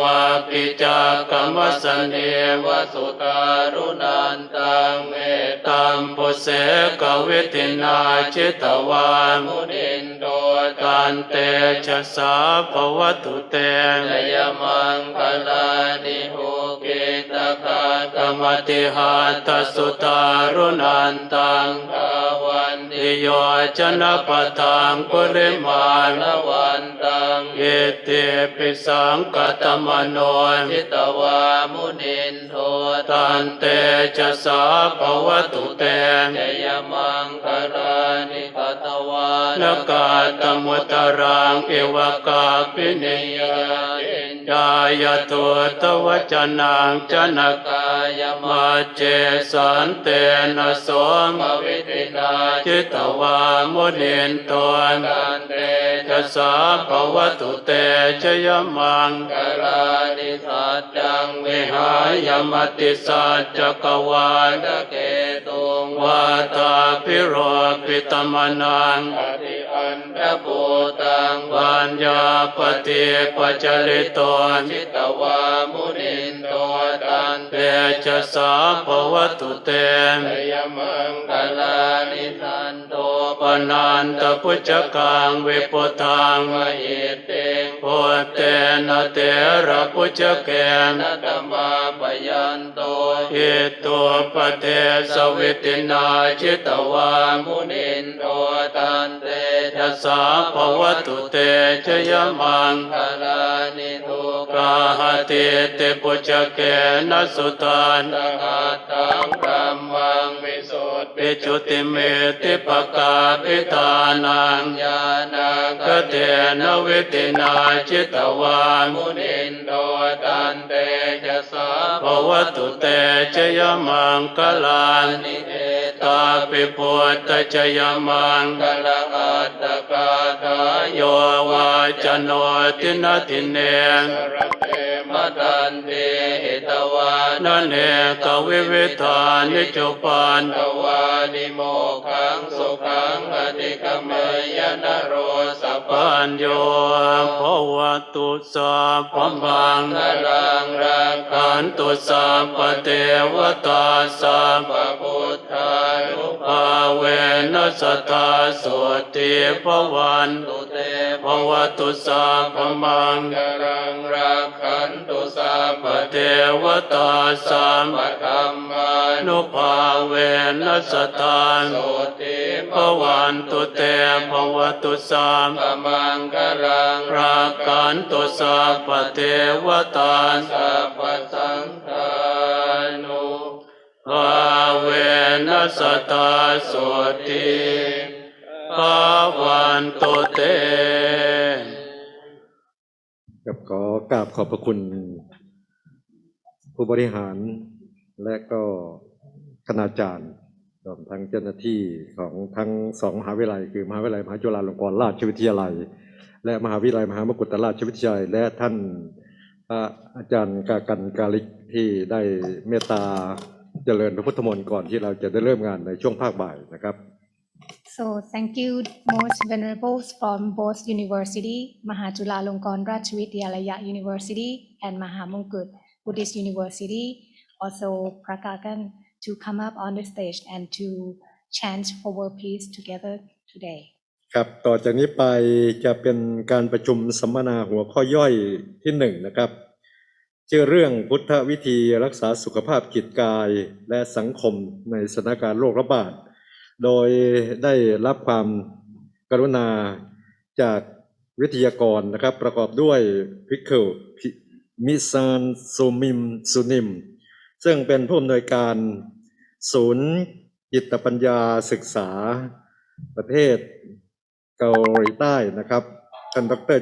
จอร์จวันเดเรซึ่งเป็นผู้แทนองค์การค้าโลกประจำประเทศไทยศาสตราจารย์อิทธะเดมาริยะอินทศระเถโรซึ่งเป็นอดีตอธิการบดีมหาวิทยาลัยพระพุทธศาสนาและบาลีจากศรีลังกาท่านที่3นะครับศาสตราจารย์ดร.จิงยินซึ่งเป็นผู้อำนวยการสถาบันวิจัยพุทธศาสตร์วัฒนธรรมของจีนและท่านที่5คือพระอาจารย์พระธรรมาจารย์ดร.ธรรมปิยะซึ่งเป็นเลขาธิการของสหพันธ์พุทธศาสนานานาชาติ จากประเทศอินเดียซึ่งดำเนินรายการโดยอาจารย์ดร.ทีธรรมรัตนะซึ่งเป็น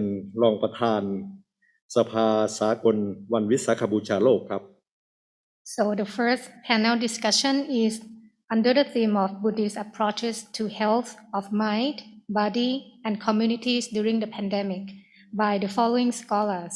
First,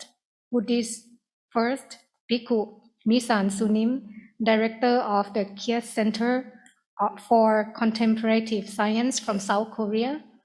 The second is Dr. George Wendeyer, WHO representative of Thailand. Third, Professor Itademalie Indasara Thero, former counselor of Buddhist and Pali University. C. Sambuddhaloka Viharaya, Colombo from Sri Lanka. Fourth, Professor Dr. Jing Yin, Executive Director, Research Institute of Buddhist Culture of China, Hong Kong. And the fifth, Venerable Dr. Dhammapiya, the Secretary General of International Buddhist Confederation from India. And in this panel discussion, Venerable Dr. T. Dhammaratana, the ICDV Vice President from France, will be the moderator. ขอเชิญและก็นิมนต์รับชมครับ Thank you very much. Thank you very much. Good afternoon to you all. To pass in the flow from Bangkok to Paris.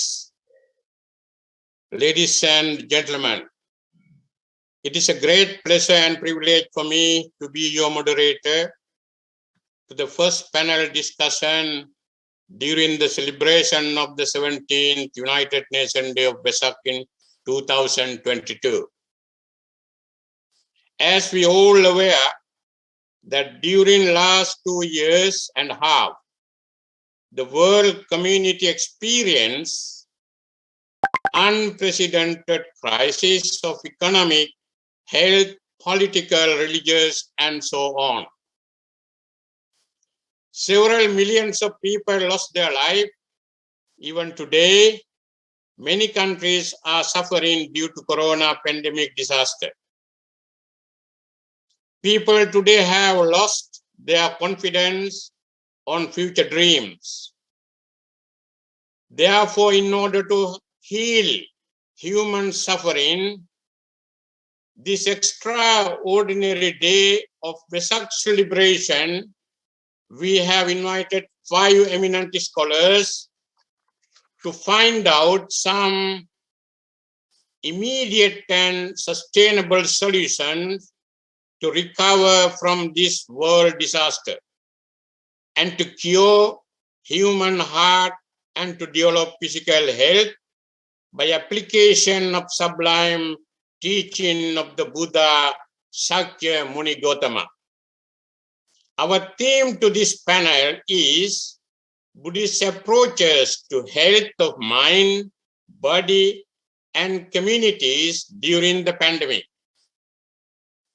We will have 2 hours of time to deliberate our ideas in the light of Buddhist wisdom. As your moderator, I would like to grant each panelist 20 minutes. Within 15 minutes, you may present your contribution. Another 5 minutes, you may conclude your intervention with your very clear suggestions to our audience. Now it is my great honor to present you our eminent scholars to the panel. First of all, I would like to call upon Venerable Dr. Misan Sunim, Director, Korea Advanced Institute of Science and Technology, Center for Contemplative Science from South Korea. Venerable, are you online? Oh, thank you very much. Thank you very much. Thank you, Venerable. And the second, I would like to call upon Dr. George Wendeyer, the representative of World Health Organization in Thailand. Dr. George, you are online with us? Yes, I'm with you. Good afternoon, everybody. Thank you very much. And number 3, Professor Venerable Professor Itta Demelie Indasara, former Vice Chancellor of the Buddhist and Pali University in Sri Lanka. Venerable Sir, you online? Can you talk to the microphone, please? Can you hear me? I'm online. Yes, yes. Thank you very much. Now it is okay. Okay. Then I would like to call upon Venerable Professor Dr. Jin Yin, Executive Director, Research Institute of Buddhist Culture of China, Hong Kong, China. Venerable Sir? Yeah, I'm here. Thank you very much.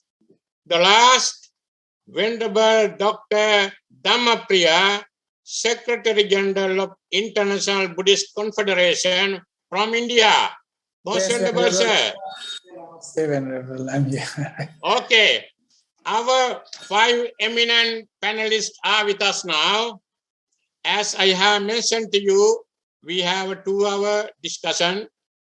So each one of you, you can have 20 minutes, 15 minutes, you can make your presentation, and 5 minutes, you can make your conclusion. After that, we will have another 15 minutes. Sometime we may invite our Buddhist friends who are joining with us from around the globe. If they like to ask any question to you, please, you may reply to them because they are waiting your wisdom and your proposal and your suggestion, how recover, heal the heart and mind of millions of people in the world. With this remark, I would like to invite Most Honorable Dr. Misan Sunim. You have the floor. Thank you. Thank you very much for your kind introduction and invitation. I'd like to first have my PDF, PPT file. If can please share go ahead. My screen. Okay, thank you. I'll make it bigger. Okay, can you see the screen? Yes, yes. Thank you so Everything much. is clear. Thank you. I'm from the KAIST Center for Contemporary Science. It is a science and technology university in Korea. I'm having the Center for Contemporary Science. So it is good to share my experiences in this university, the Buddhist approaches to health of mind and body, communities during pandemic. Of course, I'm in the secular university, but I'm not strictly speaking from the Buddhist approaches, but if we would take the commonality from Buddhist teaching, it is quite work well in secular world. So my presentation will be from my experiences. So let's move on. I think that Hans, socially engaged Buddhism is probably you remember, but he passed away January this year. My condolence to the most venerable, and his teaching, especially the 5 Buddhist approaches that can help us deal with corona pandemic anxiety, especially with the Vietnamese during the war. He actually experienced panic and also fear, all these humankind's emotions. So he gave us the teaching of 5 approaches, Buddhist approaches. The first one is acknowledging the fear. And the second, practicing mindfulness meditation. The third, cultivating compassion. And fourth, understanding our interconnections. And the fifth, using this time to reflect richness of human ability and consciousness. So I will mainly focus on mindfulness meditation and cultivating compassion. So for Brahma Vihara, I use this simple a meditation technique from Buddhist teachings approaches in the secular university and scientifically study and make Buddhist the meditation programs which can be used by non-Buddhist and the people who regardless of religion and race. I will quickly move on to the first one, acknowledging the fear. We are having lots of fear from this COVID-19 pandemic. And also some other countries like Myanmar and Ukraine have a war at present moment. There's lots of things going on. Theravada Buddhist monk Ajahn Brahm explains, when we fight the world, we have what is called suffering. But the more we accept the world, the more we can actually enjoy the world. There is quite well-studied scientific evidence for this. You see, our brain works when there is some fear comes, the visual cortex recognizes immediately. It gives the information to amygdala, and static muscles and heart rate goes up. So in this way, activation of this amygdala gives you the fear. You cannot away from this circle, vicious circle of fear, anxiety. But in this area of our brain, interior cingulate cortex, or those so lateral frontal cortex, is this activated. In contrast, the amygdala will coming down. How? So second way to improve mind strength, relaxation of amygdala, is a conscious amygdala activation will goes to fear, frustration, and anger. But if you're just aware as it is and accept as it is, dramatically the amygdala emergence bell will stop. Okay, it is closely related to mindfulness meditation. Mindfulness meditation is a key Buddhist teachings based on Satipatthana Sutta in early Pali canon. Mindfulness practices aim to curb impulse behaviors with awareness of the body, feeling, mind, and Dhamma phenomena. So what is mindfulness? From my understanding, with gentle attention, that is yoniso manasikara in Pali, and clear knowing, sampajanya in Pali, in the present moment, ditteva Dhamma, here and now, as it is, awakening to authentic presence. This is the mindfulness, what I define. The most famous definition by Jan Kabat-Zinn, who is regarded him as the father of mindfulness in the West, he defines mindfulness the practice of focusing attention on the experience of current moment with the attitude of non-judgmental acceptance and curiosity. There's similarities, of course.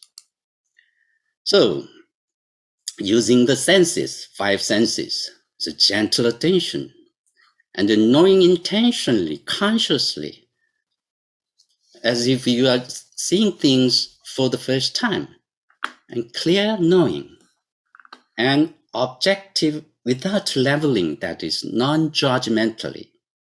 If there is a fear, of course there's fear. But if you just give much judgment, you cannot away from that fear and anxiety. It should be here and now, authentic presence. That is mindfulness. This has been spread in the West. 2003, Time magazine, the cover, it says the science of meditation. 2014, the mindfulness revolution. This is going on in the West, starting in the West, and now spread in the East and all over the world, I suppose. I have a very recent the paper called Trends and Developments in Mindfulness Research of 55 years. This paper appeared 2021, July, last year. And it gathered different kinds of publication on mindfulness from 1962 to 2021. More than 16,000 publications. Analyzed it with AI system, and it says, last 5 years, the study of mindfulness research sharply increasing. You see, 2002, 20, more than 3,600 papers and publications annually coming up. It is on the psychology field and psychiatry, neuroscience, neurology, yes, but it was religion, connected to religion. After 5 years, you see the religion, connection with the religion is 19 length. It gives mindfulness meditation now the impression that is secularized in a different way. It is analyzed in different countries, which these papers published. Very interesting phenomena. Now, Venerable Zheng Yin from China would tell some idea about this. Here is China. It's yellow. 5 years after, the yellowish goes up to this orange. That means sharp increasing of the mindfulness studies. So this brings us to my story, Kai Center for Contemplative Science. We established this meditation center 2018. This is very, very secular science and technology university. But very strangely, they invite us to establish Center for Contemplative Science. It is very much appreciated.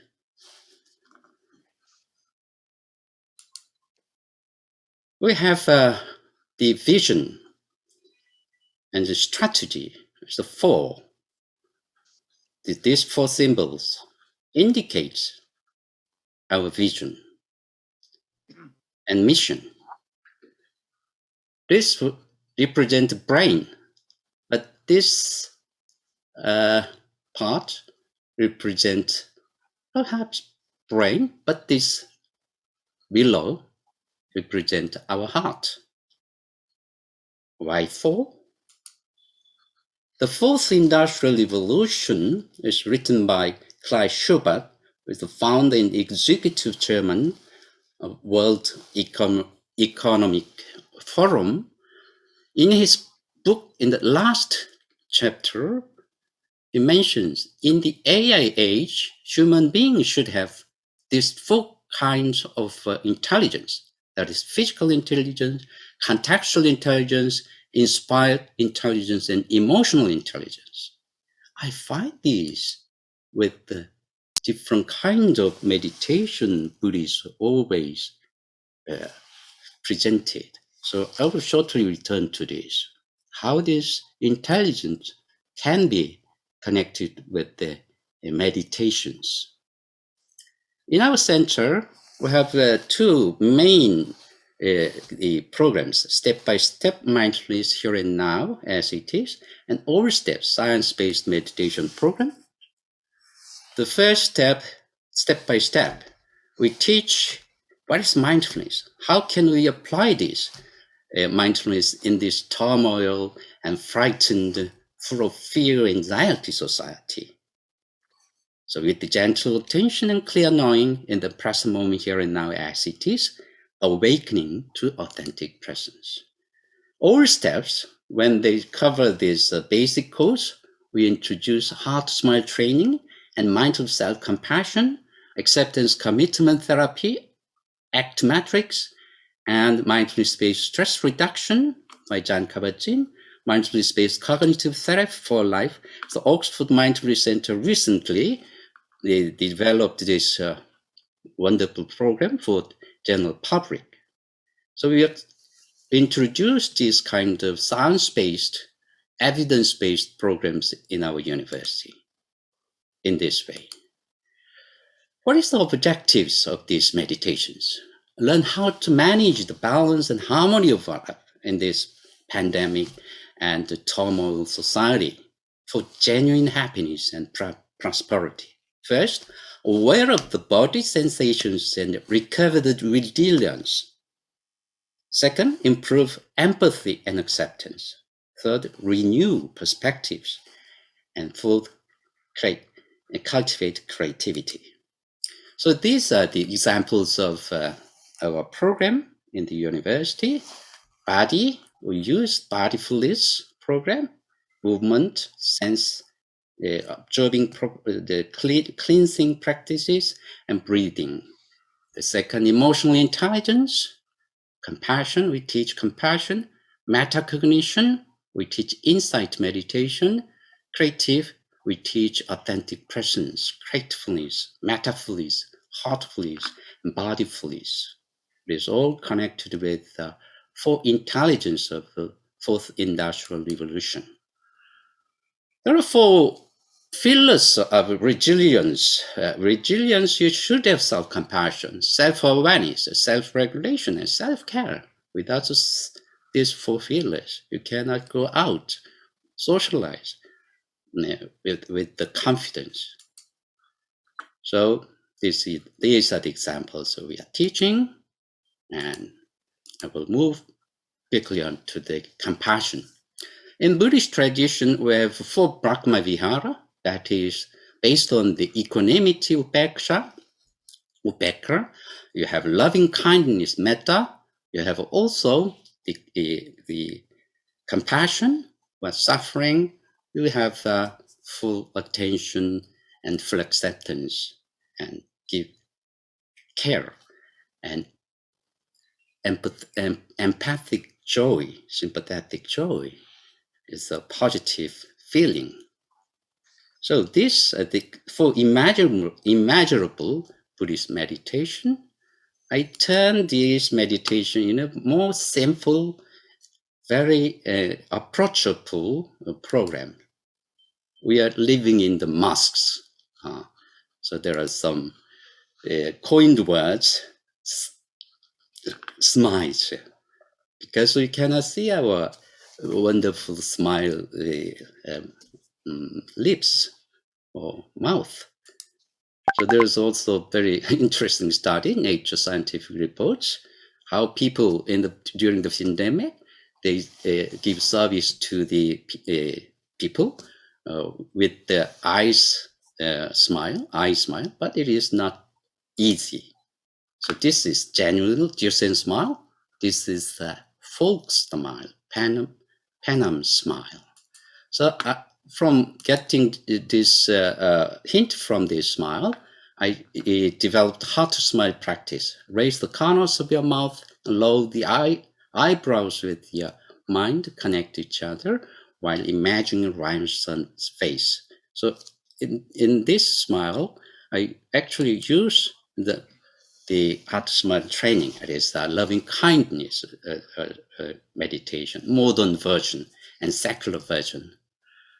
So this is a digital age. We need loving kindness and compassion more than ever. At a time of difficulty, we need empathy, sharing, and coexistence as part of common humanity. Spreading heart smile globally beyond religions and races, based on scientific evidence, we developed heart smile training. So it consists of happiness mind matrix. On this platform, we developed this very simple, approachable, the core meditation and other support meditations to help get into the core meditations. I wouldn't go in detail. And there are five more. The science-based compassion program, mindful self-compassion is quite popular all over the world. And the compassion cultivating training, CCT, developed at Stanford University. The first one is the Harvard Medical School they developed. And the third one, compassion focused therapy, so from England. And the resource project, it is developed from the Human Cognitive and Brain Science Max Planck Institute in Germany. We are developing this Heart Smile training in Korea, Heart Smile Research Institute and Kai Center for Contemporary Science. We have a co-research project going on with the Cambridge Health Alliance at Harvard Medical School. Probably next year we'll have a plausible result of this effectiveness. I move on to quickly understanding our interconnectedness. Buddhist doctrines recognize an interconnection between everything. The pandemic is a moment to see this more clearly with very action someone take for self-care, such as washing one's hands, that are also helping to protect each other. Finally, using this time to reflect. Times of uncertainty, Buddhist teachers argue, can be good opportunities for putting these teachings into practice. Individuals can transform disappointment with the current moment into motivation to change one's life and perspective on the world. If one frames obstacles as part of a spiritual path, we can use difficult times to make a commitment to living more spiritual life. Thank you so much for your attention. Thank you very much, Venerable Dr. Misan Sunyim. Your presentation, you have highlighted very clearly mindfulness and compassion meditation to maintain and heal the development of mental health and physical health. And congratulations for your institute. What you are doing is a great work. And not only Asia, as it is all over the world, as we have mentioned, the meditation, especially mindfulness meditation, is very popular in the Western part of the world. It can be helpful during this pandemic difficult situation in the world. So, Venerable Sir, please try to stay online, because after our other four panelists, we may have sometime very brief discussion with our audience. Thank you very much again for your inspiring contribution. Thank you. Now, I would like to call upon Dr. Jose Vandeli, the representative of the World Health Organization in Thailand. As we all know, WHO is an organization of a United Nations family, has done great work, a wonderful job to facing these challenges last 2.5 years to reduce the epidemic, the problem all over the world, and to reduce the death and to supporting to the people as a humanitarian mission. Dr. Josh, we will be very happy to hear from you, a Buddhist world, the compassionate and scientific mission your organization has done last 2.5 years, and still it is continuing. And please briefly explain to the Buddhist world who are celebrating today Buddha birthday. Now you have the floor, sir. Thank you very much, Mr. Chair, and it's really an honor and a pleasure to be among all of you and among many wise people. So thank you very much for giving me the opportunity to say a few words about how WHO worked in the pandemic. I'm sharing my screen. Can you see this? Yes, please. We can see that. Okay, great. So I've been asked to talk a little bit about WHO and the COVID pandemic. And before I start with the COVID pandemic, I thought it is good to take a few steps back and basically look at what is WHO, what is the World Health Organization. And as you mentioned already, Mr. Chair, it's one of the UN agencies and specialized in health. It was established in 1948. It is a member state organization. That means that the countries of the world can be members. And as such, it's governed by the World Health Assembly, which meets once a year, by the executive board, and also by the regional committees, of which there is one in each region.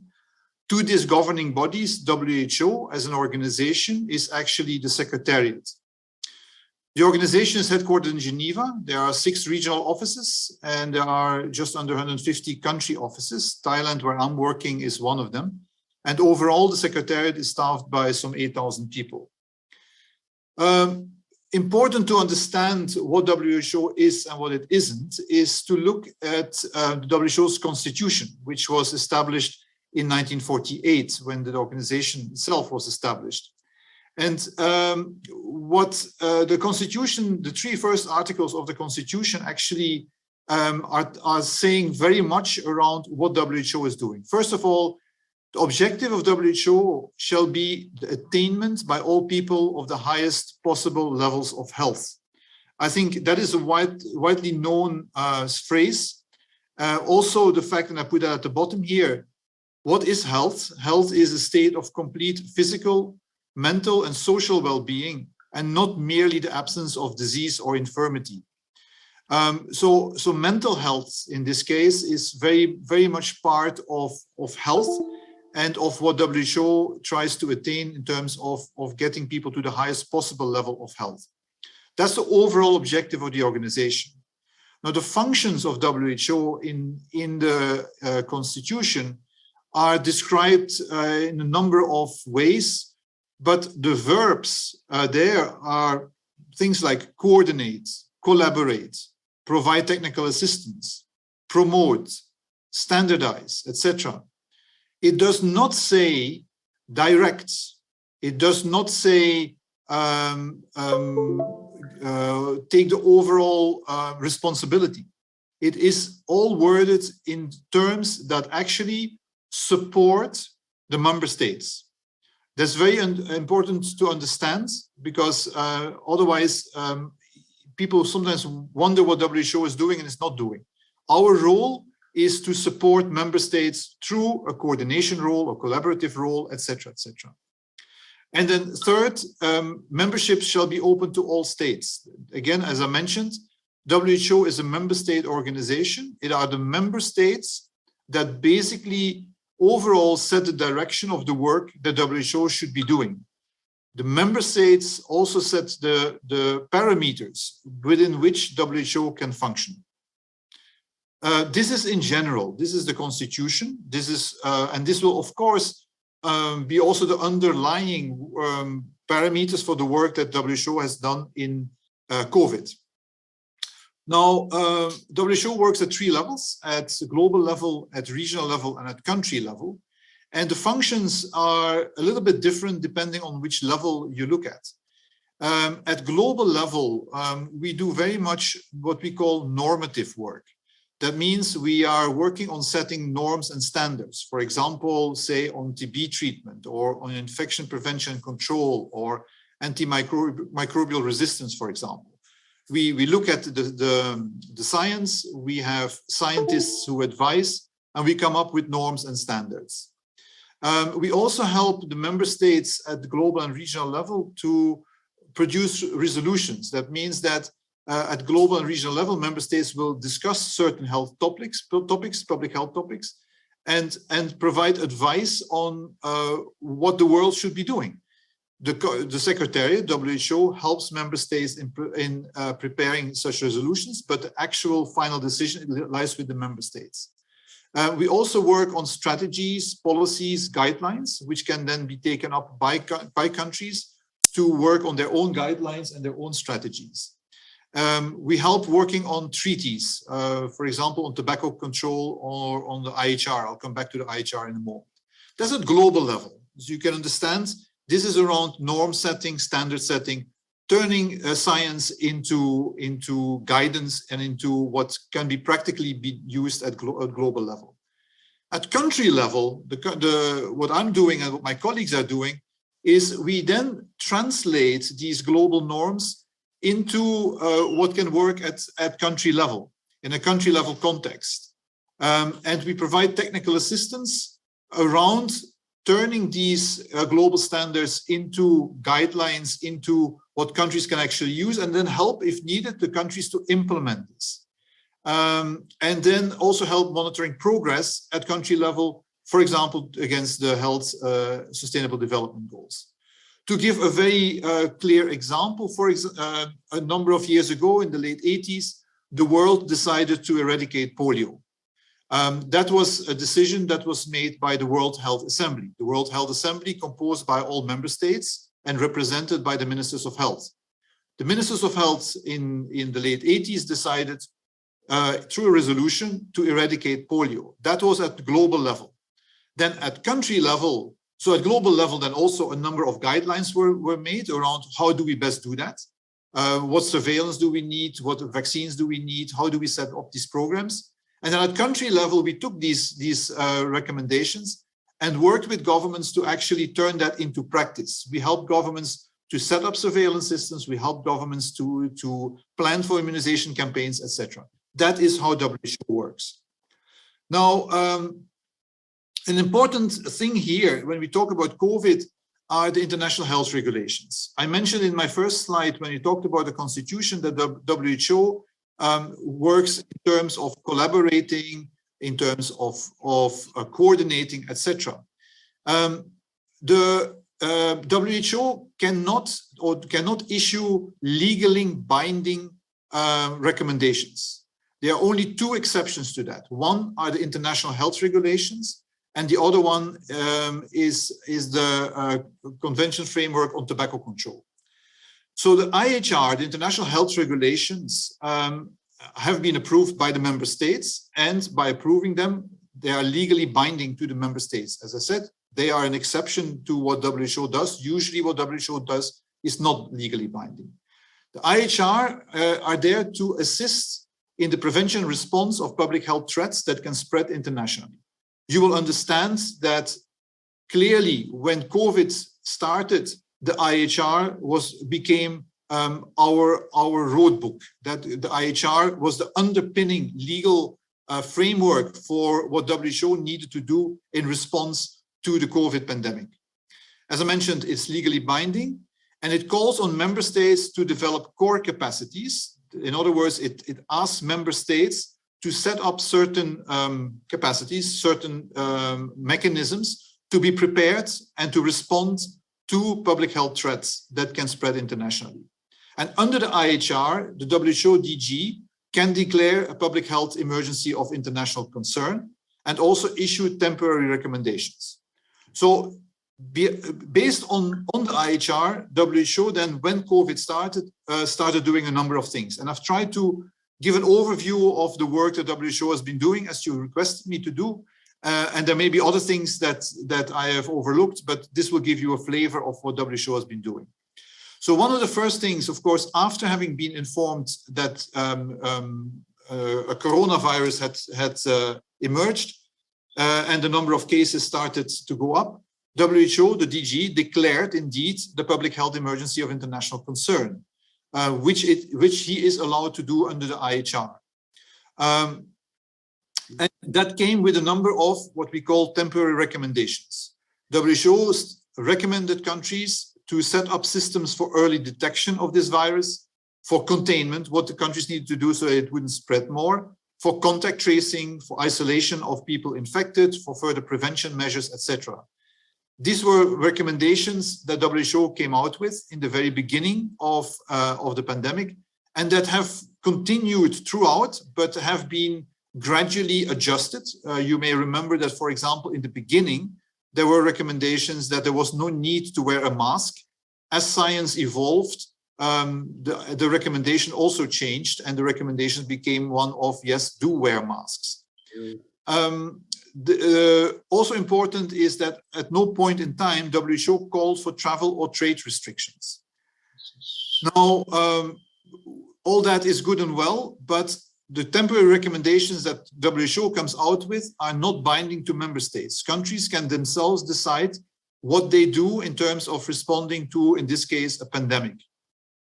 Another thing is, for example, that when WHO hears unofficially that cases are being found in wherever it is, if this information doesn't come through official channels from that government, WHO can actually not use these data unless the government concerned actually verifies it and says WHO can use it. I mentioned these two things to illustrate that what WHO does is giving advice, but that the actual responsibility and the actual actions lie with the governments. It are the governments that have been in charge of the COVID preparedness and the COVID response. WHO is there to support the governments, to advise the governments, but the ultimate decisions and the ultimate responsibility lies in every country with the concerned government. So given all that, what else did we do? I think WHO played a role of global leadership. In particular, it called for solidarity and for equity. You will all remember when the vaccines became available and they became more available for richer countries than for poorer countries. WHO has constantly said to the world that actually there should be equity, that everybody should have equal access to these vaccines, and similarly to other ways to prevent the disease. It has also plays a role of coordination in terms of support and coordination of research. And I mentioned here a few things: coordination around access to personal protective equipment, to diagnostics, to vaccines. The COVAX facility was set up so that the idea was that monies and vaccines would be pooled. It didn't really work out that well because of vaccine nationalism, but it was one of the things that WHO tried to coordinate. They set up a solidarity fund so that people and countries who wanted to support a joint activity could pool money in the solidarity fund. There is an R&D blueprint that basically coordinates and tracks all the work that has been done worldwide on research worldwide, because again, WHO does not play the role of directing research institutes around what to do, but the research institutes will take initiative around. We want to, for example, we want to develop another test to discover COVID, or another treatment or whatnot. WHO keeps track of that, and so this information is then shared among all the researchers so that it's clear what things are being worked on. It's clear where there might be duplication. It's also clear which areas of research are not covered or not enough covered by others. That's the kind of the role the WHO plays. It also came out with a costed strategic preparedness and response plan that basically highlights the various things that need to be done and also what it would cost. That's on the coordination side. It then also, of course, and maybe from that is more well known to the general public, information sharing based on science. Of course, WHO issues guidelines, but also press briefings. And I think from the press briefings, a lot of those have been quoted also in national media. It comes up with regular situation reports and also did quite a lot of work around countering the infodemics, countering fake information and saying to the world, well, the science tells us this or that. Very often it was perceived as too slow, because WHO basis is comments and is advice on science. Sometimes it takes a little bit of time to generate the science, and usually that comes then from academics who publish their data, which WHO then analyzes and into guidance. But so always science-based information that we shared or came up with was always science-based. We set up a global procurement platform to coordinate the procurement of various goods for COVID. That could have been diagnostic tests, that can be PPEs, and so on. A multilingual Open WHO, as it was called, Open WHO platform was set up in order to provide training, online training for health workers around the world on how to handle COVID cases, how to set up your hospitals, how to treat patients, how to diagnose, and so on. It's still there. People are of course invited to have a look. It also set up emergency use listings for vaccines, for diagnostics, and so on, which means that it looked at when a new product came online or comes online, WHO looks at the file that is submitted to the regulators, the file that's submitted by the producer, to see if this product is actually doing what's supposed to do. That means that whether that product is sufficiently sound.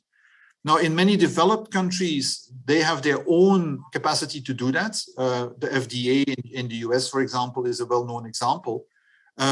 Developed countries don't really need that kind of service, but WHO does this using its own criteria, often building on advice given by the European or the US authorities.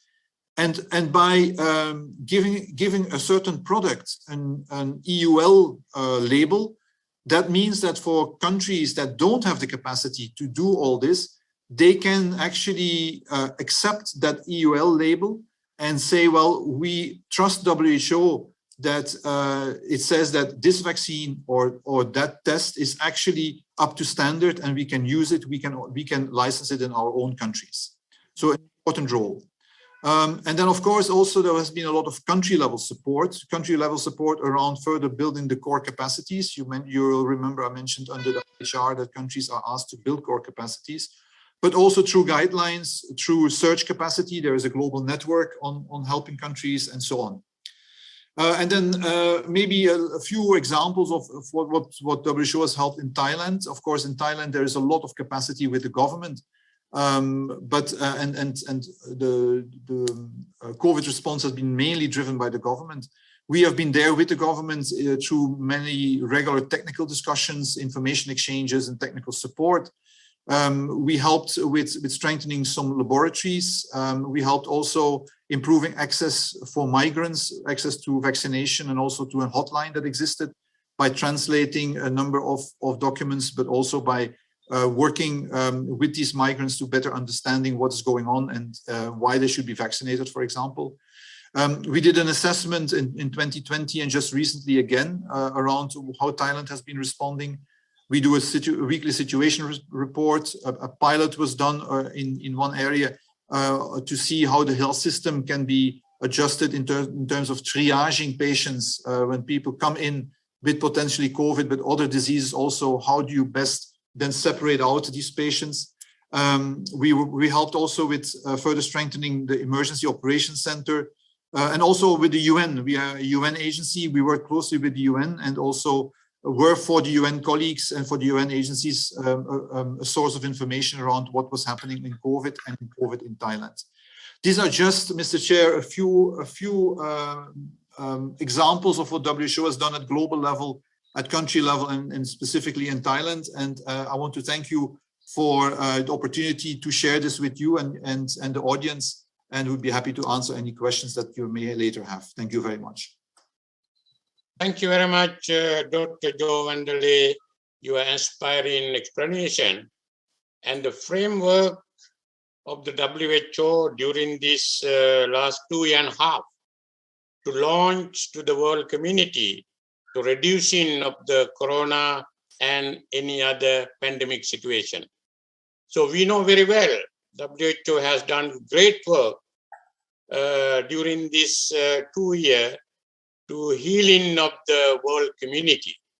So on behalf of the International Council of the International Day of Vesak celebration, and it is President Most Venerable Brahma Pandit, and it is Executive Board, as I am one of the Vice Chair, I would like to congratulate for the WHO organization, and please convey our warm greeting and congratulations to the Director General of WHO to continue their ongoing mission to supporting, helping to the developing countries. Your support still we need. COVID is not yet disappear. As you has very clearly mentioned, WHO can give some policies and some information. The member countries and people have to apply. Then, of course, some of the countries are almost reduced the corona, but still Asia and Africa and many other countries, corona is still there. And WHO mission and support is still we need to the world community. So you are coming this morning to our panel. It is a very great opportunity for a Buddhist world to listen from you very clearly the humanitarian mission and scientific development, what WHO has doing last 2.5 years. And once again, please convey our congratulations to your colleagues and your organization, especially Director General on behalf of our organization. Thank you very much for your inspiring and very clear information of your humanitarian mission in this very, very difficult time to the world community. Thank you very much. Thank you. I would like to call upon now our third panelist, Venerable Professor Ita Demelier Indasara, former Vice Chancellor of Buddhist and Pali University in Sri Lanka. Most Venerable Sir, you have the floor now. Thank you very much, Bhante. First of all, I would like to express my sincere thanks to the organizers of this conference who have given the opportunity to express some idea on the Buddhist approach to health of mind and body communities during the pandemic. Especially, I would like to draw your attention on teaching of the Buddha. Especially, I concern about the teaching of the Buddha concerning this topic. Buddhism has discussed the good health of body, mind, and communities. Especially, we come across in Vinaya Pitaka, Chulavaga Pali, how the Buddha has introduced rules and regulations of behavior of the monks in a formal manner. It can be considered as code of a monk's etiquette, which also can be applied for lay life.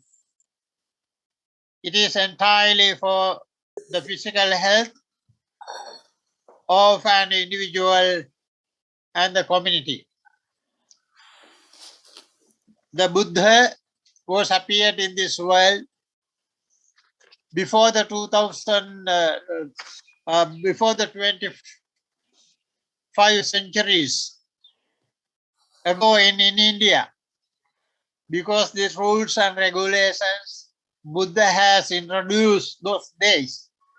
Some of the rules and regulations in the Chulavagga, it is not applicable to developed countries, but still it is applicable to the undeveloped third world countries. When we live together in a family or at the temple, we would have used personal items personally, such as toothbrush, arms bowls, cups, beds, pillows, etc. Especially it is we follow even today.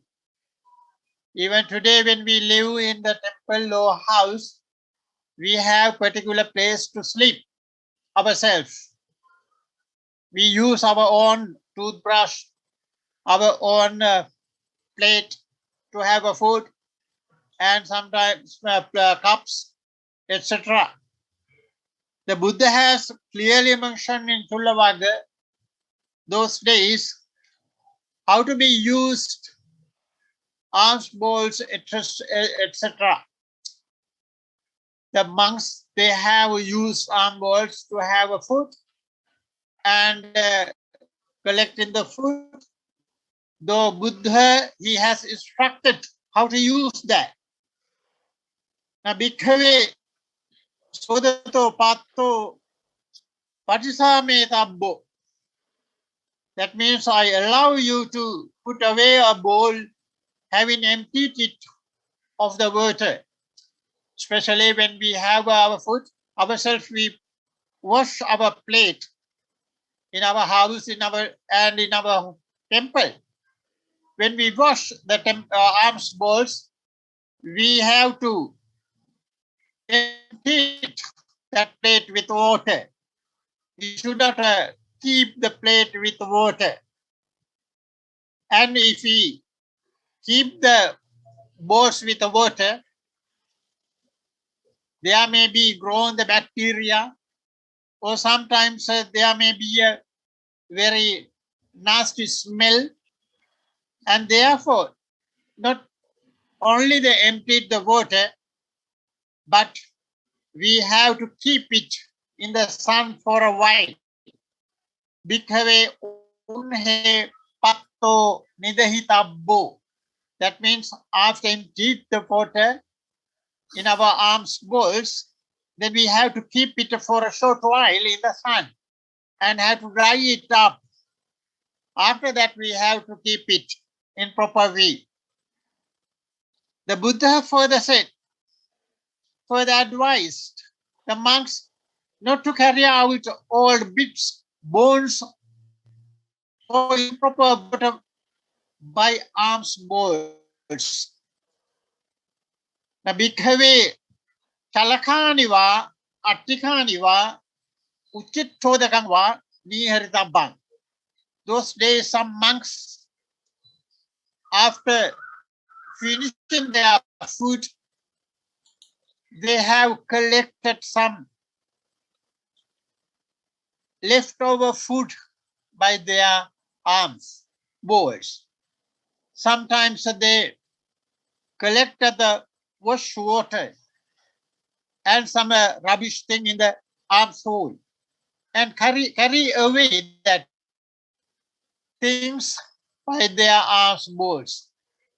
The Buddha has seen this, and then after that the Buddha advised them, why you are using your alms bowls to carry those things? Don't collect those things by your alms bowls. And alms bowls should be keep it in very clean.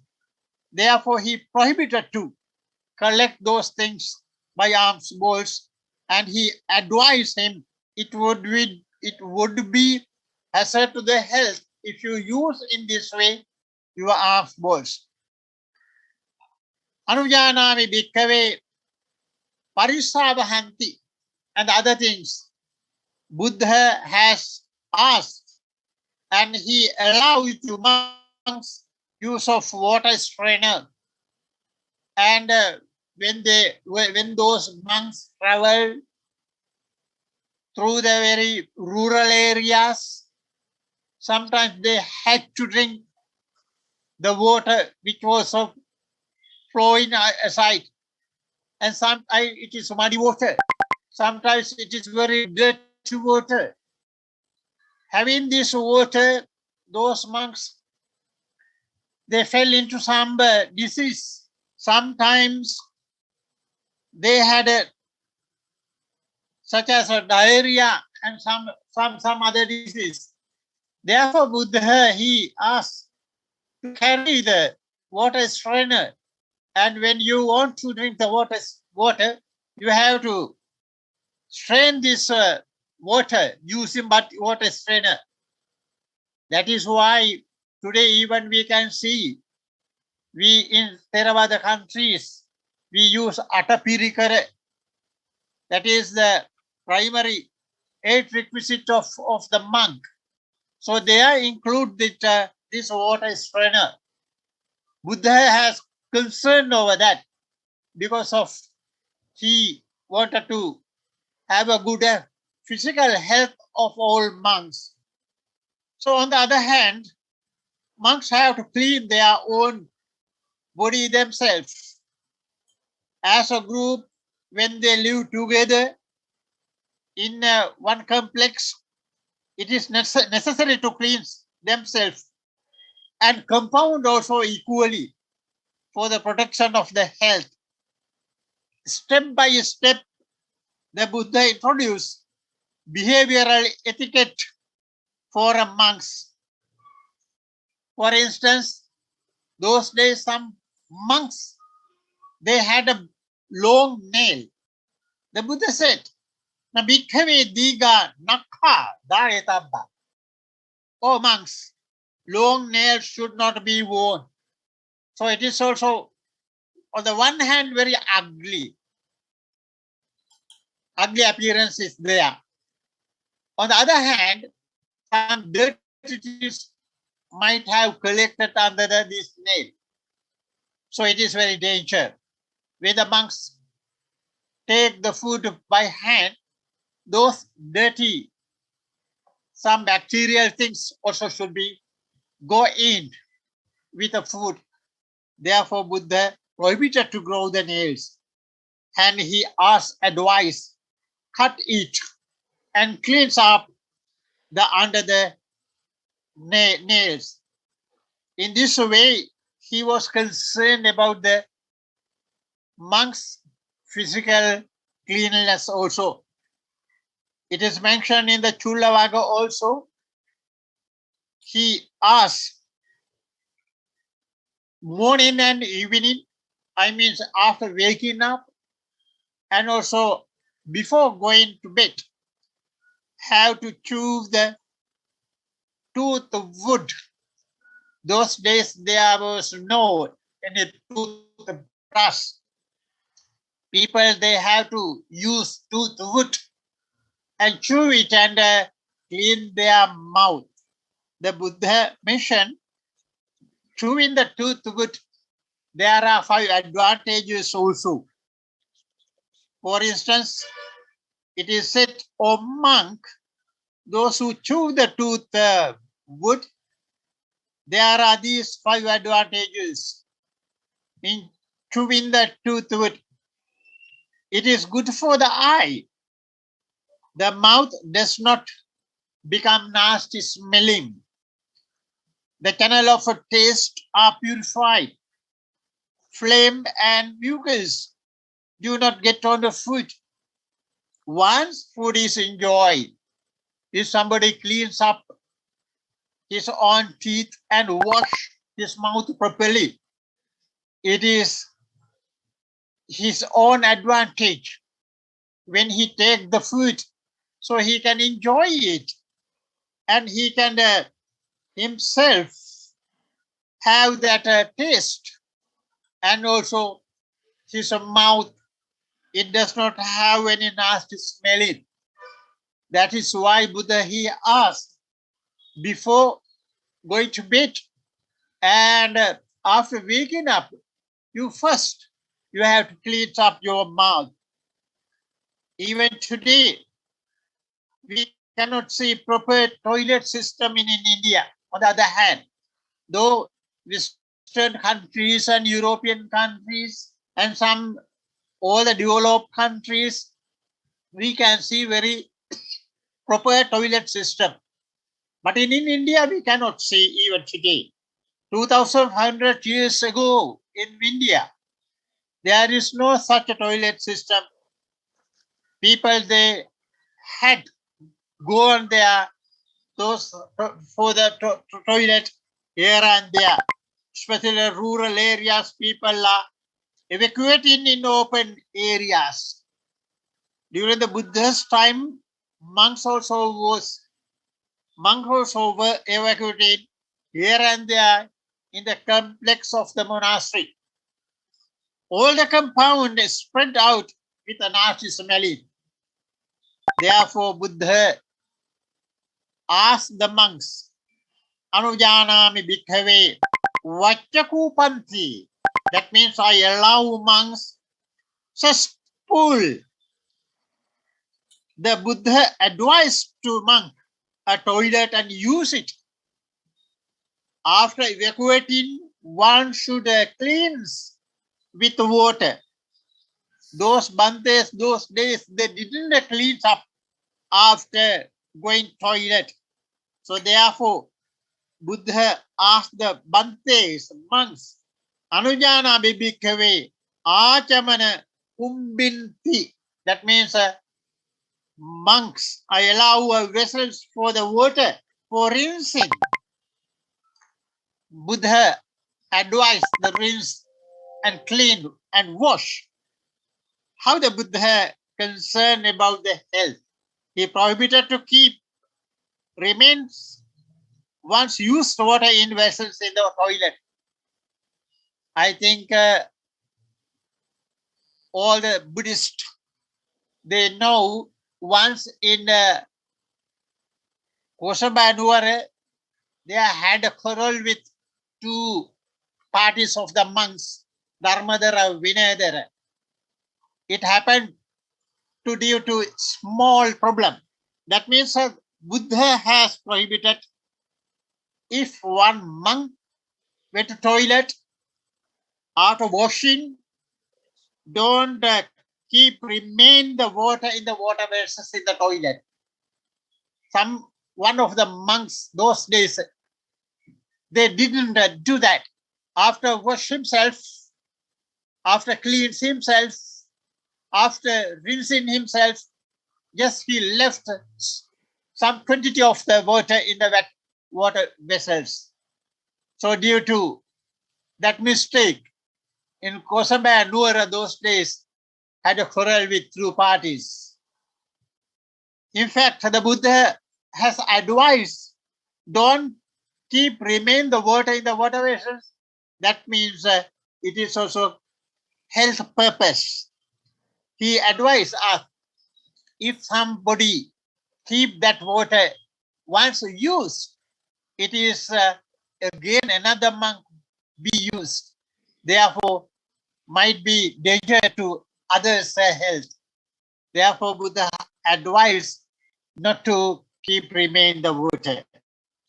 In this way, Buddha has advised how we have to use our personal items and toilets and our temples and our compound, etc. All those etiquette advices because of monks' physical health. You see how the Buddha concerned about our physical health.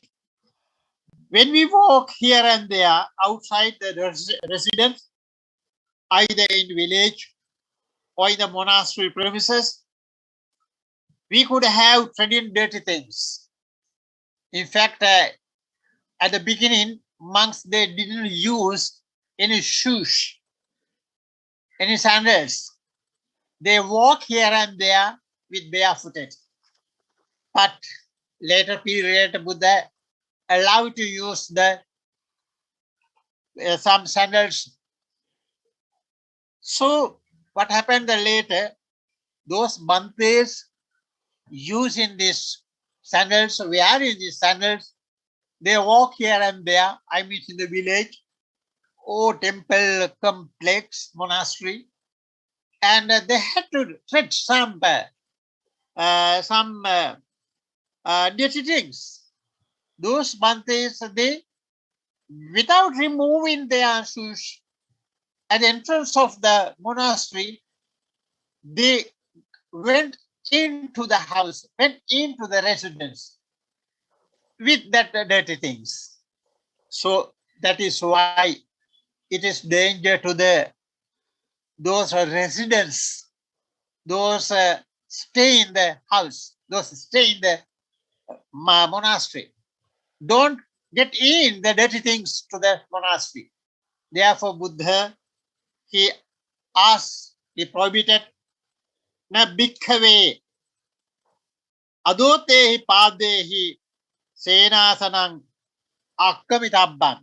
Even those Bantes don't go inside without washing your feet. That is why those days at the entrance of the temples, they have kept the water vessels to clean their food. After washing, after cleaning their food, they have to enter to the monastery. And if some monk wear the foot sandals, they have to remove that sandals at the entrance of the monastery. Bhikkhave saupaharanena senasanang akkamitabban. So how the Buddha has concern about the cleanliness of the temple, house or house inside also. So that is why we ourselves, when we go to others' house or others' temples or others' place, we remove our shoes at the entrance of the house. So it is Buddha.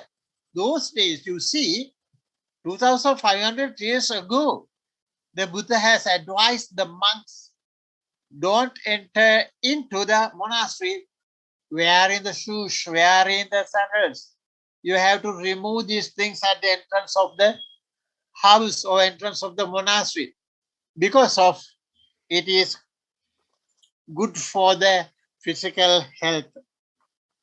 And in this way, the code of etiquette, which were introduced for the monks entirely, good health of monks, not only the monks, this ethical code can be applied to all the human being, lay life also, lay people also. If they follow this, in fact, it is good for their own health. That code of etiquette is not confined only for the monks. As a lay person who lead the lay life, they also can follow these rules and regulations for their own benefit. During the pandemic, in fact, the WHO had instructed wash and clean hand when touch any external object. When we go out, we were advised to wear a face mask, and after coming back, change the clothing, and better to have a bath. That means individual cleanliness is a more important during the pandemic period. But the Buddha, we have shown the cleanliness more important for the good health and human beings whole life. In fact, when we go through the Chulavagga, we can see how the Buddha has advised to cleanse up our body, our robes, the other personal items and how to maintain those things. All those rules and regulations, all those code of etiquette, in fact, Buddha has introduced only for seeking the good physical health of the people, health of the monks. On the other hand, Buddhism emphasizes the health of a mind of the successful life. As mentioned in Buddhism, human mind is broadly divided into two sides. One side is called wholesome side, while the other named as unwholesome side. No need to make any attempt to develop unwholesome side. It is naturally and automatically activating those psychic factors and generate suffering through so-called happiness. Therefore, we are to have awareness over the activity.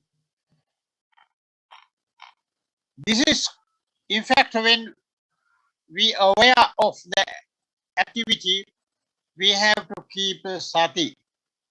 It is called a mindfulness. In fact, one of the speaker before me who has spoken about this mindfulness, I am not going to explain more and more about the mindfulness. Mindfulness is a present time awareness. It takes place in the here and now. It is the observance of what is happening right now, in the present moment. It is an impartial watchfulness. It does not get hung up in what is perceived. Mindfulness is a non-conceptual awareness. It does not play favorite. Having this awareness, one should avoid the activity which leads to himself, which lead to harmful oneself, others, or both the side. WHO had instructed to keep 1 meter distance and compulsorily wear the mask. In fact, when two persons happen to talk each other, they have to wear the mask.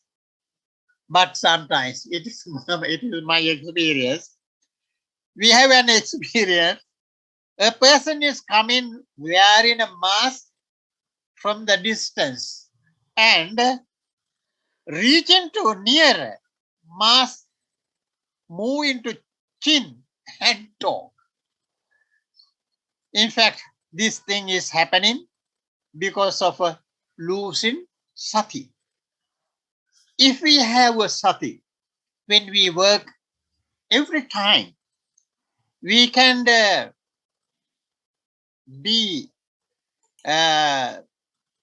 safe ourselves, especially this pandemic period. It is advised to wash our hand when we touch external object every time. We should not remove our mask when we talk with others. And we should always keep some closeness with others. always we have to keep 1 meter distance.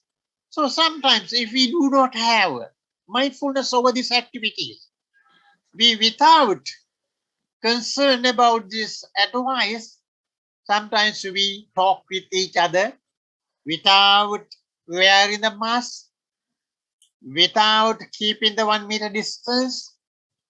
Sometimes we eat some food without washing our hand. So it is very dangerous. So therefore, this mindfulness is not only useful our own health, but it is useful to do the good activities also, to develop a wholesome psychic activities also. Therefore, this mindfulness especially we can use to develop our mind. Sometimes some people are unable to face the challenges. They are having mentally retardation. They themselves frustrate over their, due to that dissatisfaction or resentment, physically also face some sicknesses. Therefore, Buddha asks us to live with mindfulness and develop mental strength and keep health of mind. Especially during the pandemic period, we are to aware of the teaching of the Buddha. As the community, all the people follow the instructions of the Buddha, some extent could be successfully led the healthy life. In this way, I like to share my view with all of you, which would be led to some extent avoid this pandemic, avoid this coronavirus COVID.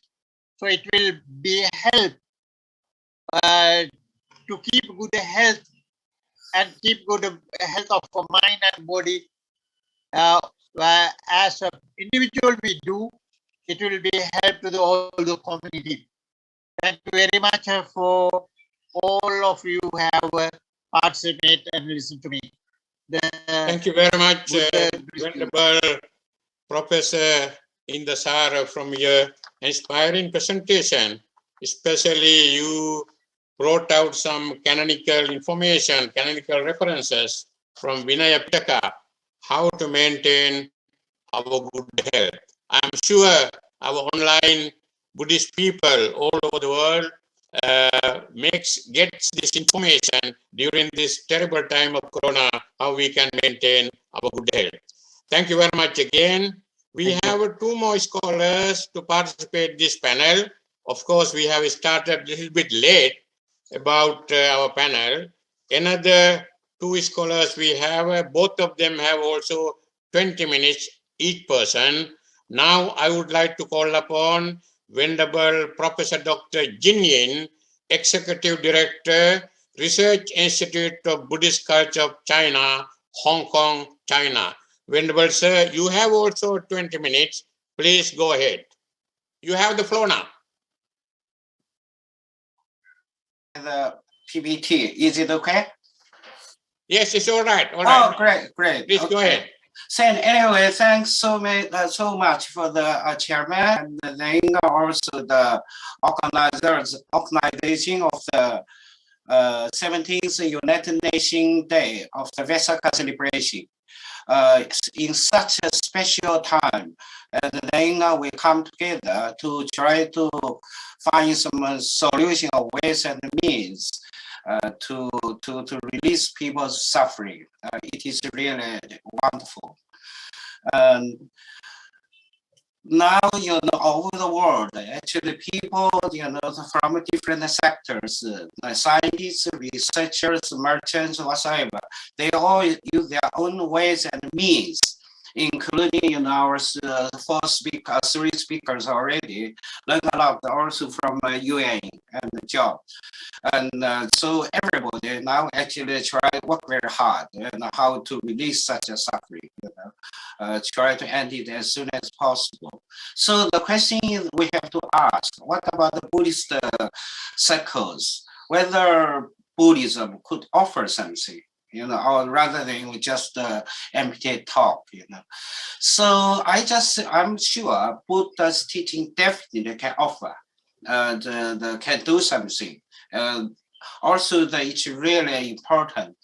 Here, I try to find how the Buddha's teaching could help the people to release such a COVID-19, And of course, a lot of Buddha's teaching. I just pick up the one, the Four Noble Truths from both Theravada and Mahayana.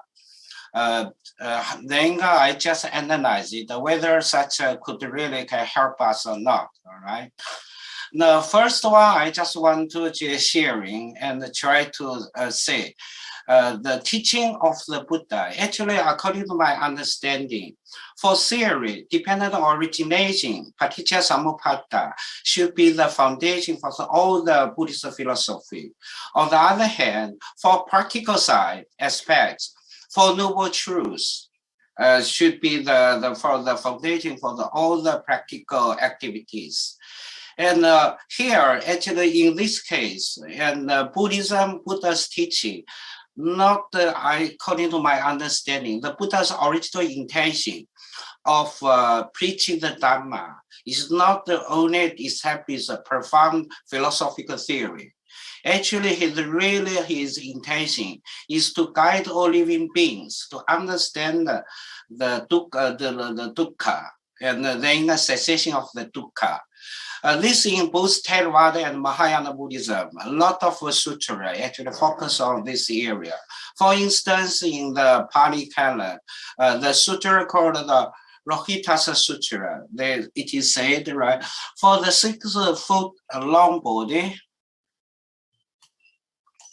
I preach the dukkha of the life, the cause of the dukkha, elimination of the dukkha, and the way leading to the cessation of the dukkha.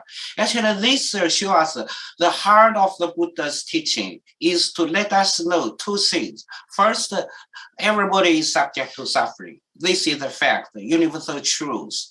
And then encourage us to face it bravely. Second one, the possibility to achieve the liberation from the suffering. This is quite possible.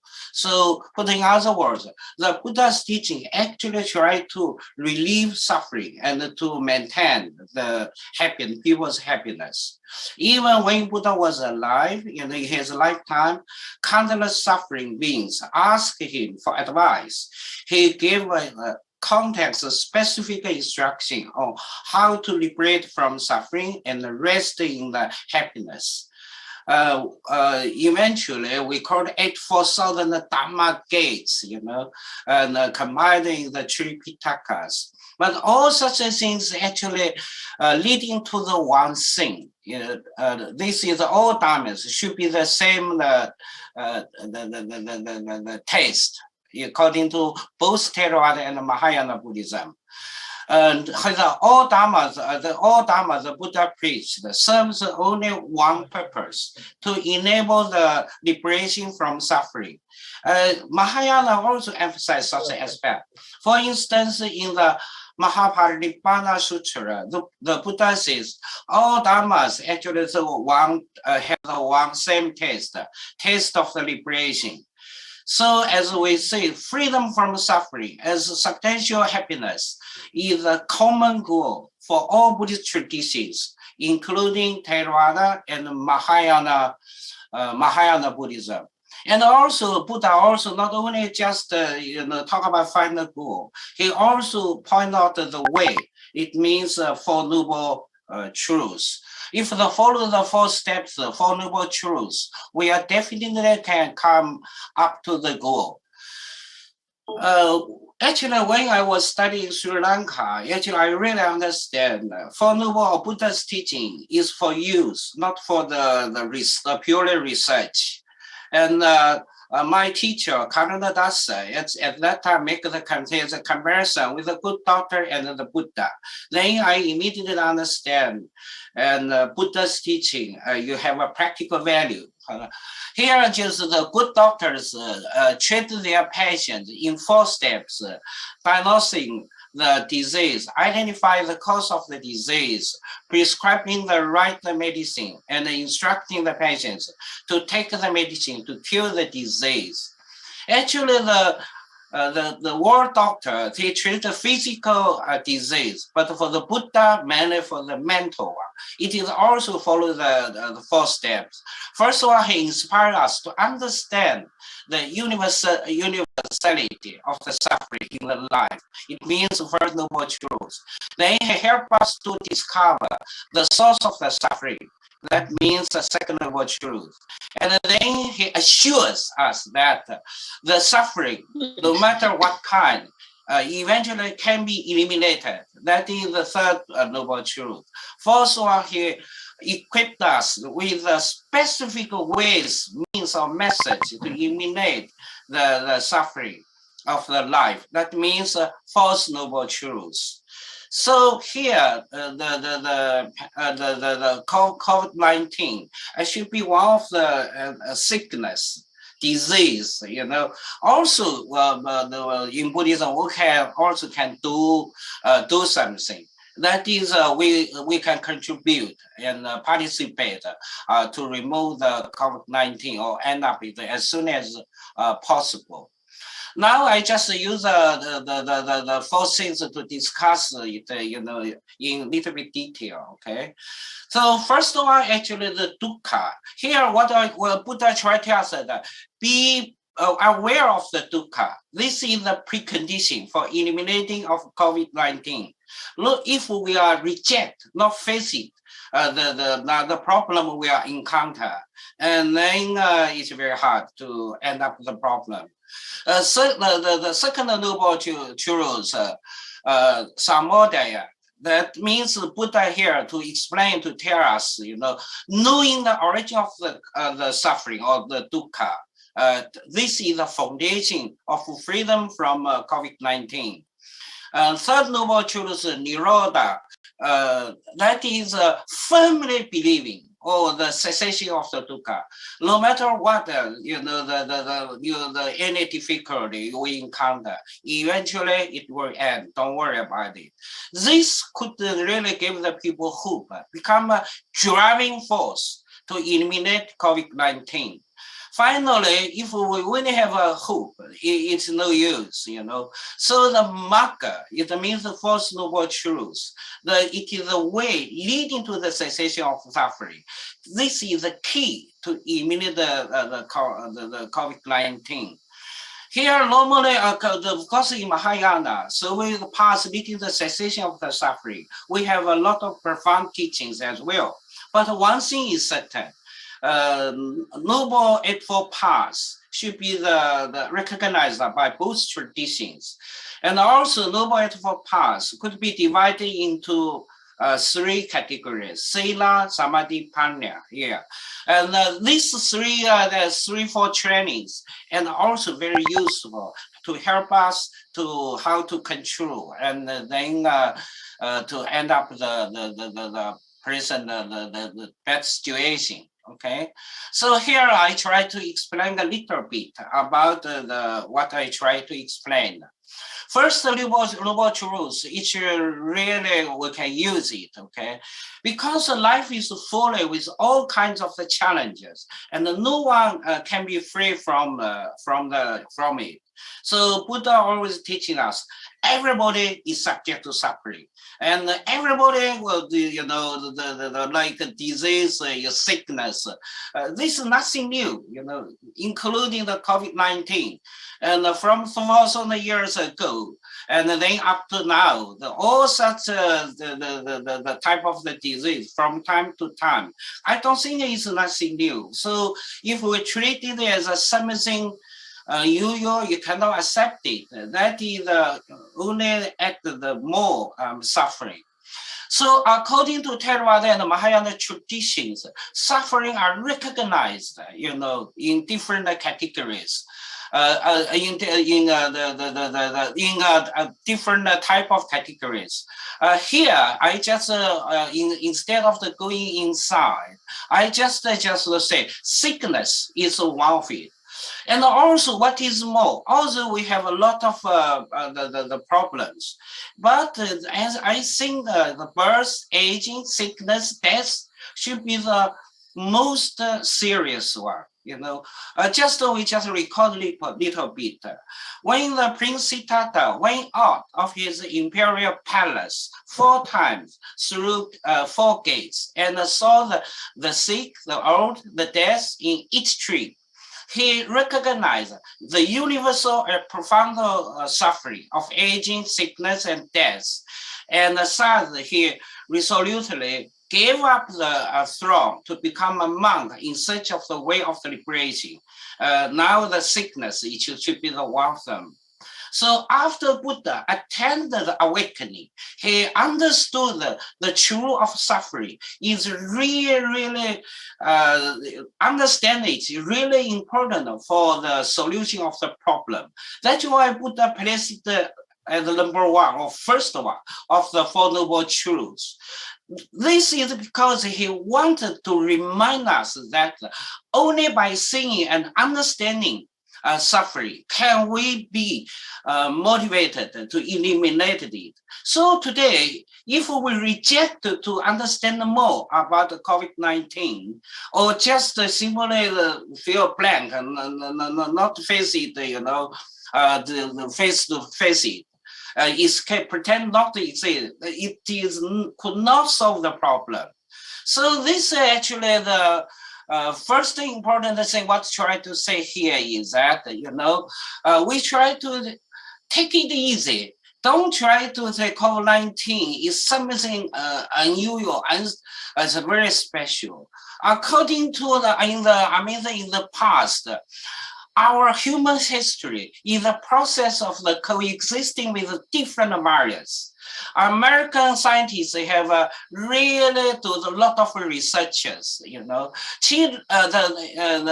one of them is Charles Zener of the Yale University.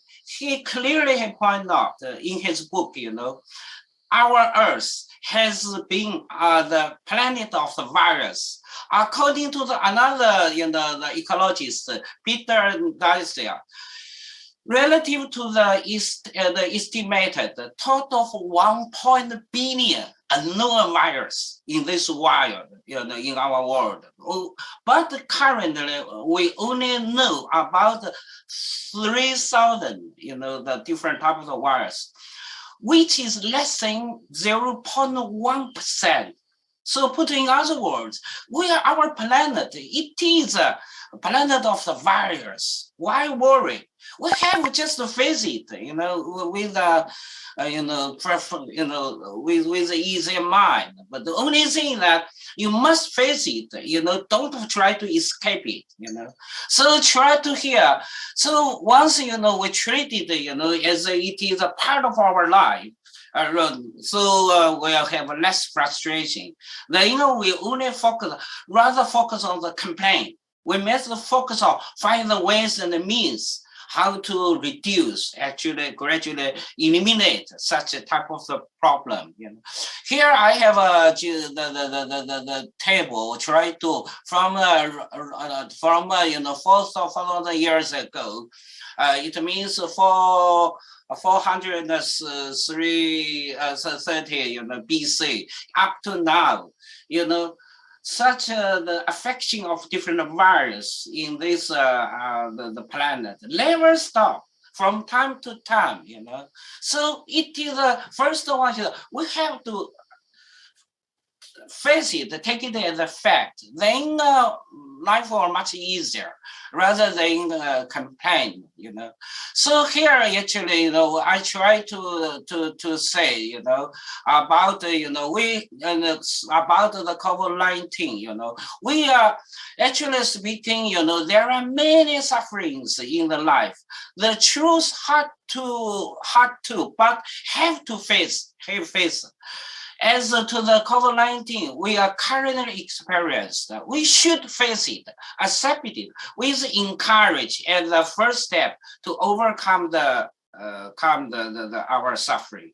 So the Buddha's teaching offers the people in the world. Actually speaking, we have to, accept it. Life is full of the suffering, and then COVID-19 is part of our life. Don't try to escape. Once we understand that, then we have just a braveness. Try to, to find the solution to it. Second noble truth, actually speaking, you know, actually what I try to say, that it is a normally which is the cause of the suffering. We try to say the desire, you know. Here, what I try to say here, if you want to solve the problem like COVID-19, not to complain, not try to take the medicine, must find the solution, find the cause and the reason why, you know, such a type of disease and lasted for already over 3 years. So it is a foundation for freedom from the COVID-19. So just as the doctor, like to help the patient, a good doctor will first try to find out the cause of the disease before prescribing any treatment. Similarly, Buddha clearly identified the root cause, or you can say cause. The root cause should be the ignorance, I'm sure. Among the many causes, you know, although normally we call it the craving or attachment. But according to the Buddha, actually in the Theravada and the Mahayana Buddhism, Mahayana Buddhism, cause of the suffering, normally will go back to the ignorance. While Theravada is tanha, it means craving, thirsty. But, you know, if we try to the many more actually causes, for instance, for personal one, and then maybe ignorance, no wisdom, and actually the interconnected, interrelated with the natural or animal and even the different nations, you know, maybe lack of the actually, according to my understanding, probably the ignorance should be good number one. The craving tanha is a direct reason, not the only reason, I'm sure. So here I try to address the present pandemic, you know, the scientists have done a lot already, try to do all different research, find the reason, all different things, actually achieve a lot, already help us. So once we find the reason, and then we graduate the next one, we have a confidence to solve the problem. So next one actually should be the third noble truth, actually the Nirodha. It means here that firmly, if you want to try to solve the problem, we must have a confidence. We must believe, you know, that such a type will be end sooner or later. Firmly believe in the cessation of the dukkha. It is a driving force for the eliminating of COVID-19. If without the third noble truth, then we don't have such a confidence. Then we cannot have a determination. Then we don't have such a big force. So according to my understanding, problem becomes a problem only when there is no solution to it found yet. You know, once a solution is found, problem ceases to be problem. Throughout the history, no matter what kind of the disease or difficulty, once its solution is found, the threat is released. You know, so such a courage and a confidence to overcome adversity is the third step of to eliminate all you can suffering or different difficulties. So to the COVID-19, Because today we must have content. Don't try to think, it has nothing to do with me. And then once we have confidence, then we will work very hard, try to come out. Actually, Buddhism mainly offers the wise way with wisdom. How to wind up. Whenever, sir, please wind up. We have a second panelist waiting behind. So the last one actually are the way leading to the cessation of the suffering, and then this one just give me 1 minute, okay?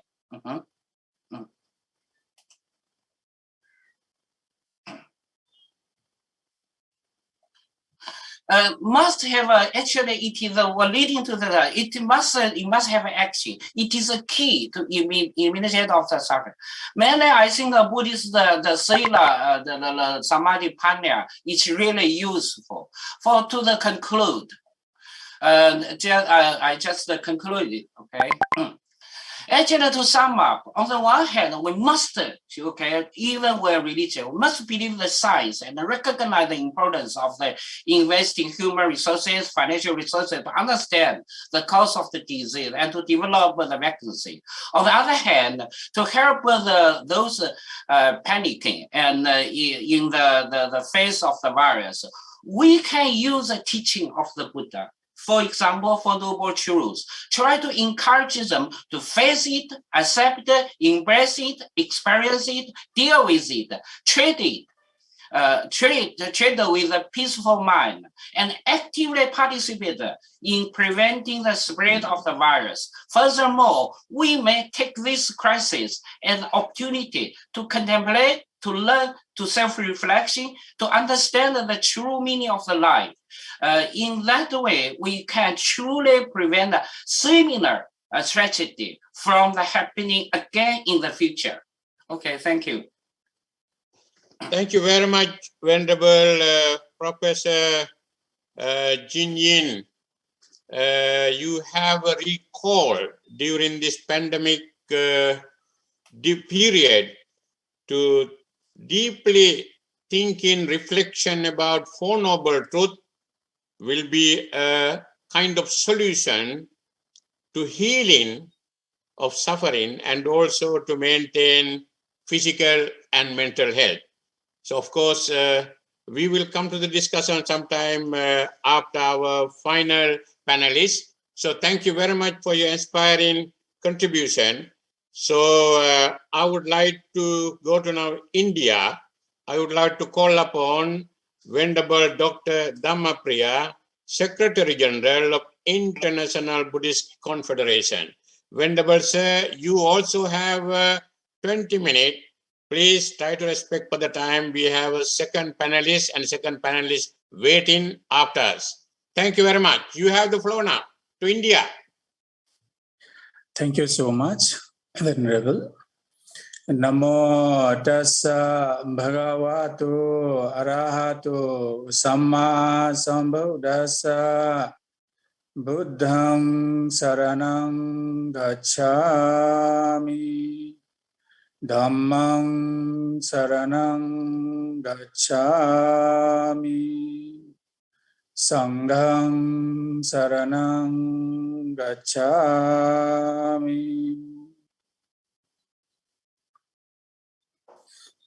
Namaste and greetings from the Secretariat of International Buddhist Confederation, New Delhi, India, the land of Buddha. We are celebrating the auspicious Vesak of Buddha Purnima, which is also known as UN Day of Vesak. Today, on this auspicious occasion, the seminar organized by UNDV Celebration Committee 2022, based in Bangkok, Thailand, I take this opportunity to appreciate and express my gratitude and thank to the organizers, to all the panelists, and also to everyone who is there in the audience. Today's topic is basically the health of mind, body, and communities during pandemic situation and a Buddhist perspective to understand the health issue and whatever went on during the pandemic, and if there is any suggestion to overcome and combat this COVID-19 situation globally. To have a scenario of the situation, let us first start with the beginning of coronavirus, when the COVID-19 or coronavirus started. As we all know, it was the last part of 2019. The coronavirus was understood to appear somewhere from Wuhan city, and slowly it spread to different parts of the world. And in India, we had the announcement of lockdown, complete lockdown, in the third week of March 2020. When the coronavirus pandemic was the talk of the street or everywhere, and the situation created, it was very fearful, panicky, and uncertain. This kind of fearful, uncertain, and panic situation that arose out of COVID-19 situation led to many unprecedented problems and issues related to mind, that is psychological problems, body, physical problems, economic or financial problems, family problems, social problems, and many other problems. Right, it's the beginning of this coronavirus pandemic. Then second phase is the spread and the havoc that coronavirus had caused in India and globally, as we all know. In India, we have seen first phase, second phase, and third phase of the spread of coronavirus. So in the first phase, it was totally locked down, almost 6-7 months everywhere. It was complete lockdown. No person or nobody was allowed to travel. All the transportation, either it is the public buses or trains, even the flights were cancelled. So no commutation, no transportation, no going from one place to another, complete lockdown. It is not only complete lockdown in terms of traveling or transportation, but also the people were suggested and directed to remain confined to their homes only to come out for essential services or commodities. And only the health workers, the frontline workers were allowed to travel, that also limitedly and with proper permission from special or competent authority. What happened was, as everything was totally under lockdown, many people who were not having enough means for survival who used to earn their daily livelihood by daily work and wages, they got into very big problem to support themselves, their families. And keeping confined to a place for a long time also was a mental torture for many of our people. And that led to mental and physical problems as well. And that was the time when government of India took the initiative to provide free rationing to the people who were in need of food items. For that, we are very much thankful to the government of India. I'm talking in Indian perspective, in Indian context. And then different religious, social, cultural organizations and bodies also came forward to support this cause of sending and distributing relief materials, food materials. That was the situation in the first phase. Then we were almost coming out from the first phase slowly, as there was the news of vaccine coming off. It was on the trial. Then there was second phase again. We used to say coronavirus in new incarnation, in new form, second phase. So coronavirus used to take new incarnation. In the second phase, we had seen the most terrible thing in the history, I understand.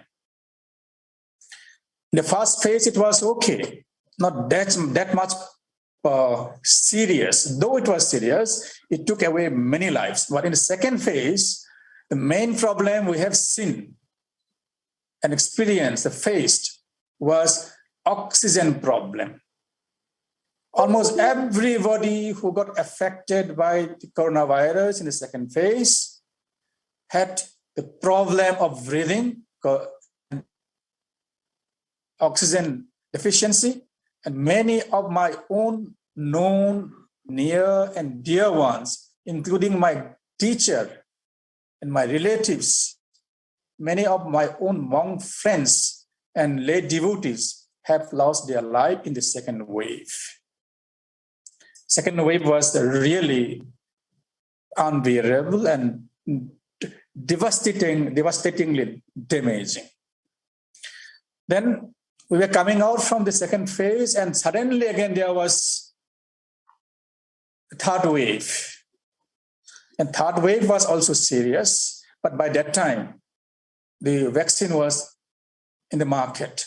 So the government of India had organized and had given free vaccination to whoever was in that age, because there were different age groups the government has earmarked to give the vaccination.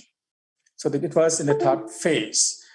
So what I would like to tell here is, so we have seen 3 phases of coronavirus spreading in India, of course, in different parts of the world.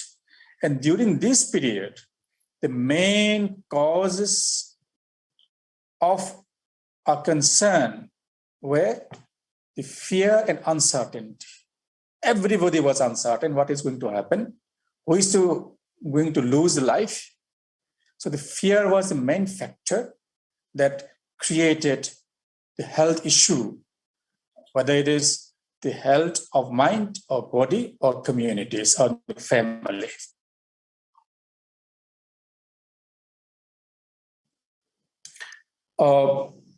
After this third wave, then slowly the immunity of people also got raised probably, though we are having now some cases of coronavirus in India, but they cannot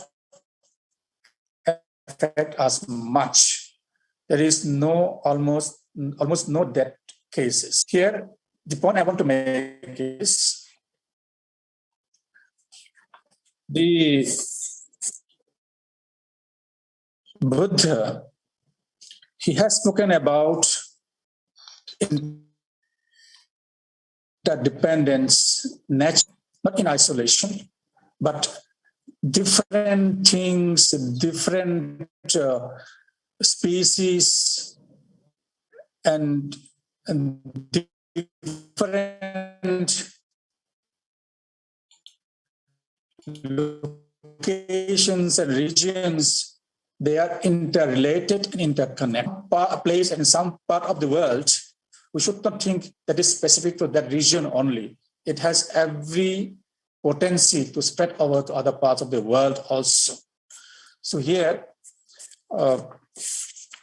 as Buddhists, we need to understand the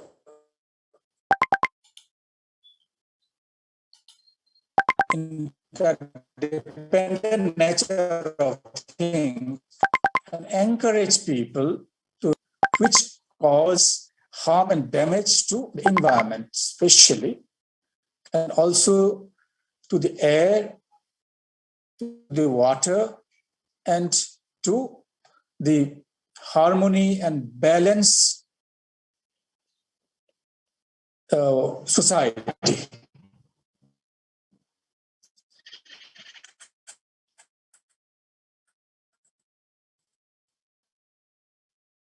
So there we have to follow the middle path approach, and which can provide solution to many problems. Face compassion, as it is the antidote for violence and aggression. Moderation and restraint as antidote to excessive exploitation of Mother Earth and nature. It seemed to be when there was a connection from New Delhi. It is not very clear. May I ask you to conclude, please? Should also be practiced. And a worldview of an common communal violence, social that also need to be. To have good health and a comprehensive well-being, we have to take care of our Mother Earth and act responsibly with compassion and nurture intelligent living. That is, by intelligent living, from Buddhist perspective, I mean, live full, contented, with less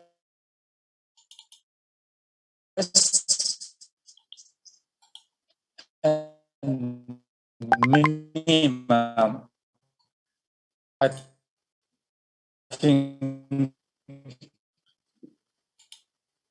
I think we have some technical difficulties contact with New Delhi.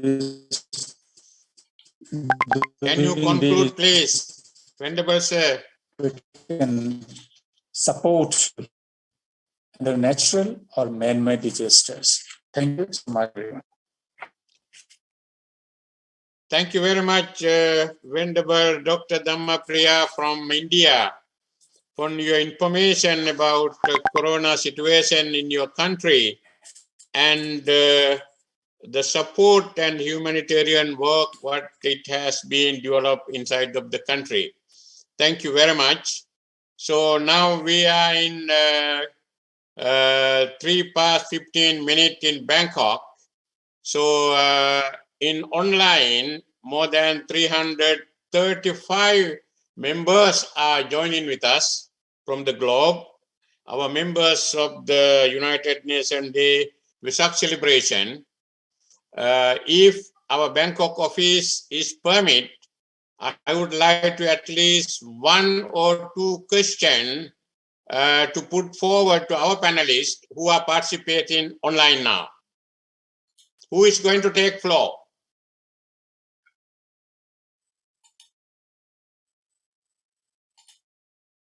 Seem to be our Buddhist delegations from around the world. They are just participating, and also our second panel is waiting.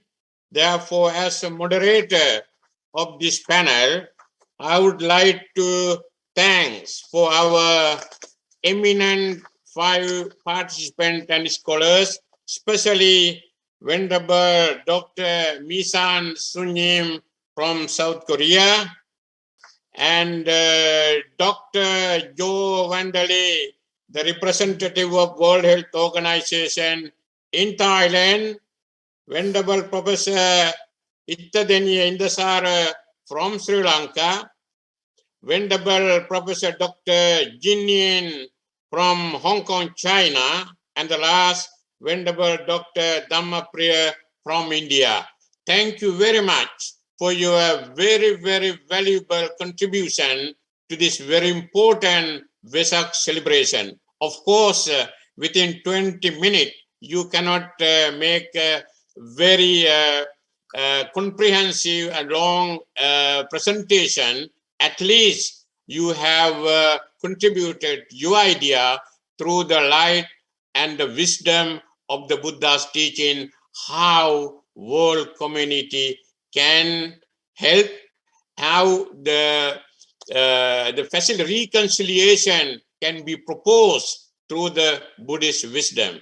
So I have to thank for you for your wonderful time be with us. So once again, we will meet you very soon. Thank you very much for your all. Now I would like to pass the floor from Paris to our Bangkok UNCC office. ครับกราบขอบพระคุณพระเดชพระคุณดร.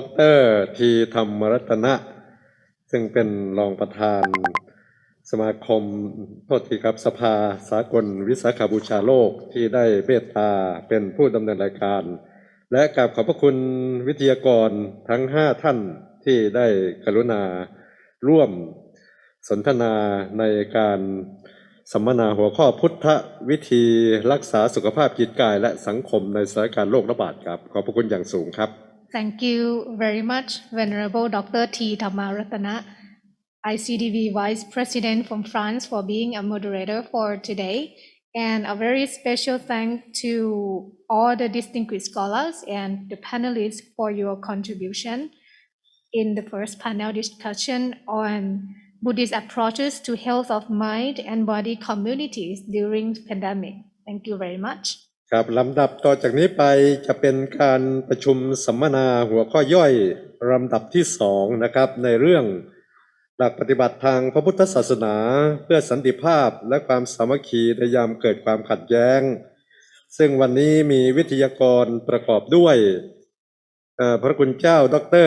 มหินดะบีเกเล่บาสปายูนิเวอร์ซิตี้จากสหราชอาณาจักรนะครับมิสเตอร์แฟรงค์คาร์เตอร์ประธานศูนย์สนทนาด้านพระพุทธศาสนาจากออสเตรเลียท่านที่3ศาสตราจารย์ดร.วันชัยวัฒนทรัพย์นายกสภามหาวิทยาลัยราชภัฏชัยภูมิประเทศไทยและท่านที่4คือดร.อิสรินไฟเดลลันซึ่งเป็นศาสตราจารย์ของสถาบันเทววิทยา MF นอร์เวย์ผู้เชี่ยวชาญด้านศาสนาและสังคมจากประเทศนอร์เวย์โดยดำเนินรายการโดยศาสตราจารย์ดร.ฮวงซูนินเป็นคณบดีคณะพุทธศาสตร์มหาวิทยาลัยดองกุกประเทศเกาหลีใต้ Yes, and the next panel discussion is the Buddhist practice for peace and solidarity in times of conflicts by the following scholars. First, Venerable Dr. Mahinda Degele from Baspa University from UK. Second, Mr. Frank Carter, the President of the Buddhist Discussion Center from Australia. The third, the Professor Dr. Wanchai Wattanasap, President of Universities Council, Chayapum Ratchapat University from Thailand. Fourth, Dr. Iselin Freidenlund, Professor of the Study of the Religion at MF Norwegian School of the Theology, Religions and Society from Norway. So now may I invite Professor Dr. Hwang Sun-nil, Professor College of Buddhism and Dean Academic Affairs from Dongkuk University, South Korea, to be a moderator for the second panel discussion, please. ครับเชิญรับชมครับ Thank you very much. My name is Sunil Huang, and I think I have to say to venerable members of Sangha, distinguished guests, ladies and gentlemen, it is my great honor to be able to moderate this second panel discussion entitled "The Buddhist Practice for Peace and Solidarity in the Time of Conflict." Unfortunately, for the schedule in this chamber, I think we need to speed up. So initially, we let the speakers to talk about around 20 minutes, but I think I have to limit from 20 minutes to 15 minutes in order to meet the schedule. So no time to talk. So I'm going to go to the first speaker, Venerable Professor Mahinda Dugali from Baspa University in UK. Mahinda Dugali studied in Peradeniya in Sri Lanka and did a study in America and Harvard and Chicago University. And he is a specialist in Sinhala Buddhist tradition as well as Buddhism in the popular world and so on. And also Professor Mahinda did work with me when we set up a joint student exchange program between Baspa University and Donggung University. That was almost 10 years ago. And I'd like to invite Dr. Venerable Mahinda Dugali for your 15-minute presentation. Thank you very much. I hope you can hear me. Can you? Can you hear me and see? Okay. Yeah. Can you? Professor Sunil, can you hear me? Yeah, I can hear you. I can hear you. Okay. And can you see the slides also? Wait. Yeah. We not yet. No. Let's see. Let's see whether you can see them. How about now? Can you see? Can you see? Yeah, it's ready. Your slide is okay. ready. Thank you so much. Venerable members, distinguished guests, friends, and thank you very much for Professor Sunil Huang for introducing me. And thanks also for the Venerable Dhammaratana and also our Mahabrahma Pandit Thero and everybody in Bangkok for inviting me on for this occasion.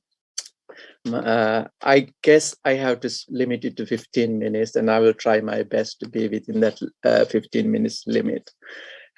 So my topic today in this theme is going to be times of crisis. How can Buddhism help? You know, times of conflict are difficult times. And by May 2022, all of us around the world, without any distinction, whether we are relatively rich or whether we are relatively impoverished, persons or nations, we were pushed unwillingly to our limits to encounter an unprecedented crisis. In Buddhism, we can call it immense dukkha. Let it be the corona pandemic, which is almost 3 years old now, the ensuing war, which is almost nearly 80 days or more between Russia and Ukraine, or highly increase in inflation rates and economic crisis in the UK as well as in Sri Lanka and other parts of the world. And these are few challenging times that as Buddhists, we cannot be silent. And that's a fact. And I think in that respect, the Vesak conference dedication for the crisis is very valuable. Now, before I begin, just let me bring my personal perspective. You know, I just want to mention a personal experience related to corona pandemic. And it was exactly on the 25th February 2020, over 2 years ago, more than 2 years ago, that I traveled by train last time from London to Bath. Since then, I have not stepped into a train, bus, car, or taxi. In the past, before the corona pandemic, on average, I used to travel by airplane at least once a month for a conference or something event. But nothing has taken place within the last 2 years. So this story of mine, though personal, highly personal and peculiar, and perhaps very much cloistered, quite a astonishing low profile for an active person. And I think my situation is not unusual, and many of you may have encountered it.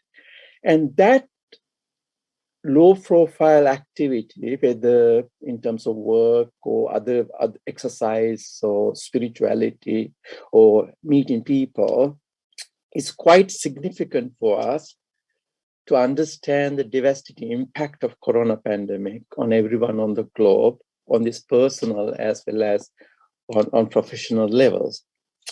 Now, I want to remind you something very important that we should be always be mindful.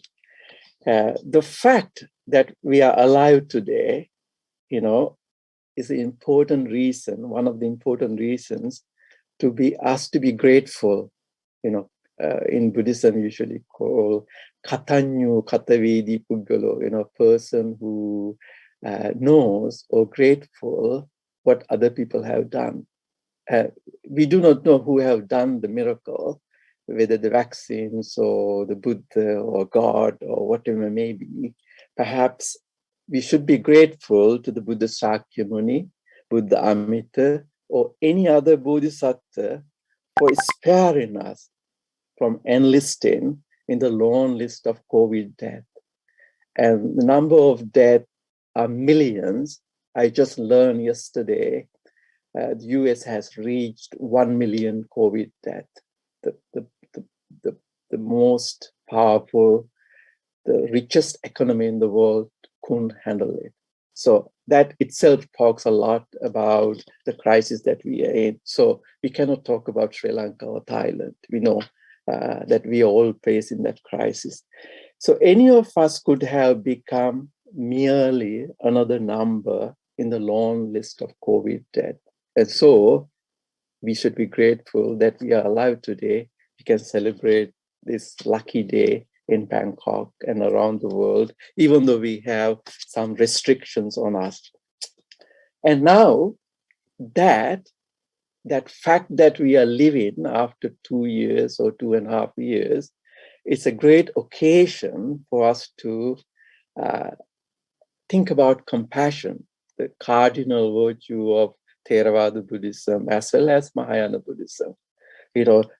To have a compassion to others in our words, thinking, and action, and as individuals, as communities, as nations. So in this presentation, though very small and short, and now time is limited, I wanted to just briefly touch upon how the Buddhist practices may generate peace and help create solidarity and establish solidarity among us.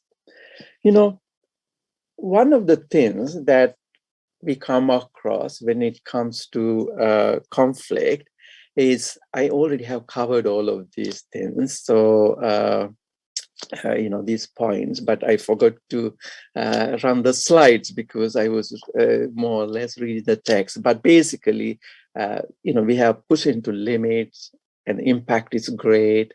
And we are still alive. It's a fact that we should be grateful. And it's a good time to contemplate, think about compassion. Now, how can Buddhism help? This is the interesting question.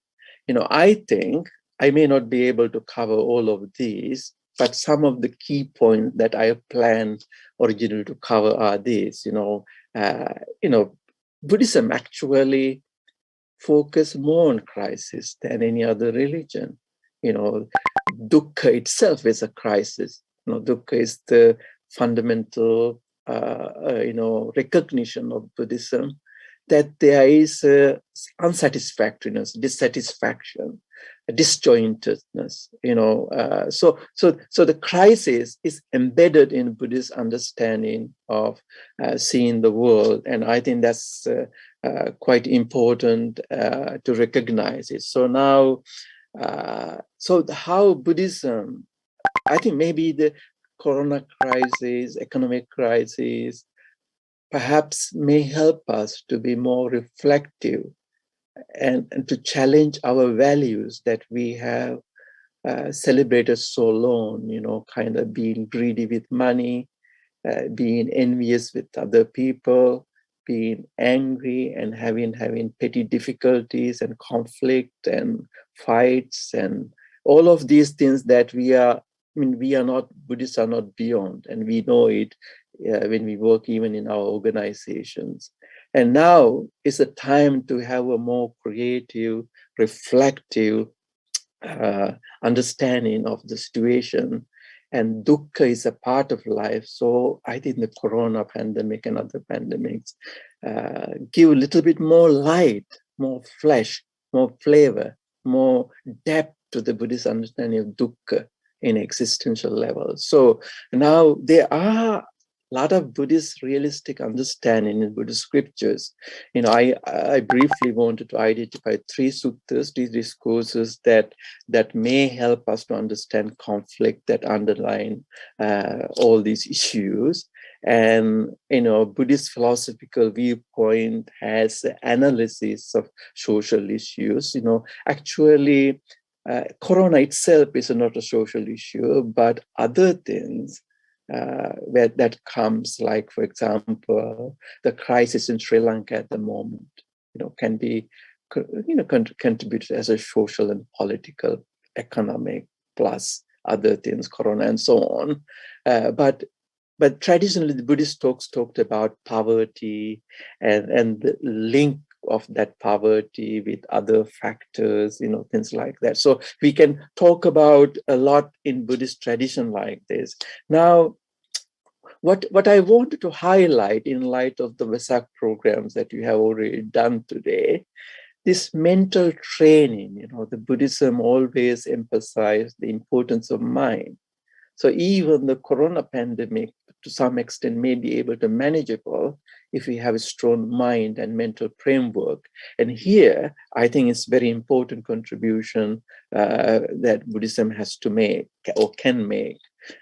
So, kind of create a peaceful and healthy framework for development and to use limited resources that we have. Now, I have taken 10 minutes and I will try to take another 5 minutes or so, to kind of go very quickly. And these are the scriptures that I mentioned. One of the 3 discourses in the Digha Nikaya, one of the collection, it talks primarily about crime and poverty. And I was thinking more, everybody familiar with this discourse on the lion's robe, the wheel-turning monarch.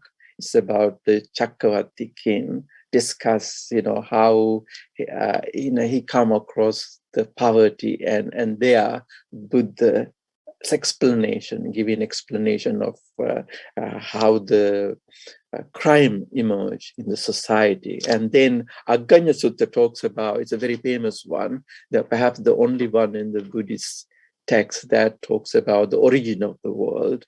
But there also talks about issues about rulers and, when the ruler doesn't act properly, doesn't do righteously, then the chaos begins to start. And these may apply to situations in many Buddhist countries. I don't want to name them, but we know about who we are talking about. And then, of course, it's not only Buddhist countries. You can think about Russia and Ukraine also. And the last one, Kutadanta Sutta. This is very important if you haven't heard before, because this sutta gives, we think about the planning is modern, but actually Buddha himself provide a plan how to solve economic crisis in this sutta.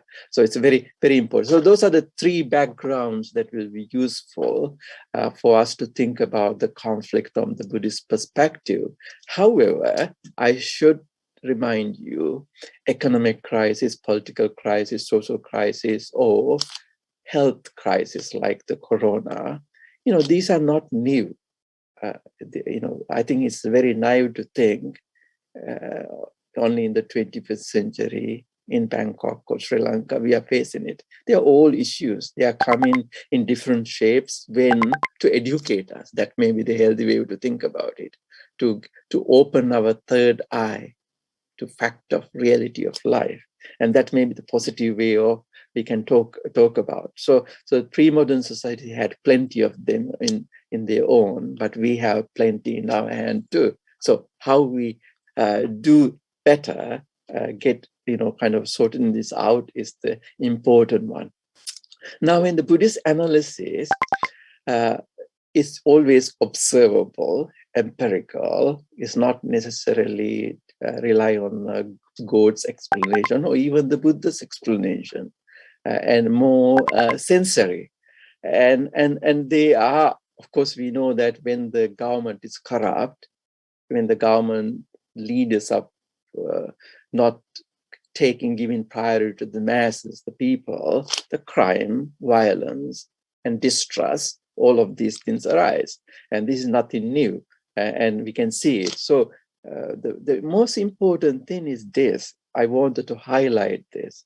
With these two ideas, anicca and paticcasamuppada. Anicca means impermanence, that even corona situation is impermanent. That means we can transform it to a better situation. So that's the Buddhist reality. And the paticcasamuppada is that things are causally interlinked. That means that there may be things which corona leads to a better situation. Of course, we have to think about it, that will lead to better situation rather than worse situation. So with that expectation, we work. So now, the Buddhist idea of the moral dimension, kind of ideas like, for example, Buddhism has certain ideas like simplicity, leading a simple lifestyle, even-mindedness, kind of equanimity, and sharing your resources and having compassion towards others. These are some of the basic foundational values that are helpful in crisis. They are helpful for creating peace, but also helpful in developing our lives. We don't get the same salary, same amount of money, or same amount of resources when we are in crisis. So we have to cut down our expenses in whatever way possible. And we also have to prioritize our agendas. So this time, Thailand, not thinking to celebrate Vesak in a large scale is a good sign, like frugality, simplicity. And we want to celebrate Vesak, but do it in a modest way, manageable way, affordable way, so that we don't use extra resources unnecessarily in a crisis time. So now, I have talked about 14 minutes, I think, and I wanted to take another minute or two and then finish it off. So let's see. Now, conflict, violence, these are not new. In the Buddhist time, there were people who went for war. Even Buddha couldn't stop them waging war. And while Buddha was looking at it, his relatives were killed by the other relatives. So these are the facts. And so this violence is there and the discontent is there, So being a Buddhist is basically we wanted to get into the bottom of the Buddhist teaching, simplicity, healthy lifestyle, and caring attitudes, compassion, and acting proactively to remove the misery that all of us are facing. So I think that's what I covered, and I took exactly 15 minutes. And thank you very much for paying attention to me. Thank you so much. Thank you.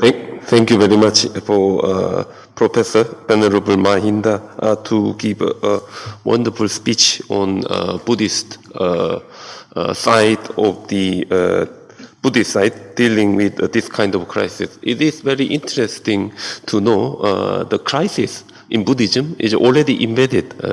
Suffering, the first noble truth, suffering or unsatisfactoriness, which is already comprise the crisis. So Buddhism and Buddhist practice already had this kind of crisis in mind. So Buddhist practice in various ways, mindful practice and Zen meditation practice and many different kind of practice already prepared for using in this against this kind of corona pandemic and so on. So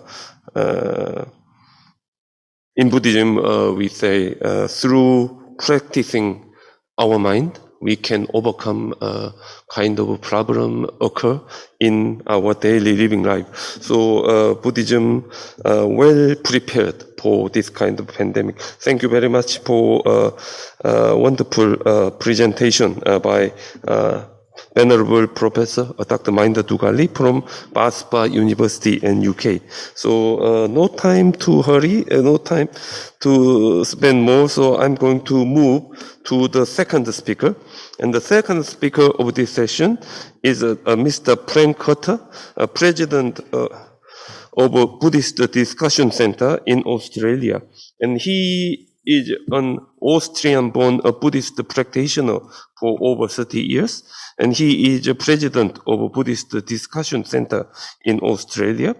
And also he is honorary assistant secretary general of a World Fellowship of a Buddhist. And he, together with colleagues, wrote the book, Bringing Wisdom to Life. So today, I'm hoping Mr. Frank Cutter give another wisdom to deal against this kind of crisis situation. Okay. For Mr. Frank, I will give you 15 minutes for discussion and talk. Thank you, Dr. Sunil. I appreciate that. Respected Venerables, Maha Sangha, Honourable Excellencies, distinguished guests, Dharma friends, ladies and gentlemen, greetings, good afternoon. It's a great pleasure for me to meet with you all here today in a gathering of peace, friendship, goodwill and harmony to celebrate the birth, enlightenment and parinibbana of Buddha. To acknowledge our teacher, Lord Buddha. Namo tassa bhagavato arahato sama sambuddhassa. I present my talk today from the viewpoint of a Buddhist practitioner, relying on the words of the Buddha and drawing on my experience and the experience of some well-known Dharma teachers of recent times. Last Sunday, the 8th of May, we celebrated Mother's Day in Australia. Mother's Day is an occasion when we recognise with gratitude our mother, and typically it's a time of family gathering or perhaps a visit to the cemetery where our dear mother was buried. The Buddhist Centre I'm a member of ran several Mother's Day flower stalls to raise funds.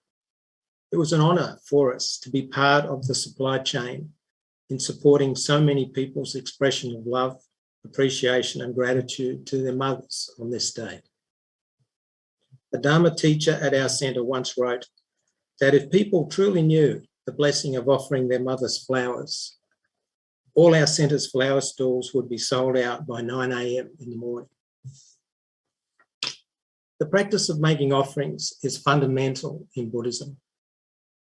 It is the practice of generosity, which is a foundational practice. Can we imagine what friendship would be like without generosity? What love would be like without generosity? What kindness would be like without generosity? These virtuous human qualities would not be well developed. They would be stunted and small. Generosity is nutrient for the mind. It is likened by the Buddha to good quality, rich, fertile soil, which supports and nourishes the growth of the seeds that are sown there. Generosity supports and nourishes the wholesome seeds that we generate by our good intentions and actions, so they can develop to their fullest potential. Generosity is the temperament of giving and forgiving, openness, cheerfulness, supporting, accepting, easing the way for the other person, joyfully lending a helping hand and nourishing. The Buddhist author Nina van Gorkum wrote in her essay, Generosity, the Inward Dimension, the giving away of useful or pleasant things is an act of generosity. However, if we only pay attention to the outward deeds, we do not know whether or not we are being sincerely generous. We should learn more about the mind which motivates our deeds. True generosity is difficult. While we are giving, our thoughts may not all be good and noble. Our motives for giving may not all be pure. We may give with selfish motives, expecting something in return, hoping to be liked by the receiver of our gift, wanting to be known as a generous person. End of quote. There is a story in the Buddhist texts about a young boy named Priyadashi. He knew about the Buddha and had great respect and love for him. One day, unexpectedly, he had an opportunity to meet the Buddha face to face. Immediately, he wanted to make offerings to the Buddha to pay respect to the great man. He looked around for something to offer, and he realized he had nothing to give. He was not carrying anything, yet in his heart, his wish to give something to the Buddha was so strong, he bent down and scooped up a handful of dirt from the ground. As the Buddha looked at him, Priyadashi offered the dirt with his heart filled with love, joy, and respect. As the Buddha blessed Priyadashi, he said his offering would bring him many lives of great wealth and good fortune because of the way it was offered. The offering was done with strong volition to give, accompanied by heartfelt generosity, gratitude, and joy. Generosity has the openness, flexibility, and lightness to put down our needs for a while and consider the needs of another, to be sensitive enough and patient enough to find out what the other person really needs to be well and happy. In discussing our panel topic today, it's worthwhile to talk about what are the true foundations of good relationships. In order to live in peace and solidarity with others, what qualities, behaviours and attitudes facilitate, build and maintain beneficial, harmonious and peaceful relationships? To quote Arvind Kumar Singh in his paper, World Peace and Conflict Resolution, a solution from Buddhist point of view, in Buddhism, the concept of peace or santi is extended to include both inner and outer peace. Inner peace, which is generally known as peace of mind, is a mental state free from disquieting or oppressive thoughts and emotions. Inner peace is a prerequisite for outer peace, which involves interpersonal relations. End of quote. Buddha taught the psychological root causes of conflict in the Samagama Sutta, which are, in essence, greed, hatred, and ignorance. These are also the root causes of suffering, unhappiness, and all the troubles we find ourselves in the world. There can be no true peace for us without us reducing, diminishing, and eventually overcoming these three generators of dukkha within ourselves. Buddhist practices can be grouped into what is known as perfections, or as they have sometimes been referred to, perfectors. Generosity is the first perfection and is the antidote to greed and stinginess. The antidote to hatred is the development of loving kindness, or metta in the Pali language. the late Venerable Ashin Titila, in the Buddhist publication Metta, wrote, "Metta, universal love, is generally taken to exist in connection with other people, but in reality, love for self comes first. It is not a selfish love, but a love for self or pure love, which comes first. By having pure love, metta as we define it, for self, selfish tendencies, hatred and anger will be diminished. Therefore, unless we ourselves possess metta within, we cannot share, we cannot give something we do not have."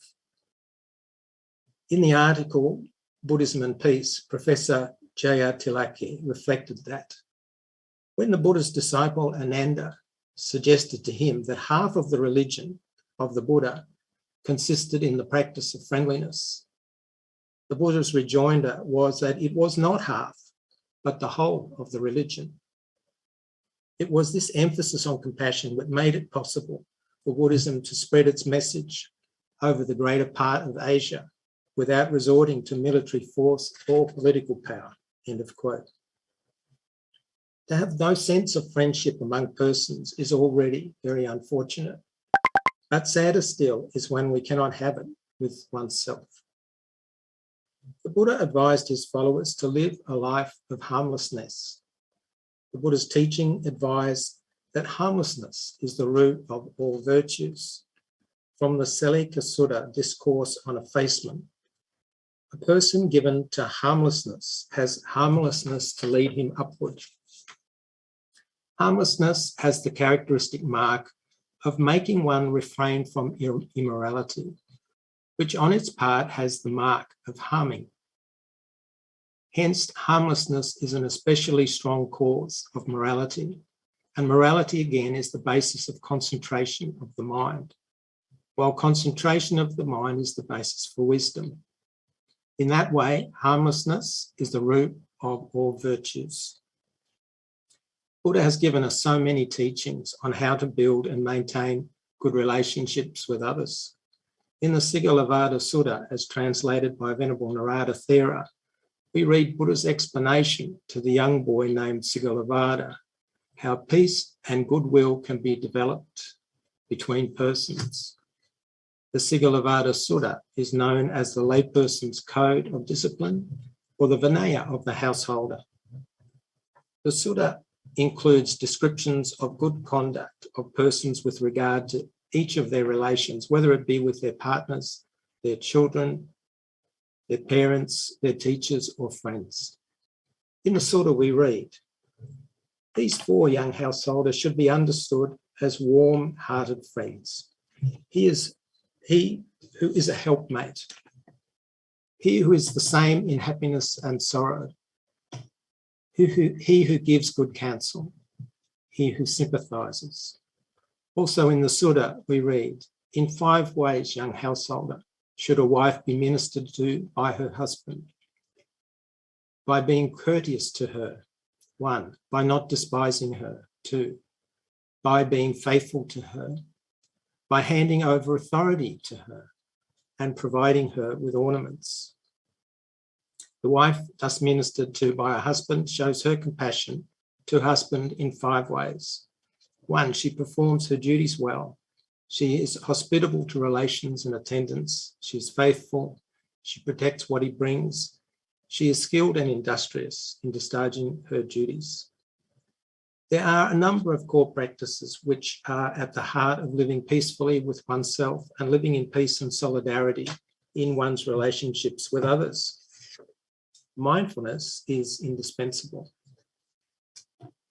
In his keynote speech at the Australian Buddhist Convention held in Melbourne, Australia in June 2002, eminent Buddhist scholar Dr. Ananda Garuge said, if you are mindful, if you are conscious of everything you do, from the very simple things, such as how you react to people you meet, how you choose the words by which you address a situation, the way you would like to criticize a person, then the criticism, when the criticism is necessary. If you are mindful, you will be very careful, you will be tactful. You will be doing exactly the kind of things you would like others to do to you. This is mindfulness in action. In the middle-length discourses, the Buddha advises, you shall carefully guard your mind, maintaining mindfulness all the time in order to cease conflicts. Right view or right understanding is the first factor taught by the Buddha in explaining the Noble Eightfold Path. Right view is understanding what is true, what is the nature of things, correct understanding that can be relied upon, that we can take refuge in, that can help us navigate the turbulence of samsara to realize the ultimate safety, peace, and freedom. Mahayana Buddhism teaches the 8 worldly conditions, or 4 pairs of opposites, as basic samsaric conditions that we meet in every type of birth. They are inherent in life and inescapable. These are gain and loss, praise and blame, honor and dishonor, happiness and unhappiness. These are the universal conditions of the world arising from impermanence. From the beginning of our life at birth, when we gain our human body, until the end, when we lose our human body, we are meeting these worldly conditions in a myriad of forms every day. So much of the world's conflict is coming from people reacting badly, unskillfully, blindly to these natural and inescapable conditions. Through the practice of studying the Buddha Dharma, we can start to learn and appreciate the nature of the world we're living in. We can understand what we see and experience is the product of karma. When we have loss, for example, nothing is actually going wrong. It's not automatically someone's fault. It is just the causes made in the past playing out. So as we gain more depth in this understanding, we have a base to learn to let go. From the start of the Buddhist path until the end, it's a process of learning to let go. From our practice of mindfulness and right view, we can understand the present with more clarity, upon which we see letting go is the best option. Our mindfulness, as our mindfulness improves, we start to catch ourselves in the moment. We recognize how our mind moves, reacting to unpleasant events or experiences. And at that moment, we have the possibility of gaining some space in our mind to restrain our reactive mind and prompt a better response. Like on a railway line, we are building a set of points into our track to switch direction away from defilements. We start to understand the nature of the defilements. We see that anger does not know how to stop anger. Worry doesn't know how to stop worry, and anxiety can't find a way out of anxiety. We can see these minds as like a lost child and that doesn't know what to do. Like the adult looking after the child, we can softly speak to the unwholesome mind and reassure it that everything is okay. We can then choose to be wholesome, to replace the unwholesome with wholesome. We learn there are many ways and strategies to do this. This is a Dharma process called right effort for dealing with the unpleasant, the difficult, the conflictual, without being reactive.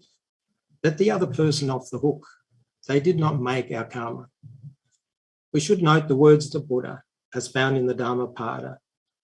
Hostilities aren't stilled through hostility. Regardless, hostilities are stilled through non-hostility. This is unending truth. Unlike those who don't realize that we're here on the verge of perishing, those who do, their quarrels are stilled. These are the facts of life. I think I'm getting fairly close to the end of the 15 minutes, so I'm going to skip along and just read one final quote from a great Thai master. I was going to mention about the 5 precepts, of course, because they are fundamental to Buddhist practice and they are the guardians of our behaviour. The master I'm going to quote is Venerable Acharya Mahabhuva from the Water of the Fires of the World. We read, as for people who sympathise with each other and see that all human beings are of equal value, they find it easy to be forgiving and to live with one another in peace. They don't despise one another for belonging to this or that class, or for having only this or that much wealth, all of which are simply a matter of a person's karma.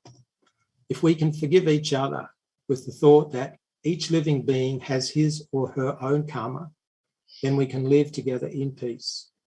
If we believe in the Dharma, we have to believe in karma and not in the defilements that make us arrogant and proud. So this is how the principles of the religion teach us to understand things and to conduct our lives so as to make peace with ourselves. The result is that society too will be at peace. End of quote. Thank you very much for listening to my talk today. I wish you all to have a happy and bright Vesak. From the Buddhist viewpoint, we must have some karmic connection to experience this wonderful occasion together. So may our good karma and harmonious friendship, goodwill and solidarity continue always. May we meet in harmony, act in harmony and disperse in harmony. Thank you. Thank you very much for Mr. Frank Carter to give an impressive talk on building a good Buddhist foundation for a good relationship in order to overcome conflict. In order to live a life in a peace, we need to develop a good mental foundation for good relationship with others. And the being mindful is the one of the way you are conscious of what you are doing at this very present moment. If you are keep doing that, then it could be a good basement to solve this kind of conflict problem we are faced with in this world. Thank you very much for the excellent talk. And I'm going to move to the next speaker. And the next speaker, Professor Dr. Wanchai Watanasat, is in this stage together with us, and he is the member of a National Reconciliation Committee in Thailand, and he used to be a medical doctor, and nowadays he is doing various counseling things, and he is a director of a conflict resolution courses, RUC school, and he is going to give a talk on our subject, Buddhist practices for peace and solidarity in time of conflict. Okay, 15 minutes. Yes. Well, sorry, okay. Thank you very much, Mr. Chairman. It is my great honor to be invited to come to this session, okay?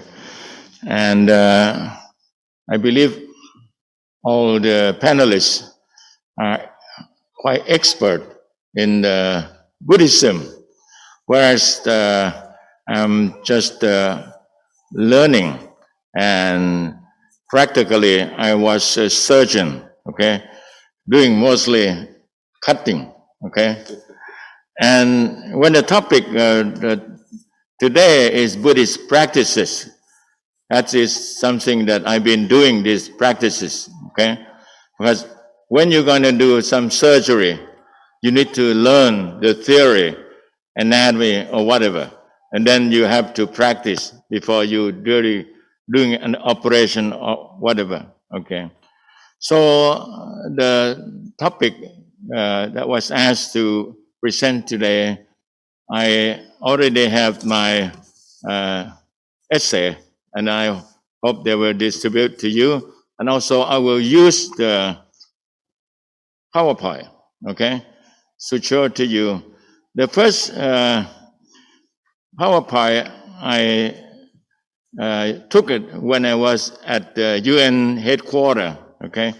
And the reason I use this because it doesn't move. Something, okay. Oh yeah, you see, I was at the headquarters. And the other thing that you see here, it's a torn flag that was shown at the UN headquarters. At that time, there was some bomb or something happening that even in some area. So it's just something that we're going to talk about how to build peace. Okay. When you talk about peace, see what I'm being learned about peace. It's an English word that when you talk about peace, it's not a standalone word, peace. You have to have the word just, J-U-S-T, just, together.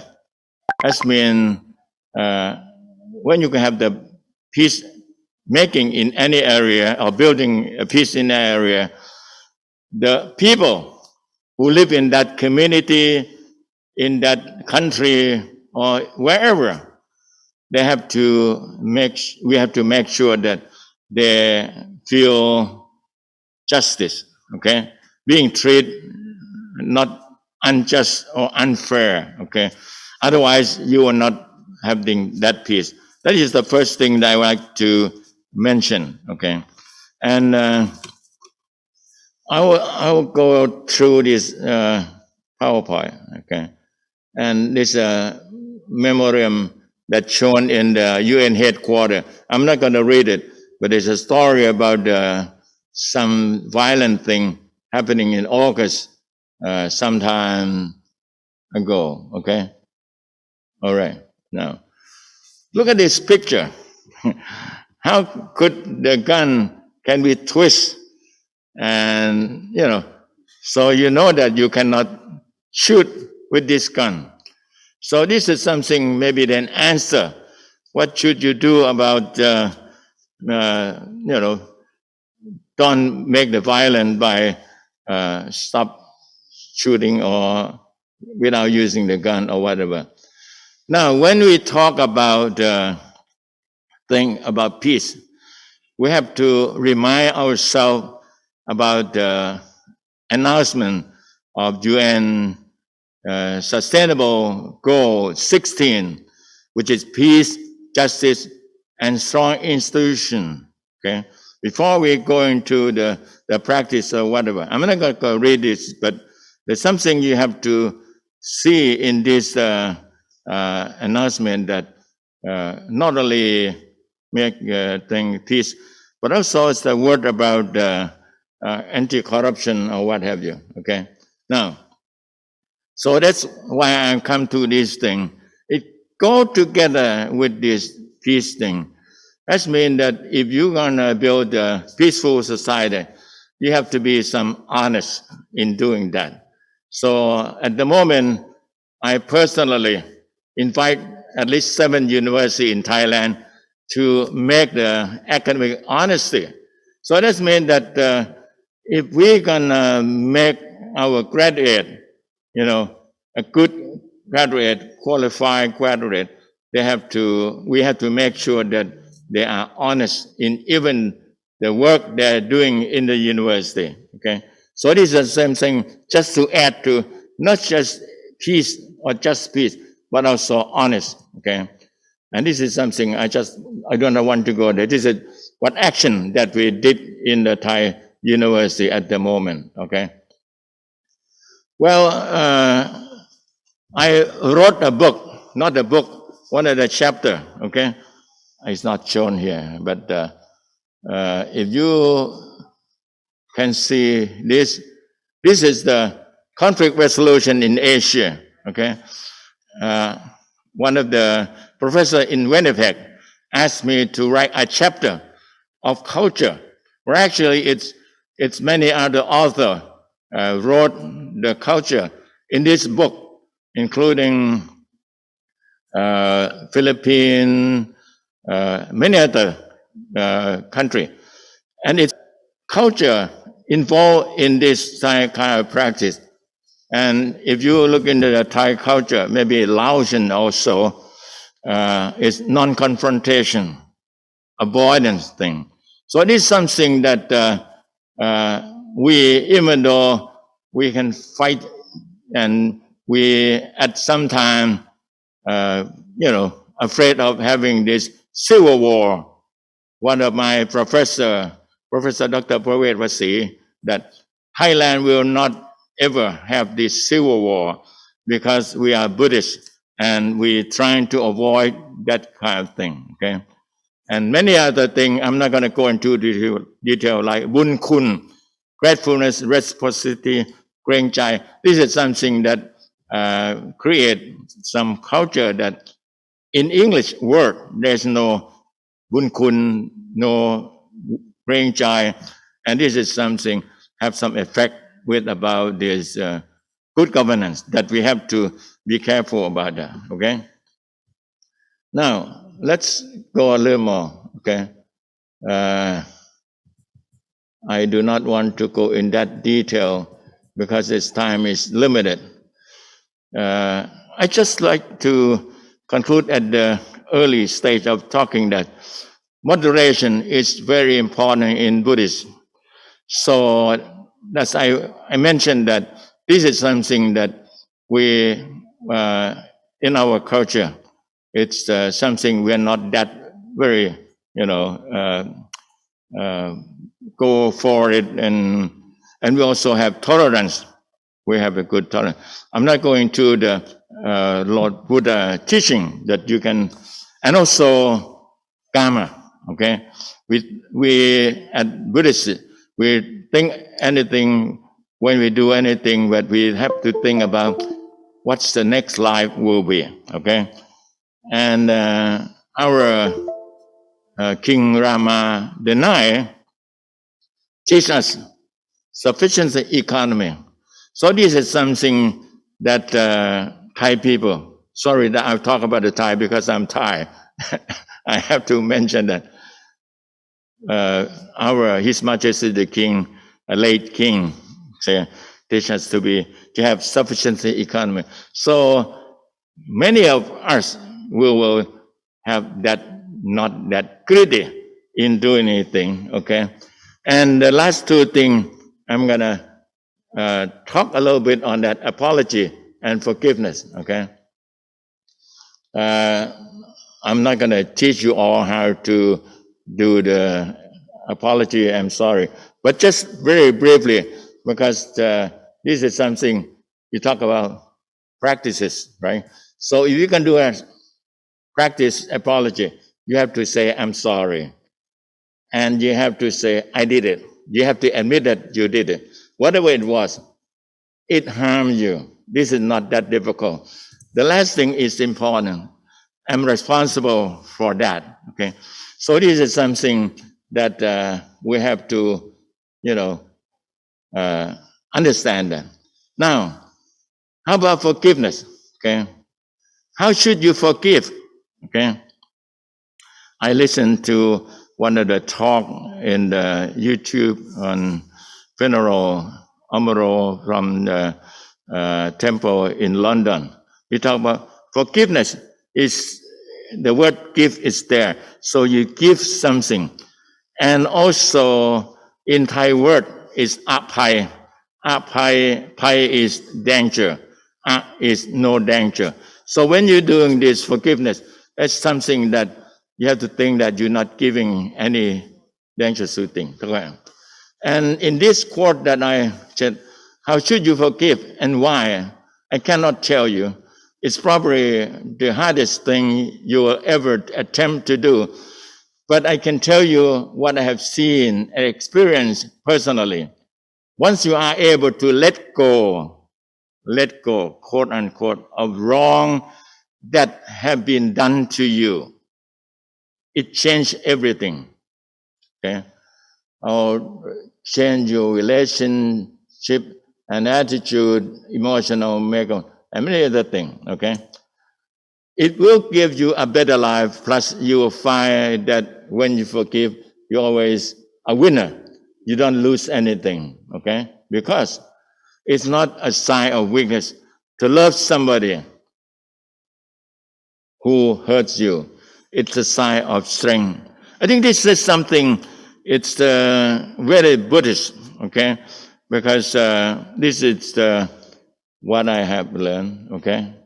Now, what I'm going to show you, lastly, I'm not trying to use much of the time, or this is something in practices I help doing in teaching of how to go about. At the time we have the red shirt and yellow shirt and fighting, so we teach them with knowledge of how to go about reconciliation, how to go about dialogue instead of debate, and the signal of this harmonization or peaceful thing, you use the little finger. So it's Thai culture that if you use little, show your little finger, the pinky, that's mean I'm your friend, okay?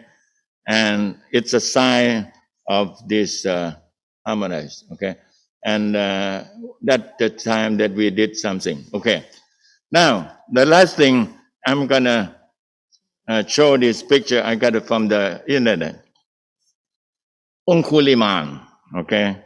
Onkuliman who killed already 999 person, and happened to come to meet. Lord Buddha know that he's coming, so he stopped, and the story that everyone know about it. Many questions come up that why the people who killed so many and he's not been, punished or something like that. Okay, I'm not going to give you an answer, but you as Buddhists, you should know about and have this answer. Now, 350 years ago, I'm just go beyond this Buddhism a little bit, if you allow me. Okay, Galileo did something, and the villagers, said that you did something against the, thing that the villagers teach. Okay, but recently, okay, not very long ago, Pope John Paul II come to have this apology, formal apology. Okay, so this is something that why 350 years ago,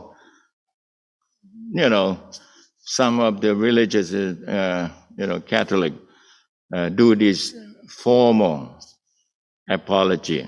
Okay, now I'm going to show you some Thai practice. Okay, and this is a time that we have.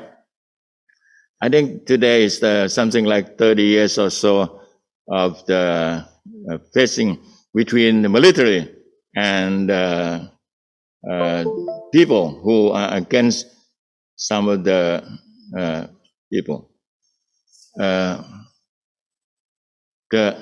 Our His Majesty the King Rama denied summon 3 general. Okay, one is already Prime Minister. The other one is the leader of the mob or demonstrated group that you can see it here, and the other one is one of the advisor to the king. He's not telling what for you to do, and he give them a mindfulness thought that if you still facing each other, no one will win. Everyone will lose. And the most thing that will lose is the country and the people. Okay? So with that, okay, so all these 3 general, stop. Our king didn't say anything that you stop, you'd have to resign or whatever. And this is something in practice that our, His Majesty the King, our beloved King, late King, that done. Okay, lastly, you probably seen this picture, okay? Lord Buddha stand between the 2, army, okay? And they are the relative of the Lord Buddha. And what did our Lord Buddha do? Okay, remind them that the start of the story is just the water, Rohini River. You are going to kill each other, you're going to lose your life and many things like that. So these are some practices that our Lord Buddha showed to everyone that, when you're going to, go into violence or fighting a war, you have to have some kind of mindfulness before you do anything further. That is my message to give to you today. Thank you. Thank you very much. Dr. Panchai talk about Thai traditional ethical value, and when he talk about non-confrontation, avoidance, moderation, tolerance, apology, and forgiveness, I feel like Thai traditional ethical value inside there already, Buddhism already inside there, Buddhist idea already embedded in Thai ethical culture. So Thai episode of the Thai King is actually so touching for me because in that situation, reconciling it's not easy at all. But the king asks us to become mindful, not only think about yourself, but also think about people in Thailand and the country and human beings in general. That makes such a serious situation become really reconcilable. So it was very touching story. I should remember from this very moment.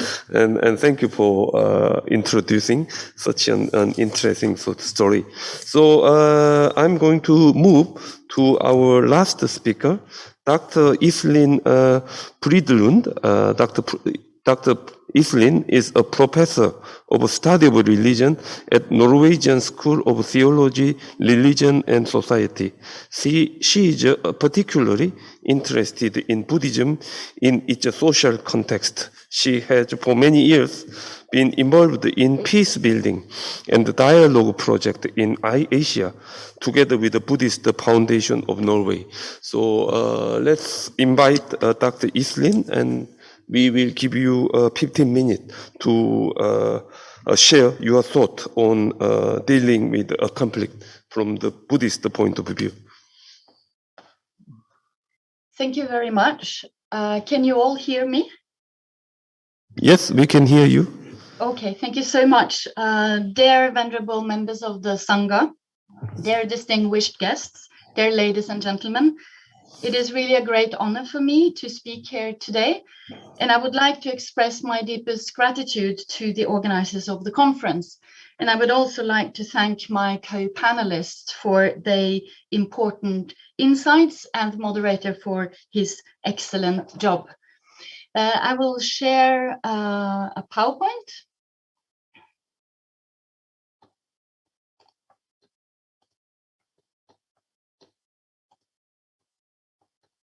Am I allowed to share my screen, please? Yes.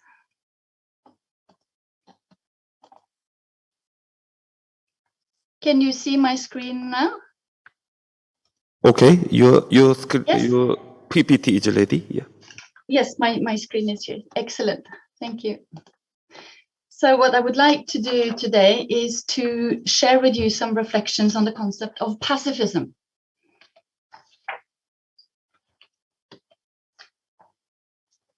Ahimsa, or no harm, is of course crucial to the Buddhist self-understanding. Buddhism, or more specifically early Buddhism, is seen as explicit and uncompromising pacifist with regard to warfare. However, what could pacifism have meant in early Buddhism, and is the term pacifism at all the correct term for a discussion of nonviolence in Buddhism? In the following, I would like to share some of my reflections with you on various positions taken with regard to pacifism in early Buddhism. What kind then of ethics is Buddhist ethics?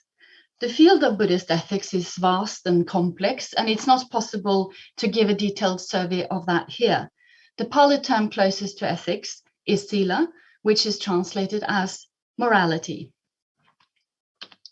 Efforts have been made by various scholars to conceptualize Buddhist ethics in terms of the Western vocabulary as either consequentialist, actions are bad because they bring an undesired end, as intentionalist, it is the intention behind a certain act that is decisive for its moral status.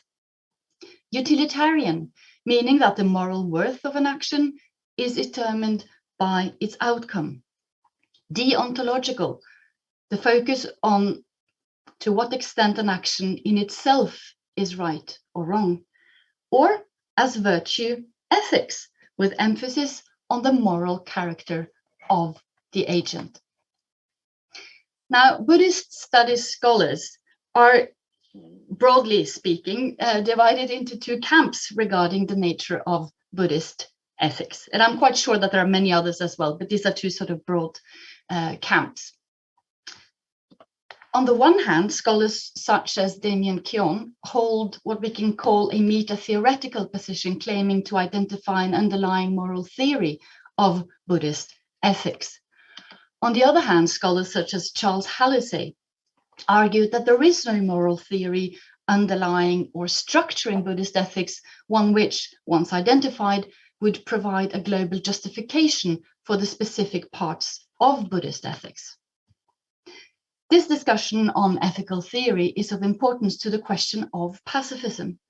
If one adopts Keown's position, Buddhism and violence would necessarily become an oxymoron.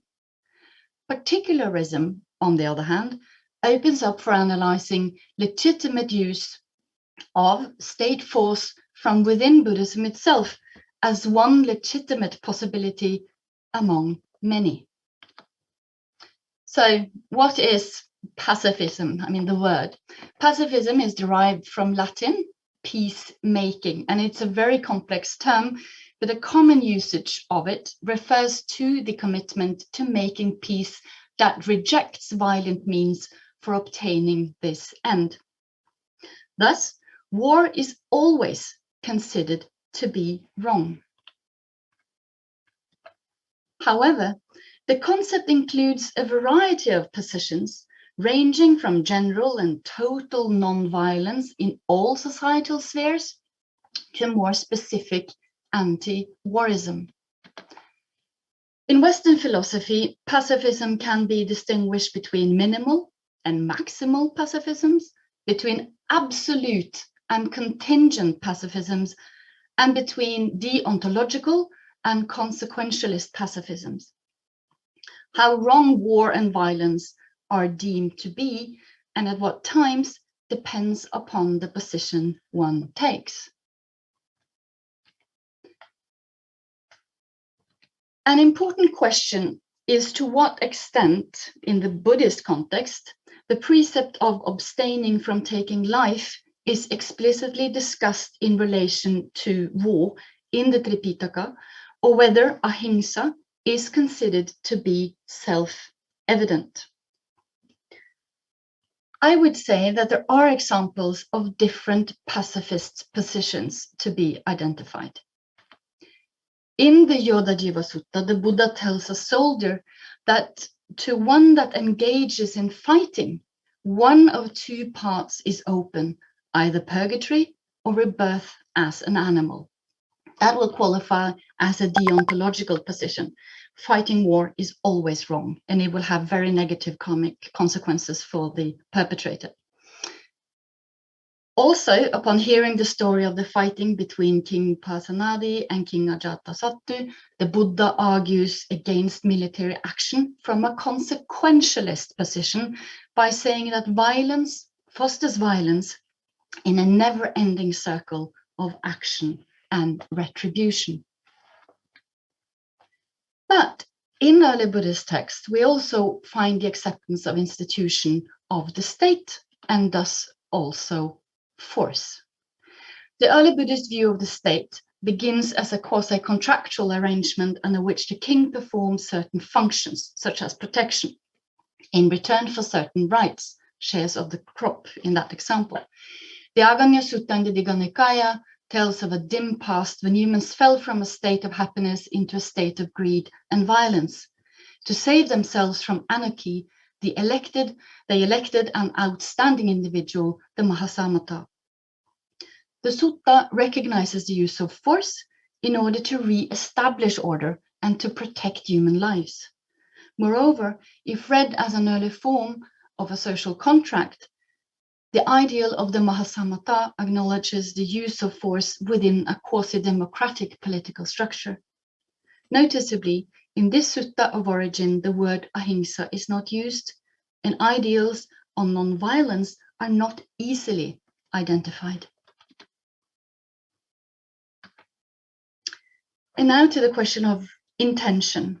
Other narratives raise the question about intentionality.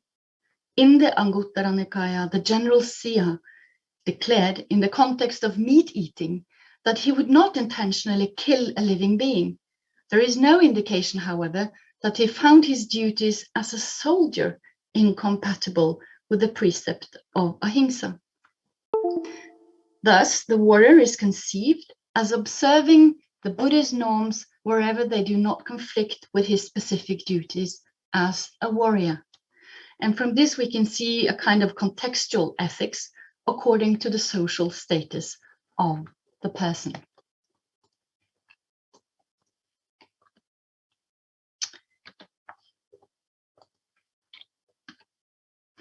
Other Buddhist narratives are rather ambiguous. The story of the Sri Lankan king, Siddhi Sanghabodhi, who was a real king in Sri Lanka, reigned from 247 to 249 Common Era, shows how the dilemma of reconciling sociological non-violence with realpolitik and have been discussed within certain Buddhist narratives. His story is transmitted and remembered in two very important texts, the Mahavamsa, and in a medieval biography known as the Hathavanagala Viharavasa, both containing multiple and contradictory moral theories. In the biography, Siddhi Sanghabodhi is portrayed as a bodhisattva who is reluctant to accept the throne, since he is said to be afraid of committing grievous action which brings men to hell. However, he is persuaded by Buddhist monks to accept the throne, since they regard him as a wise person. Siddhi Sanghabodhi's reluctance can be understood both as consequentialist, actions are bad if they bring an undesired end, and as deontological, the moral worth of an action is not judged by its consequences, but by its very nature. Moreover, the monk's argument that Siddhi Sanghabodhi is a good and wise man suggests virtue ethics. The story of Siddhi Sanghabodhi is even more interesting in that it holds that his reign was racked with crime, in spite of the fact that he was thought to be the very personification of the Dhamma. He ruled without force, which led to chaos and decay. In this case, his virtue was not enough to make him a good ruler. This story thus conveys the ideal of non-violence, while simultaneously indicating that violence is a prerequisite for royal rule. The disastrous effects of the attempt to rule without resorting to the use of force are also described in the Mahavamsa. So, although non-violence remains the ideal for Buddhist rulers, there would seem to be few references to absolute pacifism. Kings have nurtured ideals of compassion and at times have banned hunting within the polity, but only in a very few instances does the ideal of non-violence relate to non-violence in the political realm. Even the most famous instance of pacifism in Sri Lanka's history, the reign of King Siddhi Sanghabodhi lives on in the tradition without leading to a resolution of the conflicting moral stances towards the justified use of force. The reason for this lies in early political paradigms that acknowledged the necessity of royal rule for the subsistence of Buddhism. In Buddhist teachings, we certainly find maximalist and absolute pacifism. But most importantly, the notion that the ultimate goal of religious striving is contrary to the use of violence. However, this is restricted largely to the personal level. In fact, with a few notable exceptions, anti-warism, or what we might call political pacifism, is largely absent in Buddhism. Seen from a cross-cultural ethical perspective on religion and war, two things are striking. One is the importance of ahimsa, no harm. The other is the lack of any systematized thinking about the justified use of force. The question then is to what extent the lack of systematized thinking on the use of force in public affairs makes Buddhism necessarily pacifist, and if so, what kind of Buddhism can we say that we find in Buddhism? And on that last question, I would like to thank you so much for your attention, and I think I kept my 15 minutes sharp. So thank you so much. Thank you very much, Dr. Evelyn, to talk about early Buddhist position on the pacifism, making peace, how to making peace. From what kind of a position is it? Conscientialistic or intentional or utilitarian or deontological? Interesting analysis on early Buddhist canon, and I want to hear her definitive answer, but she didn't give final outcome. I'm very wondered around what could be her own thinking.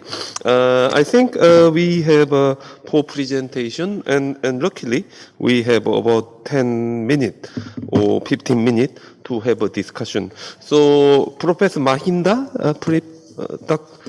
Professor Venerable Nine Mahinda, are you still here?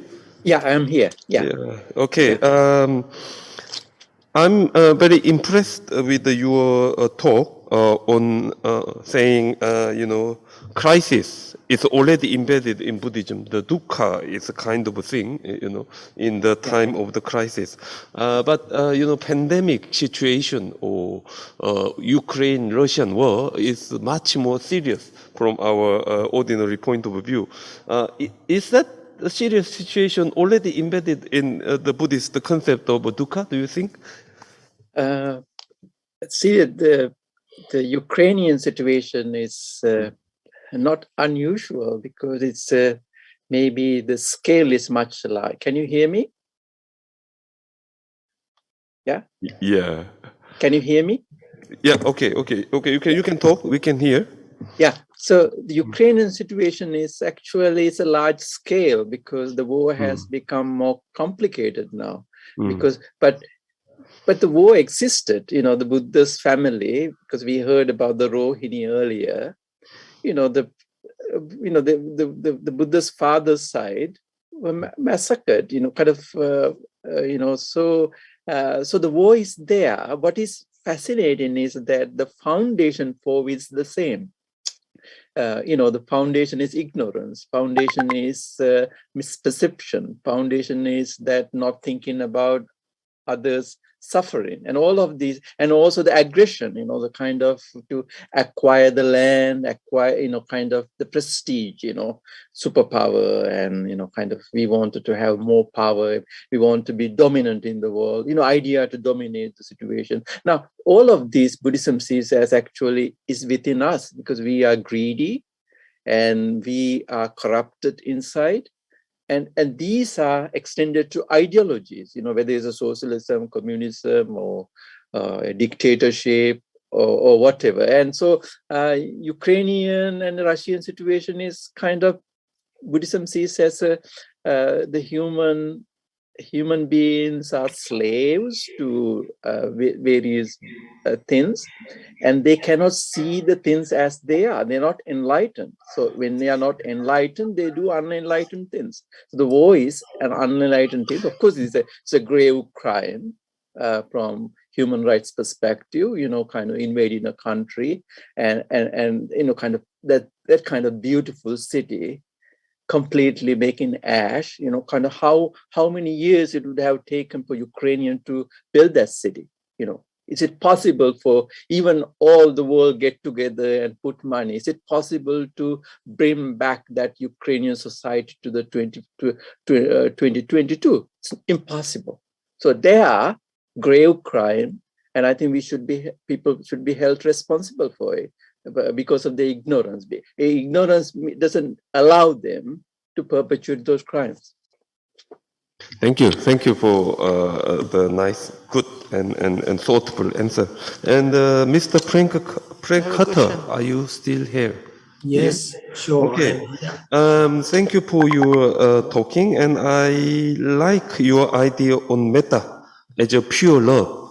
But usually when we develop a kind of love, our love usually goes to our close friend, not to the all living beings or living creatures. But Buddhism usually talk about Maha Metta, which develop a love toward all living creatures. So what do you think about, a Buddhist metta and Buddhist Maha Metta, how we can develop it? I think the quality of metta is immeasurable. It has an infinite objects. It's not limited to a particular group. Can you hear me okay? Yeah, we can hear you. So it's not limited to a particular type of person or people we like or our family or our relatives. It has this boundless quality to it. So this is the idea that its nature is to be spread to all beings equally. And I think the parallel is sometimes given of the sun, the light from the sun, not discriminating or distinguishing between this type of person or that type of person or this type of being. So metta has this cultural acceptance of all types of beings. And that's what gives it the element that it's free from any form of stinginess or any form of hatred, or it sort of has a compassionate element that it's equally offered to all beings, irrespective of their condition. Thank you. We have a floor question from Dr. Santanjoy. Okay. Thank you, Professor Hong. Actually, my question is that right now we are facing the climate change. Then last COP22, the summit, the world leaders, they like to keep the environment, not like to keep this temperature below the 1.5 degree. So, is there any possible way, like a holistic approach from Buddhist, from Buddhist practitioner aspect, that we can, Buddhists can make some contribution not to rise up and not to heat up this environment crisis? So, are you intending anyone to answer your question? Yes, sir. It will be fine. From? Yep. From whom? Anybody from our panelists. Yeah, it will be appreciated. Professor Mahinda, are you? Yeah, I think climate issue is a very important one, but except Japan, all the other countries. I mean, of course, we can exclude Korea also, but most of the Buddhist countries are struggling with economies, the developing world. So the transition from completely carbon-free world is not an easy task. I think most of even though people wanted to have less carbon footprint and use the ways like recently, for example, take Sri Lanka. Because of the gas, scarcity. Now people have gone back to using firewood, which is warm up the area. But this is not because people wanted to go to that transition, but life is a struggle. People have to survive first in order to preserve these noble ideals of preserving environment, because preserving environment come in 100 years, 50 years time, but people who are living now have to live now. So I don't think Buddhists are deliberately neglecting their responsibility or wanted to neglect, but there are restrictions within the system, economic pressure and immediate needs, and kind of how you survive in this world is become a real problem for people in most Buddhist countries. I am thinking about the 13th of May 2022, Sri Lanka, the people who are jobless, people who are not working, people who cannot go to work, they have to feed their children, so the climate goes out of the window. I'm not saying that people are neglecting, but the situation has made it difficult. Thank you. Thank you, Professor Mahinda. And also, I want to ask Dr. Panchai. You mentioned many different Thai ethical values in order to solve the problem of current crisis and confrontation. Which one is the most important for us to develop, do you think? Well, I think depend on which crisis you're talking about. Okay, there are many type of crisis. But sometimes you have to be aware, crisis can create opportunity. Okay, like if you look at this pandemic 19, actually an opportunity to use this online thing. We were thinking about how can we communicate people. Today we are able to get people from all over the world to listen, to talk, and understand. So the development of this because of the Mr. COVID-19. So we have to thank them as well. So when you think about anything, you have two sides of thought. Okay, sometimes crisis is opportunity. Okay, very important. Thank you. Finally, I'd like